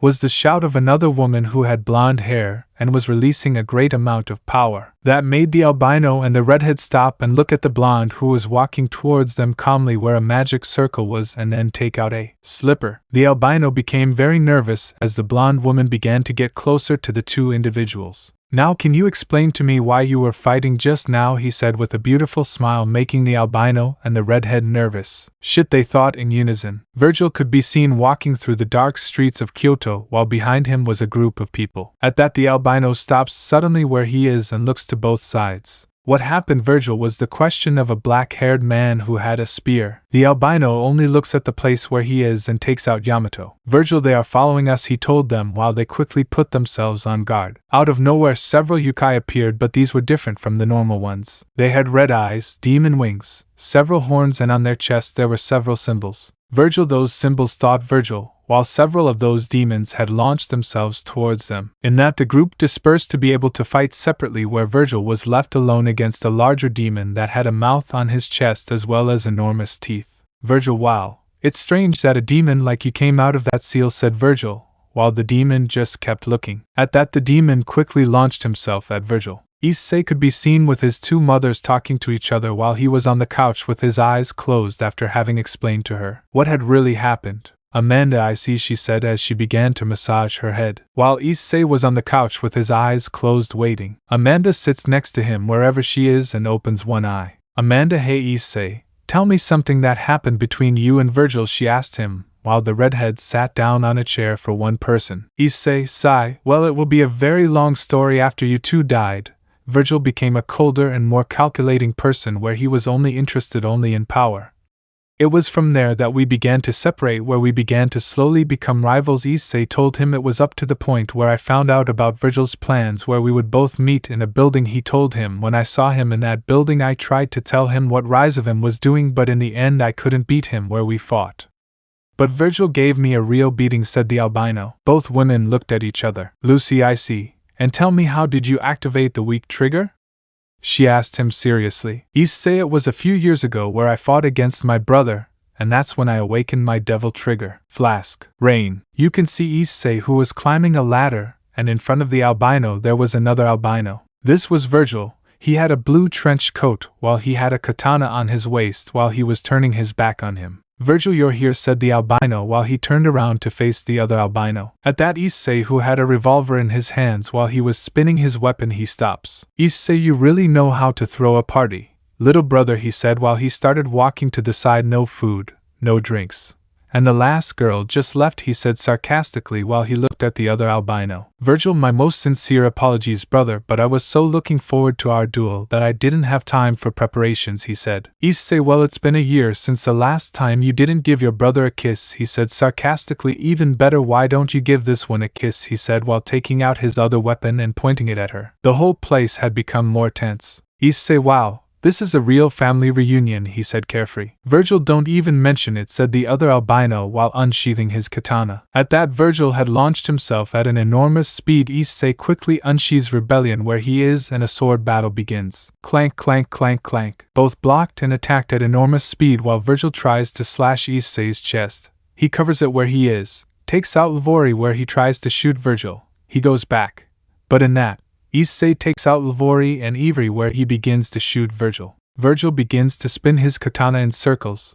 Where he is, he leaves the bullets on the ground and throws them towards Issei, who runs to one side where he is, puts away his weapons and takes out Rebellion where he is. He begins to run towards Virgil where both clash their swords once more. Clank, clank, clank, clank. Both continued clashing their swords and then hit once more where both look into each other's eyes and then separate a few meters away. While Issei was breathing heavily and Virgil was looking at him, Issei then launched himself at Virgil where they both clashed their swords again. Where Issei spins his sword and then stabs Virgil where he is with his katana, he deflects it where the sword is loose in the air to take it again, where he thrusts the edge of his sword into Issei's abdomen, causing him to fly away and crash into a beam. Issei looks back at his brother where he is, takes out Lavori and starts shooting at Virgil, who starts spinning his sword. In that, Virgil blocks everything, shoots them and then lines up the bullets and throws them at Issei wherever he is. With Rebellion, he cuts all the bullets in half. Virgil, why do you refuse to gain power? He asked him while Issei stood up. The power of our mothers and father, he asked him again. Issei, I'm sorry, but I don't need power to beat you, brother, Issei replied. Issei quickly attacks Virgil wherever he is and covers himself with Yamato where both begin to give a small foreplay where both look directly into the other's eyes. At that, Virgil quickly disarms Issei where his sword flies into the sky where he is with Yamato and stabs Issei in the stomach. Virgil, you are stupid, Issei. A real stupid, he told him. Power is everything and without power you cannot protect anything, least of all your own life, he said. While Issei put his hands on Yamato, Virgil takes Yamato out of his stomach where the albino begins to wobble a little and then falls to the ground. At that, Virgil takes his hands to his hair and then he combs his hair with his hand. While looking at his brother's body where Silk is, he turns around and begins to walk. While walking, he takes to Rebellion while Issei begins to move his fingers and then he places his hands where he is and leans a little, but in that, Virgil turns around and stabs Issei with his own sword. At that, Virgil turns around to start walking while around Issei a pool of blood begins to form. To then see how the sword had changed radically and shot out towards the sky where Issei got up and launched himself towards Virgil, who with Yamato blocked Issei's blow, causing him to embed his fist in the sword. Virgil, I see that the demon inside you has finally awakened. At that, Issei begins to turn his hand a little and then tries to grab the sword. Virgil jumps up wherever he is and remains behind Virgil wherever he is about to attack. Stop! We should go for now, we have everything we need, a male voice mentally told the albino while Issei was on his way and a white glow was surrounding him. At that, Virgil turns around and then walks towards the edge of the building and then jumps down. As Issei continued on his way, he stopped where the white aura began to turn red. Issei, Issei shouted. While a wave of power is released and shows a somewhat demonic form, where he is, he returns to normal and then falls to the sky, fainting. End of flash drive. Issei, after that I had woken up in the same building where I fought and where I later met Azazel. Issei told his mothers, who looked at him a little guilty. Sigh, don't look like that. It's not your fault that Virgil and I want to kill each other. Things just happened, Issei told him. In that, he receives a hug from both women where he is only dry enjoying the hug. Oh. Virgil could be seen on top of a building looking at the stars. I see that you are ready to take the first step. Right, a male voice was heard behind the albino's back. Virgil, I see you're here, the albino replied while unsheathing Yamato. You know, I never thought you would do the same thing as your brother, son, the man had told him. Virgil, what can I tell you, father? I think it runs in the family, he said while he turned around and faced his father. I thought you'd be upset, Rhizavim, was what the albino said, looking at Rhizavim. At that, several magic circles began to appear surrounding the man, who only sighed heavily. Rhizavim, it's a shame that the last of my children rebelled against his father, Rhizavim told him. Virgil, it's also a shame that my father lied about my mother being dead when in reality you were the one to blame for her abandoning us, he told him. Rhizavim, how do you no longer? Virgil answered him. Virgil, Issei, he sent me a message and well you know the rest, he said while putting himself on guard. Rhizavim couldn't help but smile. Rhizavim, hee, I see this one said it's a shame you discovered it late, my son, while he pressed a button. Virgil just looks at him with curiosity. Virgil, what was that button for? He asked while Rhizavim just smiled. At that moment, a magic circle appears where someone comes out of the portal. At that moment, when the figure became clearer, Virgil was surprised. An albino man had appeared, apparently about 18 years old. He had the same characteristics as Virgil, short white hair on the sides, and equally white eyes. Rhizavim, you like what you see, he said mockingly. I introduce you to your clone. His name is Nello Angelo, he said while Nello stood in front of Rhizavim. Nello, so you are my half-brother, huh? He asked seriously while Virgil did not lower his guard. You don't seem like much, he said while he moved at an enormous speed, surprising Virgil. Nello quickly grabbed Virgil's face and lifted him up into the air, then smashed him against his neck, creating a mini crater. Virgil quickly kicks him in the stomach, sending him flying upwards and then landing on his feet in front of Virgil. As Virgil stood up, his forehead could be seen bleeding, as he looked seriously at Rhizavim. Chapter 24. Chapter 24, Virgil vs. Nello, and an attack on Kyoto. The arrival of Issei. In Kyoto, you could see a beautiful blonde woman with big breasts walking through a palace while next to her was a blonde with pigtails. This was Yasaka and her faithful bodyguard Rin Tosaka. Both women were walking through the halls of the temple. Rin, Miss Yasaka-sama, the black-haired girl called the blonde, who turned her face to one side. Yasaka, yes, Rin? She answered while the brunette looked at the blonde. Rin, Miss Yasaka, how did you meet Issei? She couldn't help but ask. The day she met Albion, she had felt a strange energy that Issei gave off. Although she doesn't want to say it, the truth is that she was a little scared of the power that Issei released. An aura completely different from that of a normal demon that she had faced. When Rin was about to speak, a strange purple-colored mist surrounded the entire place, alerting both women who were on guard, but both Yasaka and Rin began to feel dizzy, and then both fell to their knees. While some footsteps began to be heard, little by little both women approached where Rin could see someone who had a kind of spear on his shoulder. This was easier than I thought, a male voice said while taking an unconscious Yasaka. Well, let's go quickly before someone notices, a female voice said while Rin slowly began to close her eyes as she saw how Reina was called. Rin, why Yasaka Issei-sama? It was the last thing she said as she fell unconscious, and then the place returned to normal. Issei was ready to leave for Kyoto,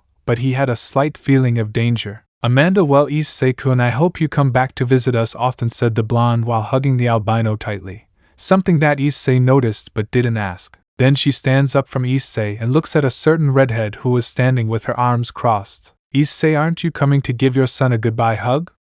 He said to the redhead who clicked her tongue. Lucy, tsk, it's okay, she said while looking at the albino, and then they both hug each other, and then they both stand up. Issei, okay, see you later. Mother's Issei said goodbye as he began to walk, and then moved further away from her where both women simply stopped seeing Issei. Lucy, well, how much longer do you think you'll be hiding there? The redhead said threateningly while a spear appeared in her right hand. Wow, I never thought I would have such interesting offspring, a male voice said as he began to leave a place, to then reveal a man with long dark blue hair and a scythe between his shoulders and dull gray eyes, while he had several drawings below his eyes. Amanda, what do you want now? One of the four horsemen with us, the blonde said seriously while a sword formed in her hand. Jum damn, always so defensive, huh? Was the only thing he said while a black aura covered the rider. Both women became serious as the rider stopped releasing the aura and then looked at both girls in a bored manner. Rider, honestly, I didn't come here to fight. I just want to tell you that an old enemy of yours is free and is working with your beloved son Virgil, he said while sedating half a turn, and a black horse appeared next to the rider. Lucy and Amanda remained silent for a few minutes while the rider disappeared from the scene, leaving several footprints in the place. Clank!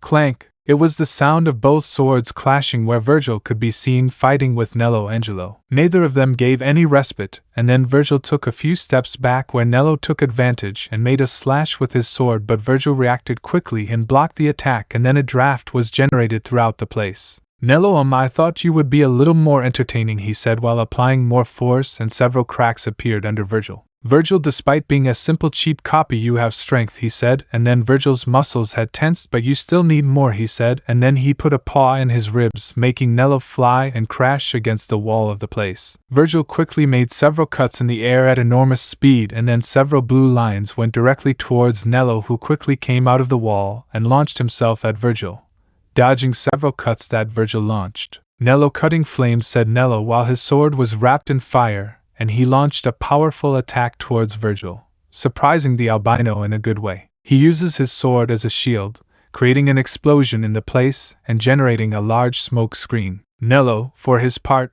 was breathing heavily as he looked at the place where Virgil was. Issei, for his part, was on his motorcycle riding at high speed towards Kyoto, and then suddenly stopped, while right in front of him was an albino very well known to Issei. Issei, rise of him, said Issei angrily as he got off the motorcycle and walked towards the white-haired man. Rise of him, oh hello son, how have you been, said Rise of him while Issei was a few centimeters away from Rise of him. Issei, give me a good reason not to shoot you right now, Issei told him while the white-haired man seemed not to be bothered by Issei's threat. Rise of him, this is how you treat your dear father, Issei, he said with a bit of mockery. Besides, I doubt you want the local people to get hurt, he said as he began to look at all the people in the place where the albino realized something. And there were several demons in the whole area, and he even felt dragonic energy. Issei, tsk, damn old man, Issei said annoyed while looking at the albino. Tell me what you want now, he said seriously. Rise of him, or nothing. I just want to talk about something important with you, son. Nothing more, Rise of him said calmly. We haven't spoken since the day you rebelled against me and fought against your brother Virgil, he said. He know it's funny. My father, the original Lucifer, rebelled against his father, my grandfather, haha, and you rebelled against me. How funny life can be. Sometimes you don't believe it, son, Rise of him said. Issei, for his part, was very upset and then followed Rise of him to a local with Virgil. Both were looking straight into each other's eyes. Nello looked at Virgil with boredom, while Virgil was noticing that he was annoyed. Nello, give up. You have no chance against someone who is much stronger than you. What Nello said did make Virgil even more furious. Virgil closed his eyes and then opened them, revealing completely blue eyes, while wings appeared on the demon's back. But these very different wings. Nello had been surprised while this unconscious mind took a few steps back while Virgil looked at Nello. Virgil, we're done with this now. Cheap copy, Virgil told him coldly while getting into a battle stance. Nello quickly manages to react in time where he collides with Virgil's sword that had moved at great speed, surprising Nello greatly. Nello quickly wants to react, but Virgil quickly hits him in the abdomen and then makes a slash to the left, making a cut on Nello's shoulder. Nello, having the wound on his shoulder, he tries to throw himself towards Virgil, but he was already in front of him, surprising him back, but receives several cuts all over his body. Virgil quickly puts Yamato on his waist, and then this. Virgil, 1,000 divine cuts, he said this while touching the tip of his finger on the handle of the sword. Then a noise was heard while Nello received several wounds all over his body, causing him to fall to his knees while Virgil walked towards Nello calmly. Virgil, now tell me who is the weak one, said the albino while looking at a dying Nello. Nello quickly attacks Virgil wherever he is and gives him a hook to Virgil's jaw, causing him to take a few steps back. Nello quickly launched himself towards Virgil, but he quickly became alert, and with a quick movement Virgil appeared behind Nello, causing Nello to remain completely still. Then it falls, split in half, and begins to disappear into particles of light, leaving only Virgil, who cleans the sword and then saves Yamato. You did well, Virgil. Now the other thing is missing, said a male voice behind Virgil. Virgil, yes, I already know, Virgil said as he started walking towards a place, and then he disappeared from there. Kyoto, 8:30 p.m. The Gremory group could be seen along with Tiamat and Azazel and some members of the Citri entourage. Azazel, well, now how do we plan it? The Gremory entourage along with Tiamat and Chisato, she will fight against Chow Chow and his group, while Tiamat will take care of Queen Yasaka, Azazel said seriously. On behalf of all of them, they just nod while Tiamat just snorts, annoyed at having listened to Azazel. Chisato, fine. No problem for me, she said while shrugging her shoulders. The rest just nodded while everyone else began to prepare for the attack of Cao Cao and his henchmen. Yennefer, have you heard anything from Issei? The brunette asked Chisato and Tiamat. Both of them were together. Tiamat, no, we haven't heard anything since she left that time she said it would be while she stood with her arms crossed. Chisato, whatever it is, Azazel won't tell us anything or he won't give a parallel to where Issei has gone, she said while the rest nodded. Yennefer, are you sure, Tiamat, that you can fight Yasaka-sama? The black-haired girl asked seriously. Tiamat, TSK, don't underestimate me, girl. I'm the strongest dragon queen for a reason. And I'm even below that stupid drake, she said seriously. The rest just nodded as a strange mist began to cover everyone around, and then they all appeared in different parts of the place. Tiamat and Chisato appeared together, while Basara appeared in the underground followed by the rest who were spread out all over the place. Chisato, it seems that you and I are back as a team like that time, said the brunette amused while Tiamat had a huge smile on her face. Tiamat, haha, yes, you're right, well we better go to the meeting point before it gets late, she said seriously. Late what? Is there something important that no one told me? A male voice said, causing the two women to react defensively, and then look up at someone important to them. On top of a kind of bell was sitting Issei while he had Ibori in his hand. Issei, hello girls. Issei greeted both girls. I think I arrived just in time for the fun, Issei said with a funny tone. Both girls now knew something, that things had gotten more interesting with Issei's arrival to the battle. Chapter 25. Holy Spear vs. Demonic Sword. Both Tiamat and Chisato were surprised to see Issei, who was looking at both girls with a smile, and then he got off and walked towards the girls. Issei, hello girls, Issei greeted with his hand raised, but just at that moment, bang! Chisato had shot Issei right in the head, making him take a few steps back. Issei, ouch, did it because it was? Issei asked. Chisato, I just wanted to know if you were the real good one. You know, if you're not a clone, she said to Issei, who was rubbing his finger on his forehead. Tiamat, although you did take a while, Issei, she said to the albino who looks at her. Issei, well, what did I miss? Issei asked. Tiamat, well, to sum up, Queen Yasaka was kidnapped by a group called the Heroes faction led by a certain Cao Cao, she said to the albino who nods. Issei, okay, let's go. I'm sure it will be entertaining, Issei told the girls who nod and then go to the meeting point. Time skip. Everyone was already in place except for Issei and Tiamat. In front of them was a group of 4 men and a girl.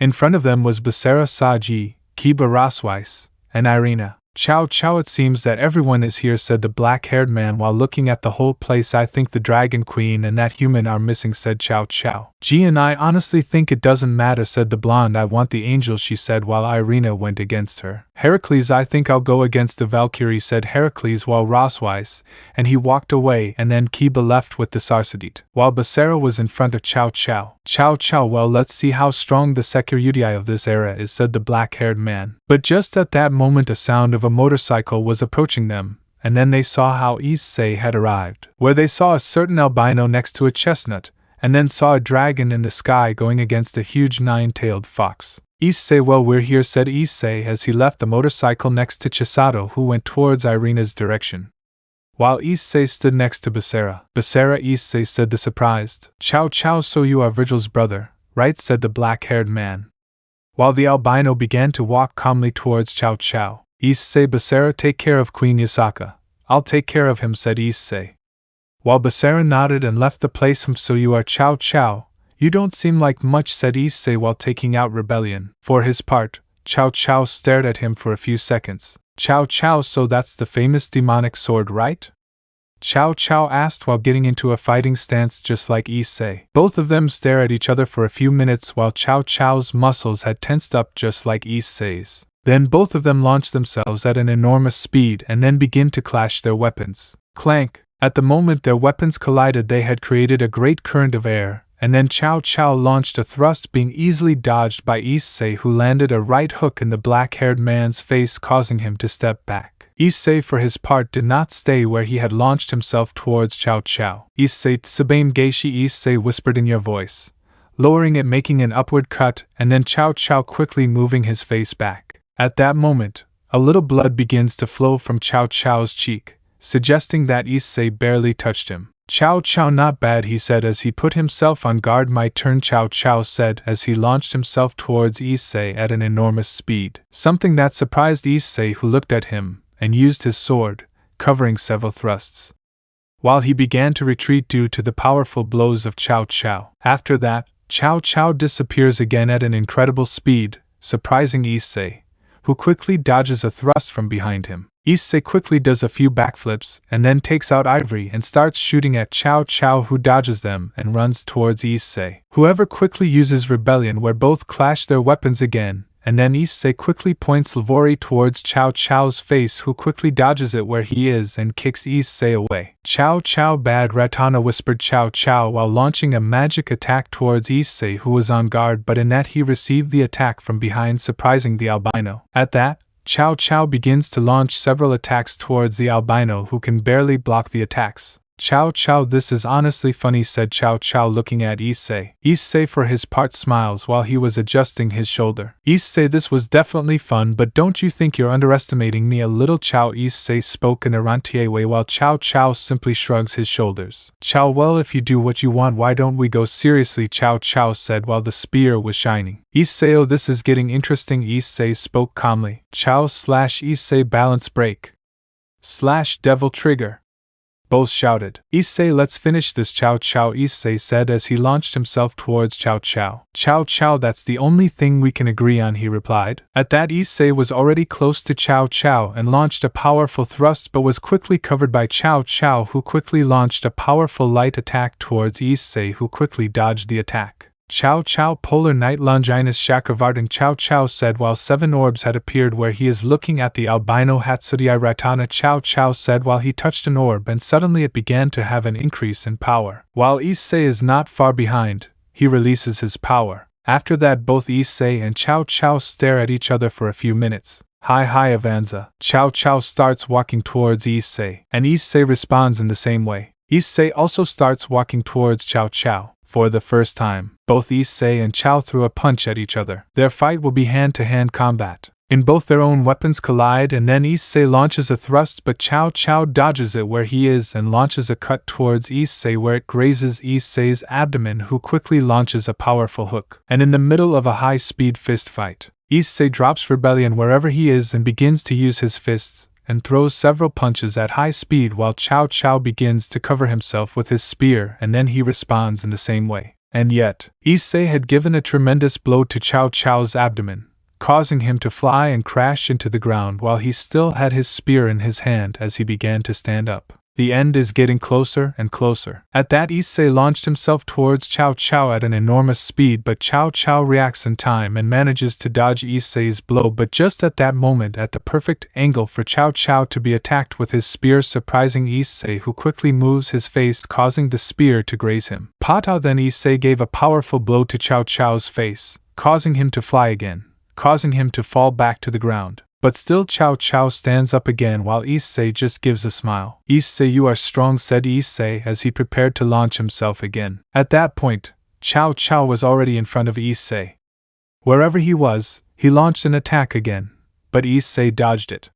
Wherever he was, he launched a direct blow, but Cao had deceived him. He threw his spear and then gave him a powerful blow with both arms, throwing Issei away from the place while he was spitting blood. Issei had crashed into the ground while his devil trigger had deactivated, and then Cao Cao had fallen to his knees, while his balance break had also been deactivated. Cao Cao. A small group had shouted while Heracles brought Rosweiss Jean to Irina along with Chisato just as the priest brought Kiba. At that, the group threw everyone to the ground while Issei stood up and started walking towards them. Cao Cao, it seems it's time, said Cao Cao while in the sky a gap had opened from where a dragon comes out. But what surprised everyone the most was that the dragon that came out of there was a Western dragon. Cao, that's it, he said, slightly surprised to see how a person had fallen right next to Issei's son Liukan, he said, slightly surprised. Son Go, how long, descendant of Cao Cao, said the man, and then looked at the albino. So you are the famous demon house, eh? You don't look like much, said looking at Issei, who didn't even imitate. Issei, and are you a monkey or what? He asked, but the man didn't answer him, and then walked forward. Cao, you know it's surprising that someone so important is right here. Tell me what you want, son Liukang. Cao Cao spoke. Son Azazel had called me and told me that he had some problems with certain boys, so I did well to help, but I had to bring some reinforcements.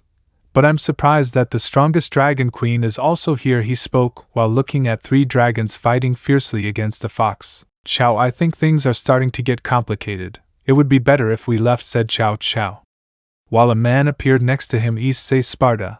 I hope next time we finish our duel, he said, and then left in a magic circle. Time skip. After managing to finish the plans of the hero factions, it was a pleasant surprise for everyone to see Issei there. After that, everyone left to get ready while Yasaka thanked everyone for seeing her saved, while Issei and Rin looked at each other again, where they both started a somewhat childish fight. At the end of that, everyone had already retired to their hotel. Tall. He was sitting on a mountain looking at the full moon while one of his eyes was bleeding, specifically the left one. Chow damn was what he said while his vision was getting more cloudy. How long, Chow Chow, a voice said behind the black-haired man, who quickly turns his gaze and there he sees a short black-haired man. Chow, Indra spoke. Chow Chow, what are you doing here, he asked. Indra, I just came to see an old acquaintance, he said, but tell me something. Chow Chow, how is it that you are losing your sight, he asked. Chow Chow remained silent for a few minutes and then began to tell him everything that had happened. Indra, I see what is going to be done, he said. Chow Chow,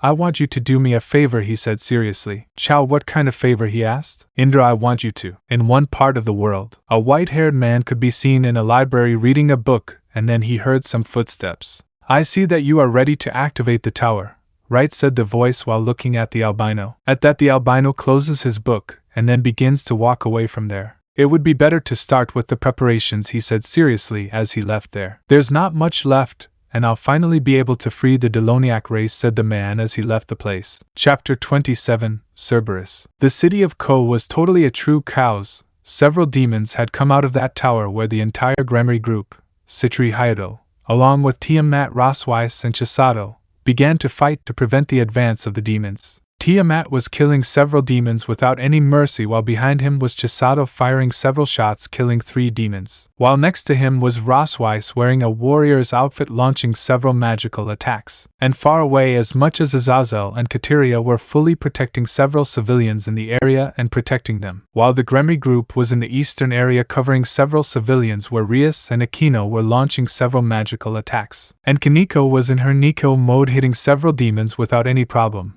while Kiba and Zenobia covered the rearguard, fighting and at the same time saving several civilians, and Asia, well, she was healing the civilians. With the Citri group, it could be said that they were not having so many problems against the Saji demons. He was covered by several parts of a kind of armor, while his entire body was being covered by several black snakes. Sona was with her queen launching several magical attacks against the buildings, while her bishops attacked, healing the wounded. Yura was with Ruruko in the front of the attack, while in the rearguard was Binia with a werewolf attacking full and without any consideration. Issei child. Issei was walking calmly into the tower.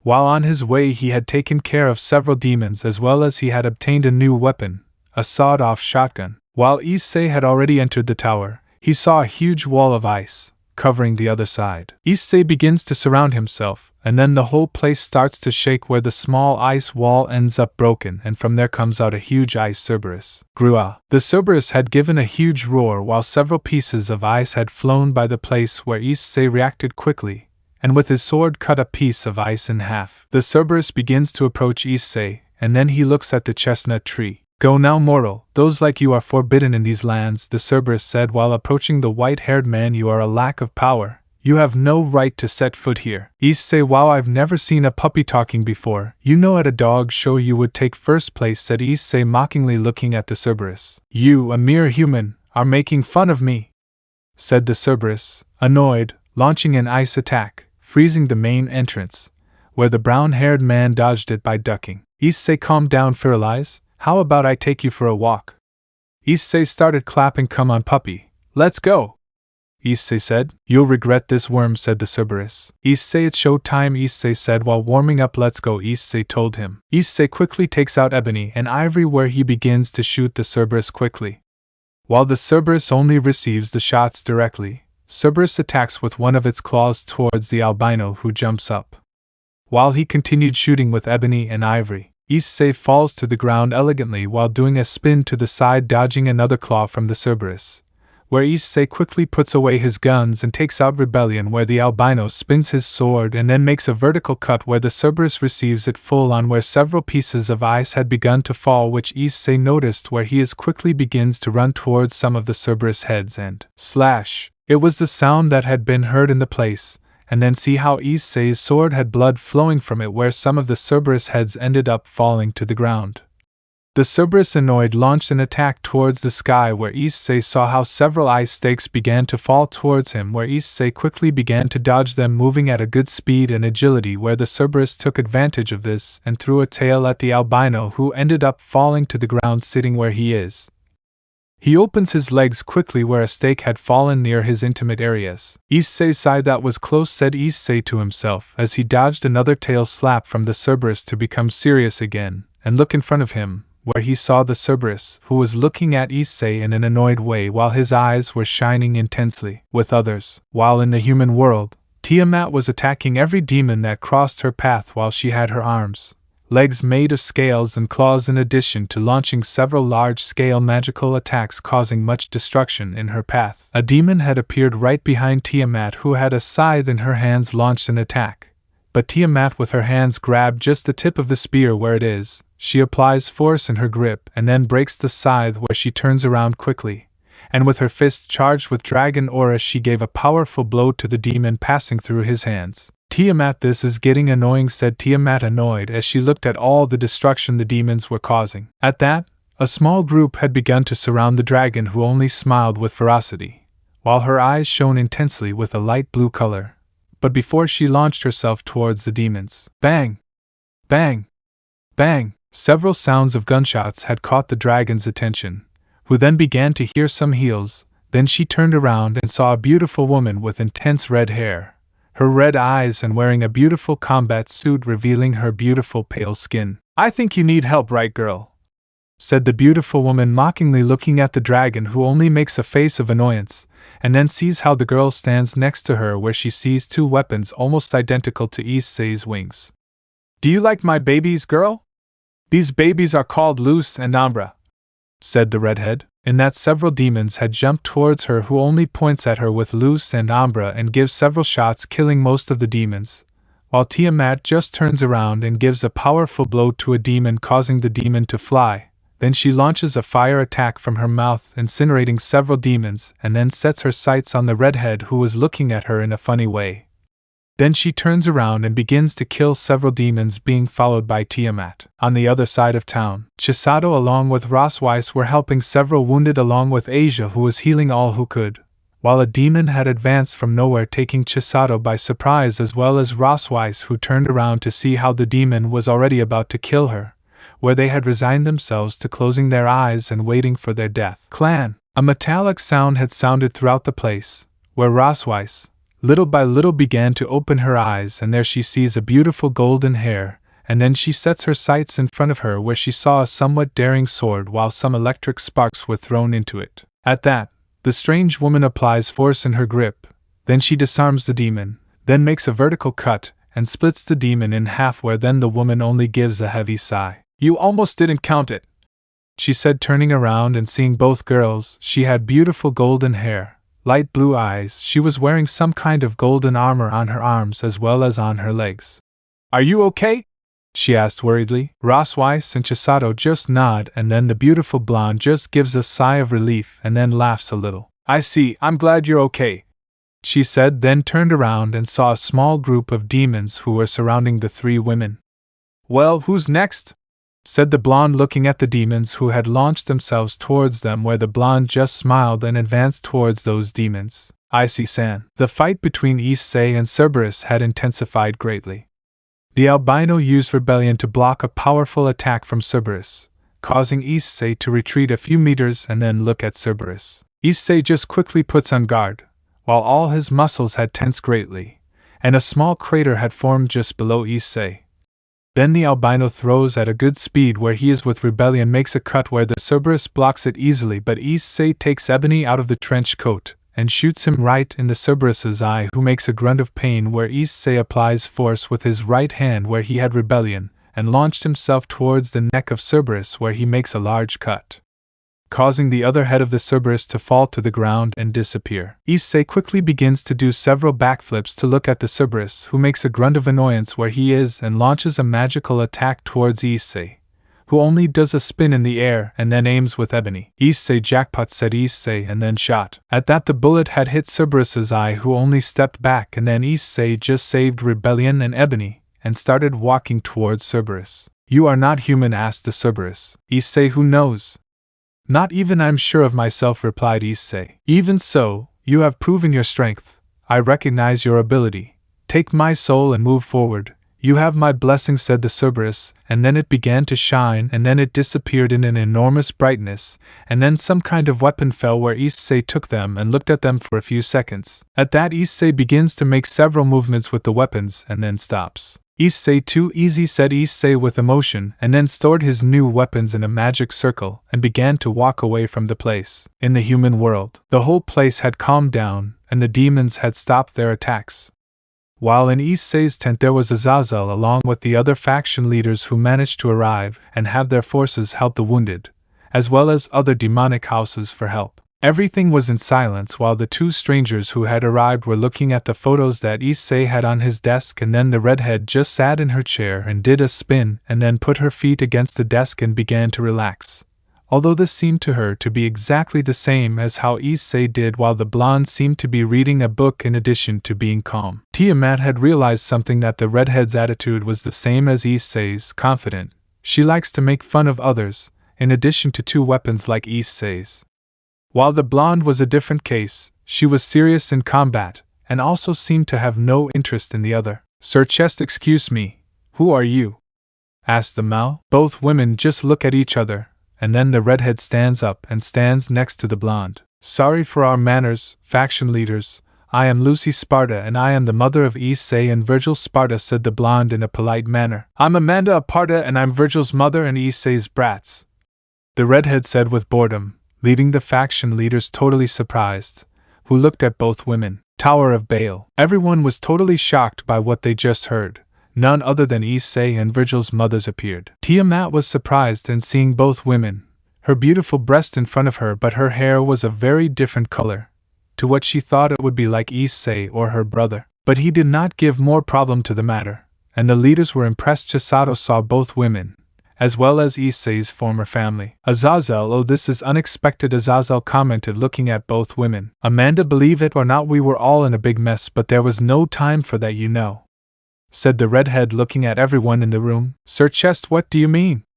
Asked the Mao Lucifer. Lucy sighed. What we mean is that all of us are in trouble because of that thing over there, pointing at the tower that came out of the ground. Everyone looked at the great tower, while they saw how more and more demons came out of there. Amanda, would it be the best possible option for us to go, and you take charge of protecting humans, placing her spear on her shoulder? I doubt very much that you are capable of doing anything, she commented. All the demons were going to say something, but an explosion caught everyone's attention, who quickly left the place and saw more demons, but these were bigger. Amanda, oh well, it seems they sent the cavalry, she said with some grace. Tiamat stands next to her while her eyes shine brightly, and on the other side of Lucy stands Chisato. Lucy, oh, I see you are the ones with my son, she said, looking at both of them. At that, everyone else snuck in next to each other. Sirzechs covered a large part of his body with the power of destruction, while Azazel created some spears of light just like Michael, while Rias along with his nobility was ready for the fight,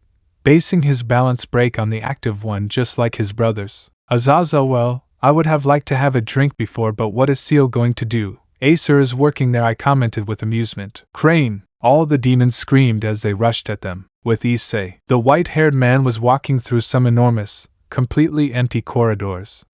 Along the way, he had been in charge of killing all the demons who had gotten in his way. When he reached an enormous door with two enormous Issei statues, he had his steps right there. Brother, look at this. After so long we finally have visitors, said one of the statues. I see, said one of the statue while his golden eyes were shining. What if we go and entertain our guest? The statue, while Issei stands with his arms crossed. You're right there, we must be good hosts, replied the other statue. What do we do? Asked the statue as its eyes shone blue, and Issei paced from one side to the other. Let me think about that. What a good strategy is to deal with, he answered this time while his eyes shone golden, and Issei just sighed. Brother, our guest just sighed, Issei commented while he walked around impatiently. Sigh. And what is sighing?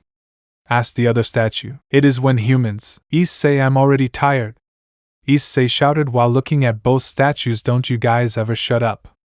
And if you haven't noticed, what your guest wants is to pass, so you can all leave. Suddenly the whole place started to shake. Well, our mission is to defend these doors, said the statue as it stood up. Indeed, so we can't let you pass. At that, both statues jumped to the ground. Issei quickly unsheathes ebony and ivory, where Issei begins to shoot both statues that ran straight towards him. Issei quickly jumps in the air, dodging a blow from one, where the air Issei shot while spinning in the air. Falling on his feet, Issei turned around to receive a cut to the chest, which made him groan in pain, but he fired again, and the other statue appeared behind him, where he launched a direct cut to the head, but Issei placed his pistols in the middle of the blow, generating a loud noise. Spinning his weapon, Issei with his other gun in hand shot straight to the chest, causing the statue to retreat. However, Issei had forgotten about the other, where cursing internally he receives a blow that sends him crashing against the wall. Coming out of the wall, Issei sees how both statues ran towards him again. He shot again, but is surprised when one of the statues makes a huge jump. Issei quickly rolls on the ground, where he had to repeat the same action. Bringing out the rebellion, Issei launched several cuts, where one of the statues was covered, but the other statue with its sword in hand had been covered in fire. Issei threw a big blow and blocked it with his sword. Both statues managed to make Issei uncomfortable. Their fighting methods were very coordinated. While one fought head-on, Issei also had to deal with the other. The metallic clash of both weapons sounded throughout the place. Issei turns to block another blow, then jumps into the air, where he quickly unholsters his pistols and begins to shoot rapidly. The other statue had its sword wrapped in lightning and launched itself at Issei, who, upon seeing the attack of the other statue, rebelled and blocked the attack. Neither of them retreated. Issei jumped in the air and then spun in the air, and taking his sword with both hands, he launched a blow that was easily repelled by the statue, creating a crater in the ground. Issei took out ebony and ivory again and shot both statues again, who moved away from Issei to run towards him again. The white-haired man rolled 2 more times and shooting again.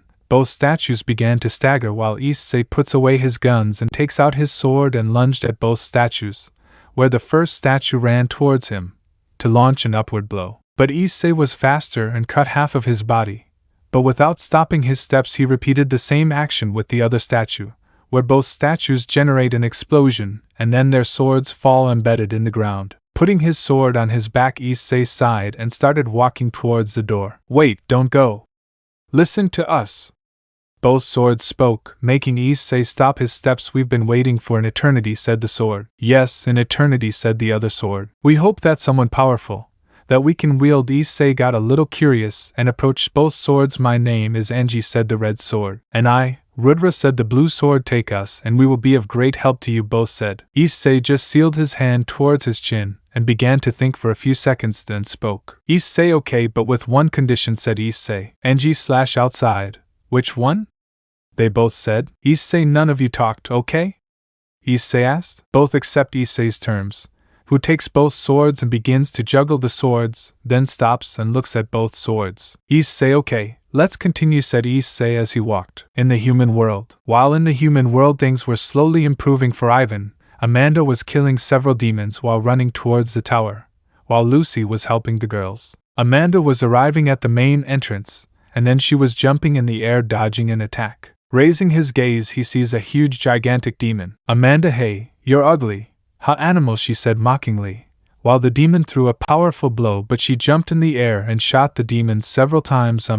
How easy, she said as she continued on her way. Tiamat was breathing heavily while her muscles were somewhat tense.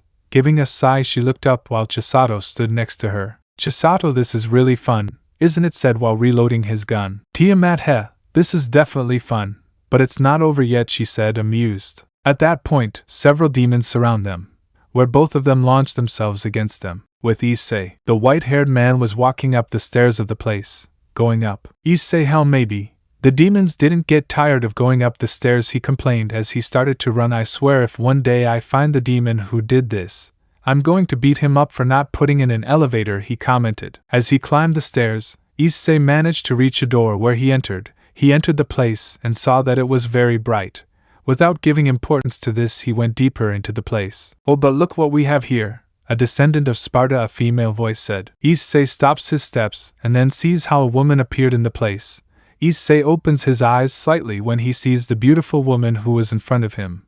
She was the exact copy of his mother Amanda, only instead of having red hair like her hair was blue. Her eyes were black and she had swords on her back. "How do you feel when you contemplate the living image of your mother?" she said. Issei, "My mother wasn't that ugly. Don't you see how handsome I turned out?" Issei replied mockingly. The woman didn't respond to Issei's reply. She just looked at him from head to toe and then she turned around and looked at Issei's shoulders. "It's not the time yet. When it is, I'll visit you, and who knows, maybe we won't be able to have fun." She disappeared from Issei's sight. The white-haired man just saw this curious thing and then ignored it and continued on his way. Chapter 29, near the end. Issei was walking through a large room while carrying his rebellion sword. All the way Issei had eliminated large amounts of demons, of various ranks. Issei, what the hell, these things are still coming out. Shooting his guns again, at a demon. Stopping his steps, he just opened a huge door, and there he entered a huge, large hallway.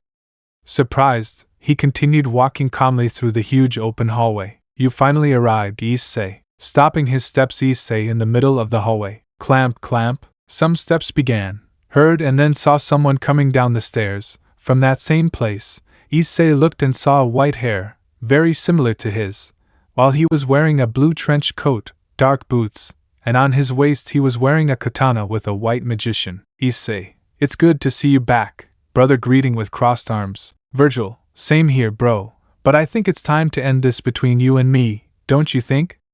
he asked. Issei smiles a little ironically, then simply looks at his brother, Virgil. Either of them moved.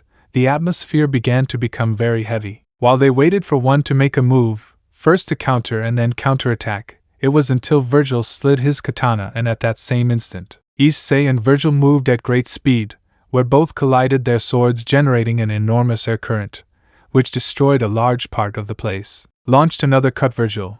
Issei blocks with his sword, where quickly takes out his gun, where he points at Virgil and fires a shot, being narrowly dodged by Virgil. Standing up, Issei fired several shots towards his brother, who with his katana blocked all the bullets, and returned them with greater speed.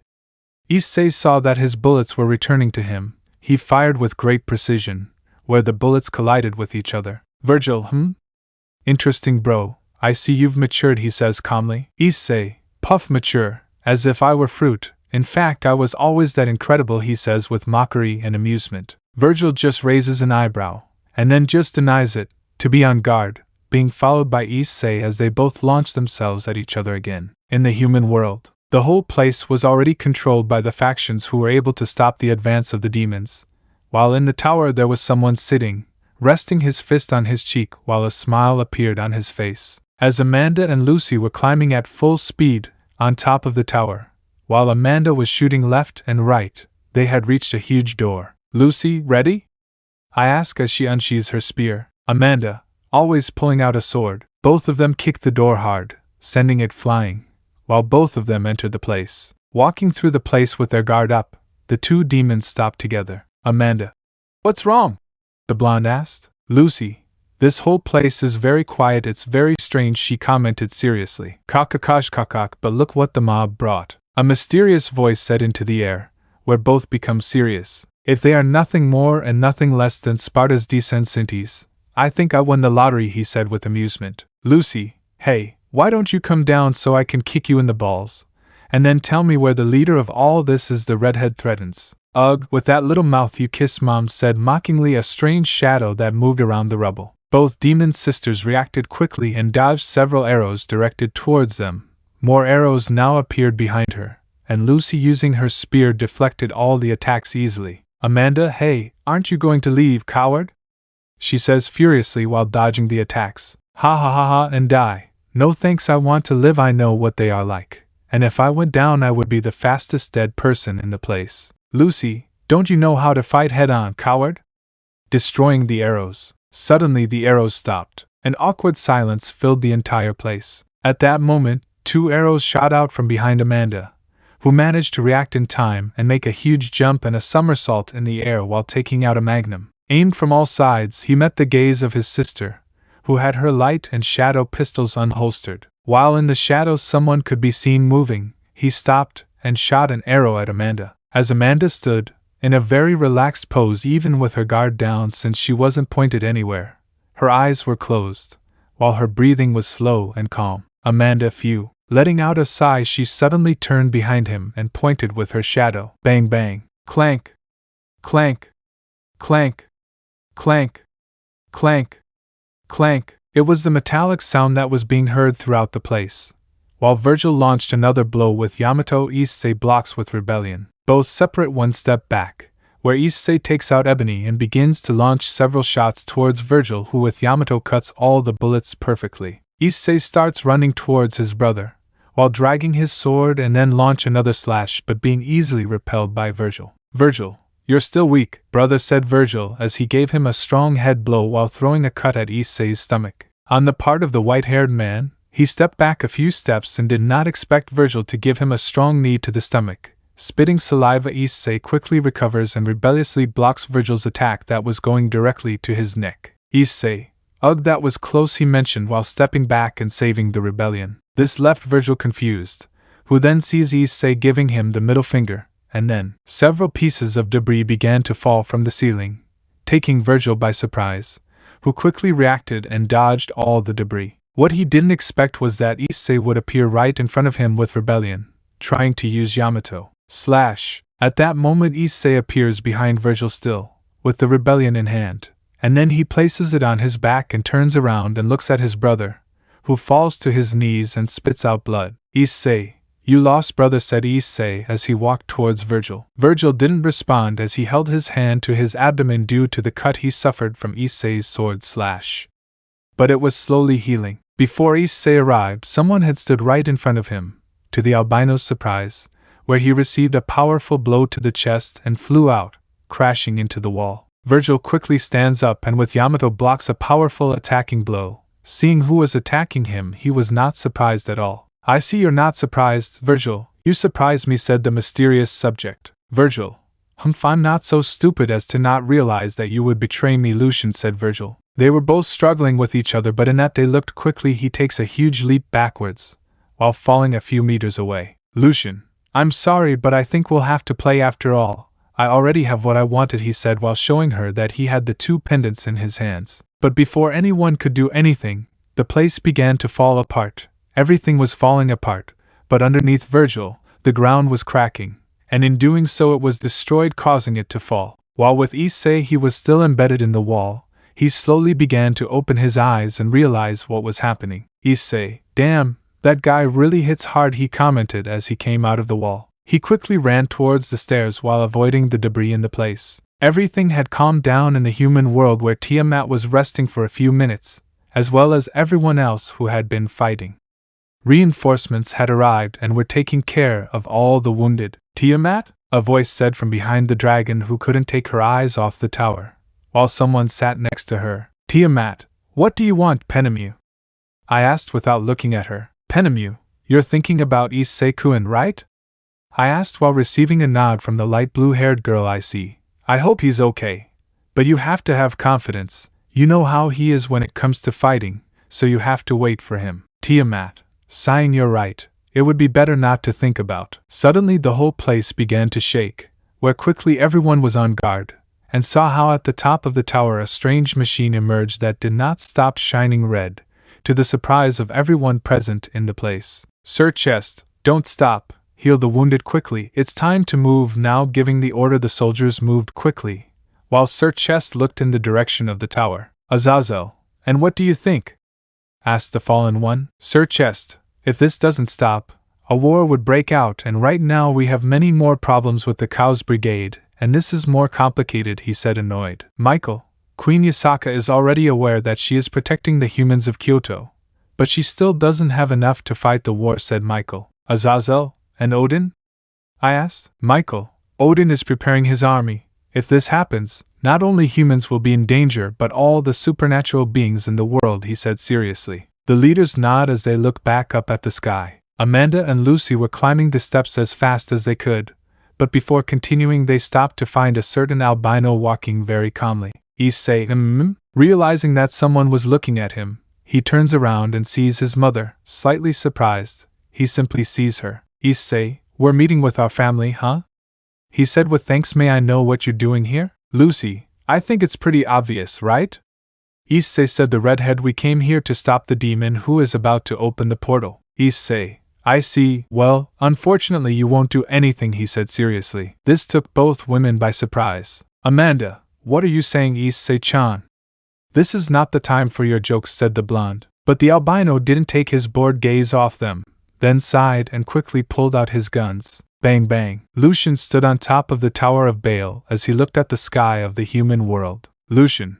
He pulls the strings that make us dance. To the sound of madness we abandon ourselves happily to the damned and the lost. Suddenly the statues that were around the place began to float. We plunge into the darkness and the filth of the world. Hour after hour. Towards the abyss of hell. And our indolent descent is slow but sure. Let sin invade the world. The sound of bells began to be heard in the place. Laziness, gluttony, greed, sloth, lust, anger and pride in the sky. A circle had begun to form while the sound of the bells increased. The sealed door of the demonic world will finally open to the human world after 1,000 years. Destruction. His eyes shone death and despair. Let our instincts guide us. Let us drown in this world to terror. Suddenly a strange reddish aura surrounded the body of the demon who began to rise to the sky.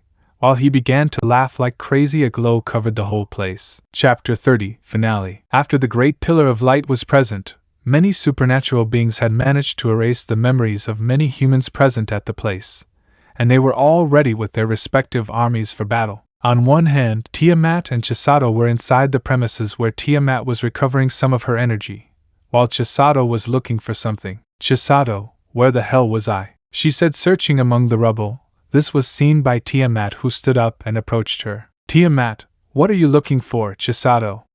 I asked. Chisato, I'm looking for a certain weapon that Issei told me he'd keep for me, but I can't find it, the brunette commented. Tiamat sighed and simply began helping her search for it. Issei was walking through hell, calmly, without having any worries, when he entered a portal, and right there he arrived at what looked like a waterfall. Taking several steps forward, he stops in the middle of the road.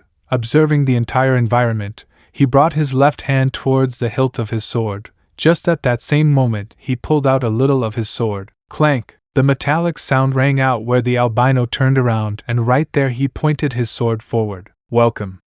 Tell me how it feels to see the spitting image of your grandfather? Lucian commented, who had a much larger demonic appearance. At the same time, two enormous wings that protruded from it. Some enormous horns at the same time. Issei. I feel like I'm looking at a stagnant toilet, Issei commented with some annoyance. Why do you have to stick your nose into other people's problems? Issei asked, pointing back at him with rebellion. What's wrong with you? Are you bored and have nothing else to do? He asked. The demon simply laughed a little, and then Issei also started laughing with him.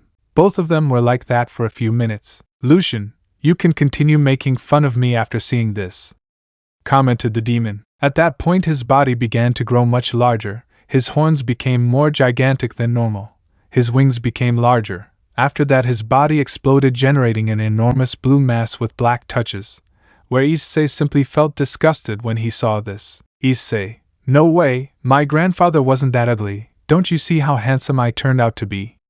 Said the albino, looking at Rebellion, seeing his own face in the reflection of the sword, sighing. It doesn't matter.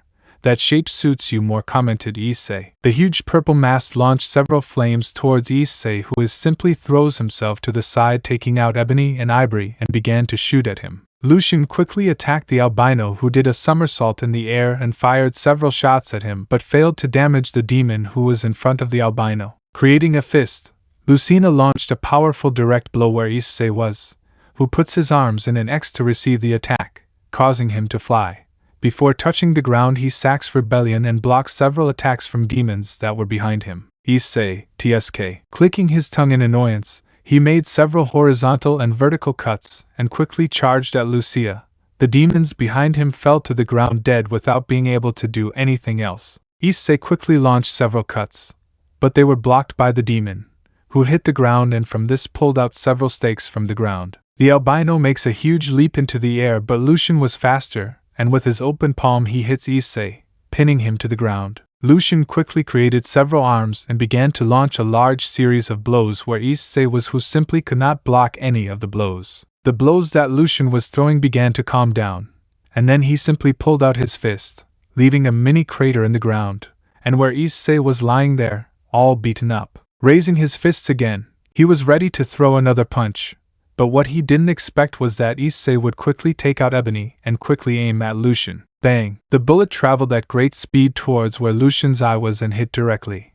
Letting out a roar of pain, Issei stood up, and he begins to dust off his clothes, and then only spits out some blood while most of his wounds begin to heal. Issei, okay, shall we start act number 2? Issei said with a smile, shooting at Lucian again. In a doorway you could see a man walking very calmly, carrying a katana at his waist. This was Virgil, who had a serious look on his face and was somewhat upset, which is why he was following Issei for a while, until he lost him when he met his mothers. At first he was going to continue until he saw how Issei directly attacked his mothers, leaving them knocked out and then making them disappear in a magic circle. In that he enters the portal where Issei had crossed, and there he saw him fighting against an enormous mass, who did not stop attacking Issei. Sighing, he began to approach his brother. Virgil, I see you're in trouble, Issei. Virgil commented as he stood next to Issei, who simply smiled wryly and placed his sword on his shoulder. Issei, you're late. Even though you were sleeping, he commented while the demon in front of him. What do you say, should we do it like old times? He asked. Virgil, we're not done with our duel yet, it's better to finish quickly. Yamato replied, unsheathing his sword. Issei, ha ha ha, I like it that way. Let's rock, he said while shooting with his gun. At that, Virgil quickly launched several cuts directly towards where the demon was while the albino launched several shots. Pushing back the demon, Issei quickly jumped in the air doing a somersault where he threw ivory to Virgil, who takes the gun and spinning he fired a shot. The bullet hit the demon directly, who recoiled in pain, backwards, and as much as Issei and Virgil looked at each other and launched themselves against the demon, they launched several slashes at high speed, making it seem like he couldn't react to the attacks he was receiving from the brothers. In that, both Issei and Virgil threw their swords piercing the demon, where the swords came out from the other side, with Virgil taking the rebellion by the handle and Issei taking Yamato. Slash slash slash slash slash slash slash slash. Both of them launched a powerful cut at the demon, and then both Issei and Virgil collided their backs against each other and pointed their guns. Issei slash Virgil. Jackpot. Bang! Both shot hitting the demon. While the demon recoiled in pain, Issei took his weapons again and Virgil took Yamato. The demon fell to the ground dead, where at that same instant a sword began to fall towards the ground where Issei quickly took it with his hands, and Virgil quickly attacked Issei. Clank! It was the metallic sound that was heard in the place where both brothers began to struggle with each other. Issei, really, Virgil? Said the albino seriously. Are you still planning on continuing with this? He asked. Virgil, you don't understand, do you, Issei? Without power, nothing can be achieved seriously. Issei simply remained silent, realizing that there was no turning back.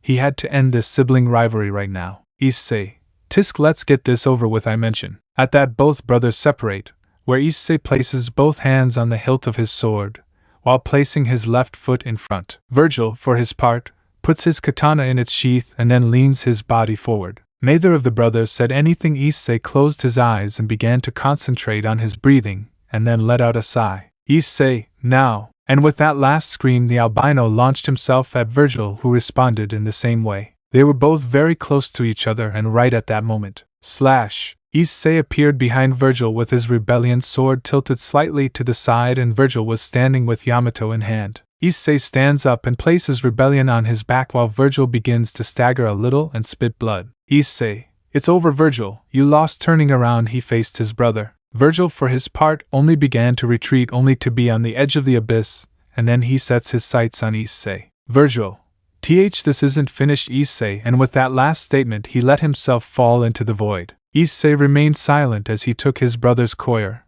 and put it in his pocket. Issei, sigh, and now how do I get out of this place? Turning around, and there he saw the portal through which he entered. It will be a long trip home. And with that last one he set off to run back to the real world. In the real world, all the supernatural beings were with their respective armies prepared to possibly fight a new war. But then everyone sees how the Tower of Baal begins to collapse, to the surprise of everyone present. The tower began to crumble little by little. Yes, it was the cry of all the soldiers. Meanwhile, a group of girls were looking directly at the tower, which were Penemu Yasaka, Tiamat, and finally Chisato. They were all totally worried about Issei, who still hadn't left the tower, while Kateria simply watched the tower. The rubble fell all over the city. Until then there was nothing left, not even a fly passed by the place. And the only thing that reigned was silence, a very calm silence, too much so, but they were attentive, as were the girls. At that moment, some rubble begins to move, where all the leaders approach the place, as well as the girls who simply remain watching. Sirzechs, don't move, we don't know what it is, he said seriously. Everyone nodded and was preparing to attack, whatever the case. And just at that very moment a rock fell, and out of it suddenly came a demon. Crane! The demon quickly took a huge leap into the air, ready to attack the group. Bang, bang, bang. At that the demon receives several shots that make him fall to the ground, where everyone simply dries still. And I thought there weren't any more of those things walking around freely. Sirzechs, to save your ass you give me a lot of money, I commented amused. Everyone just turns around and right there they see Issei standing with his 2 guns in his hands. Issei, hey, what's going on? Did you see a ghost?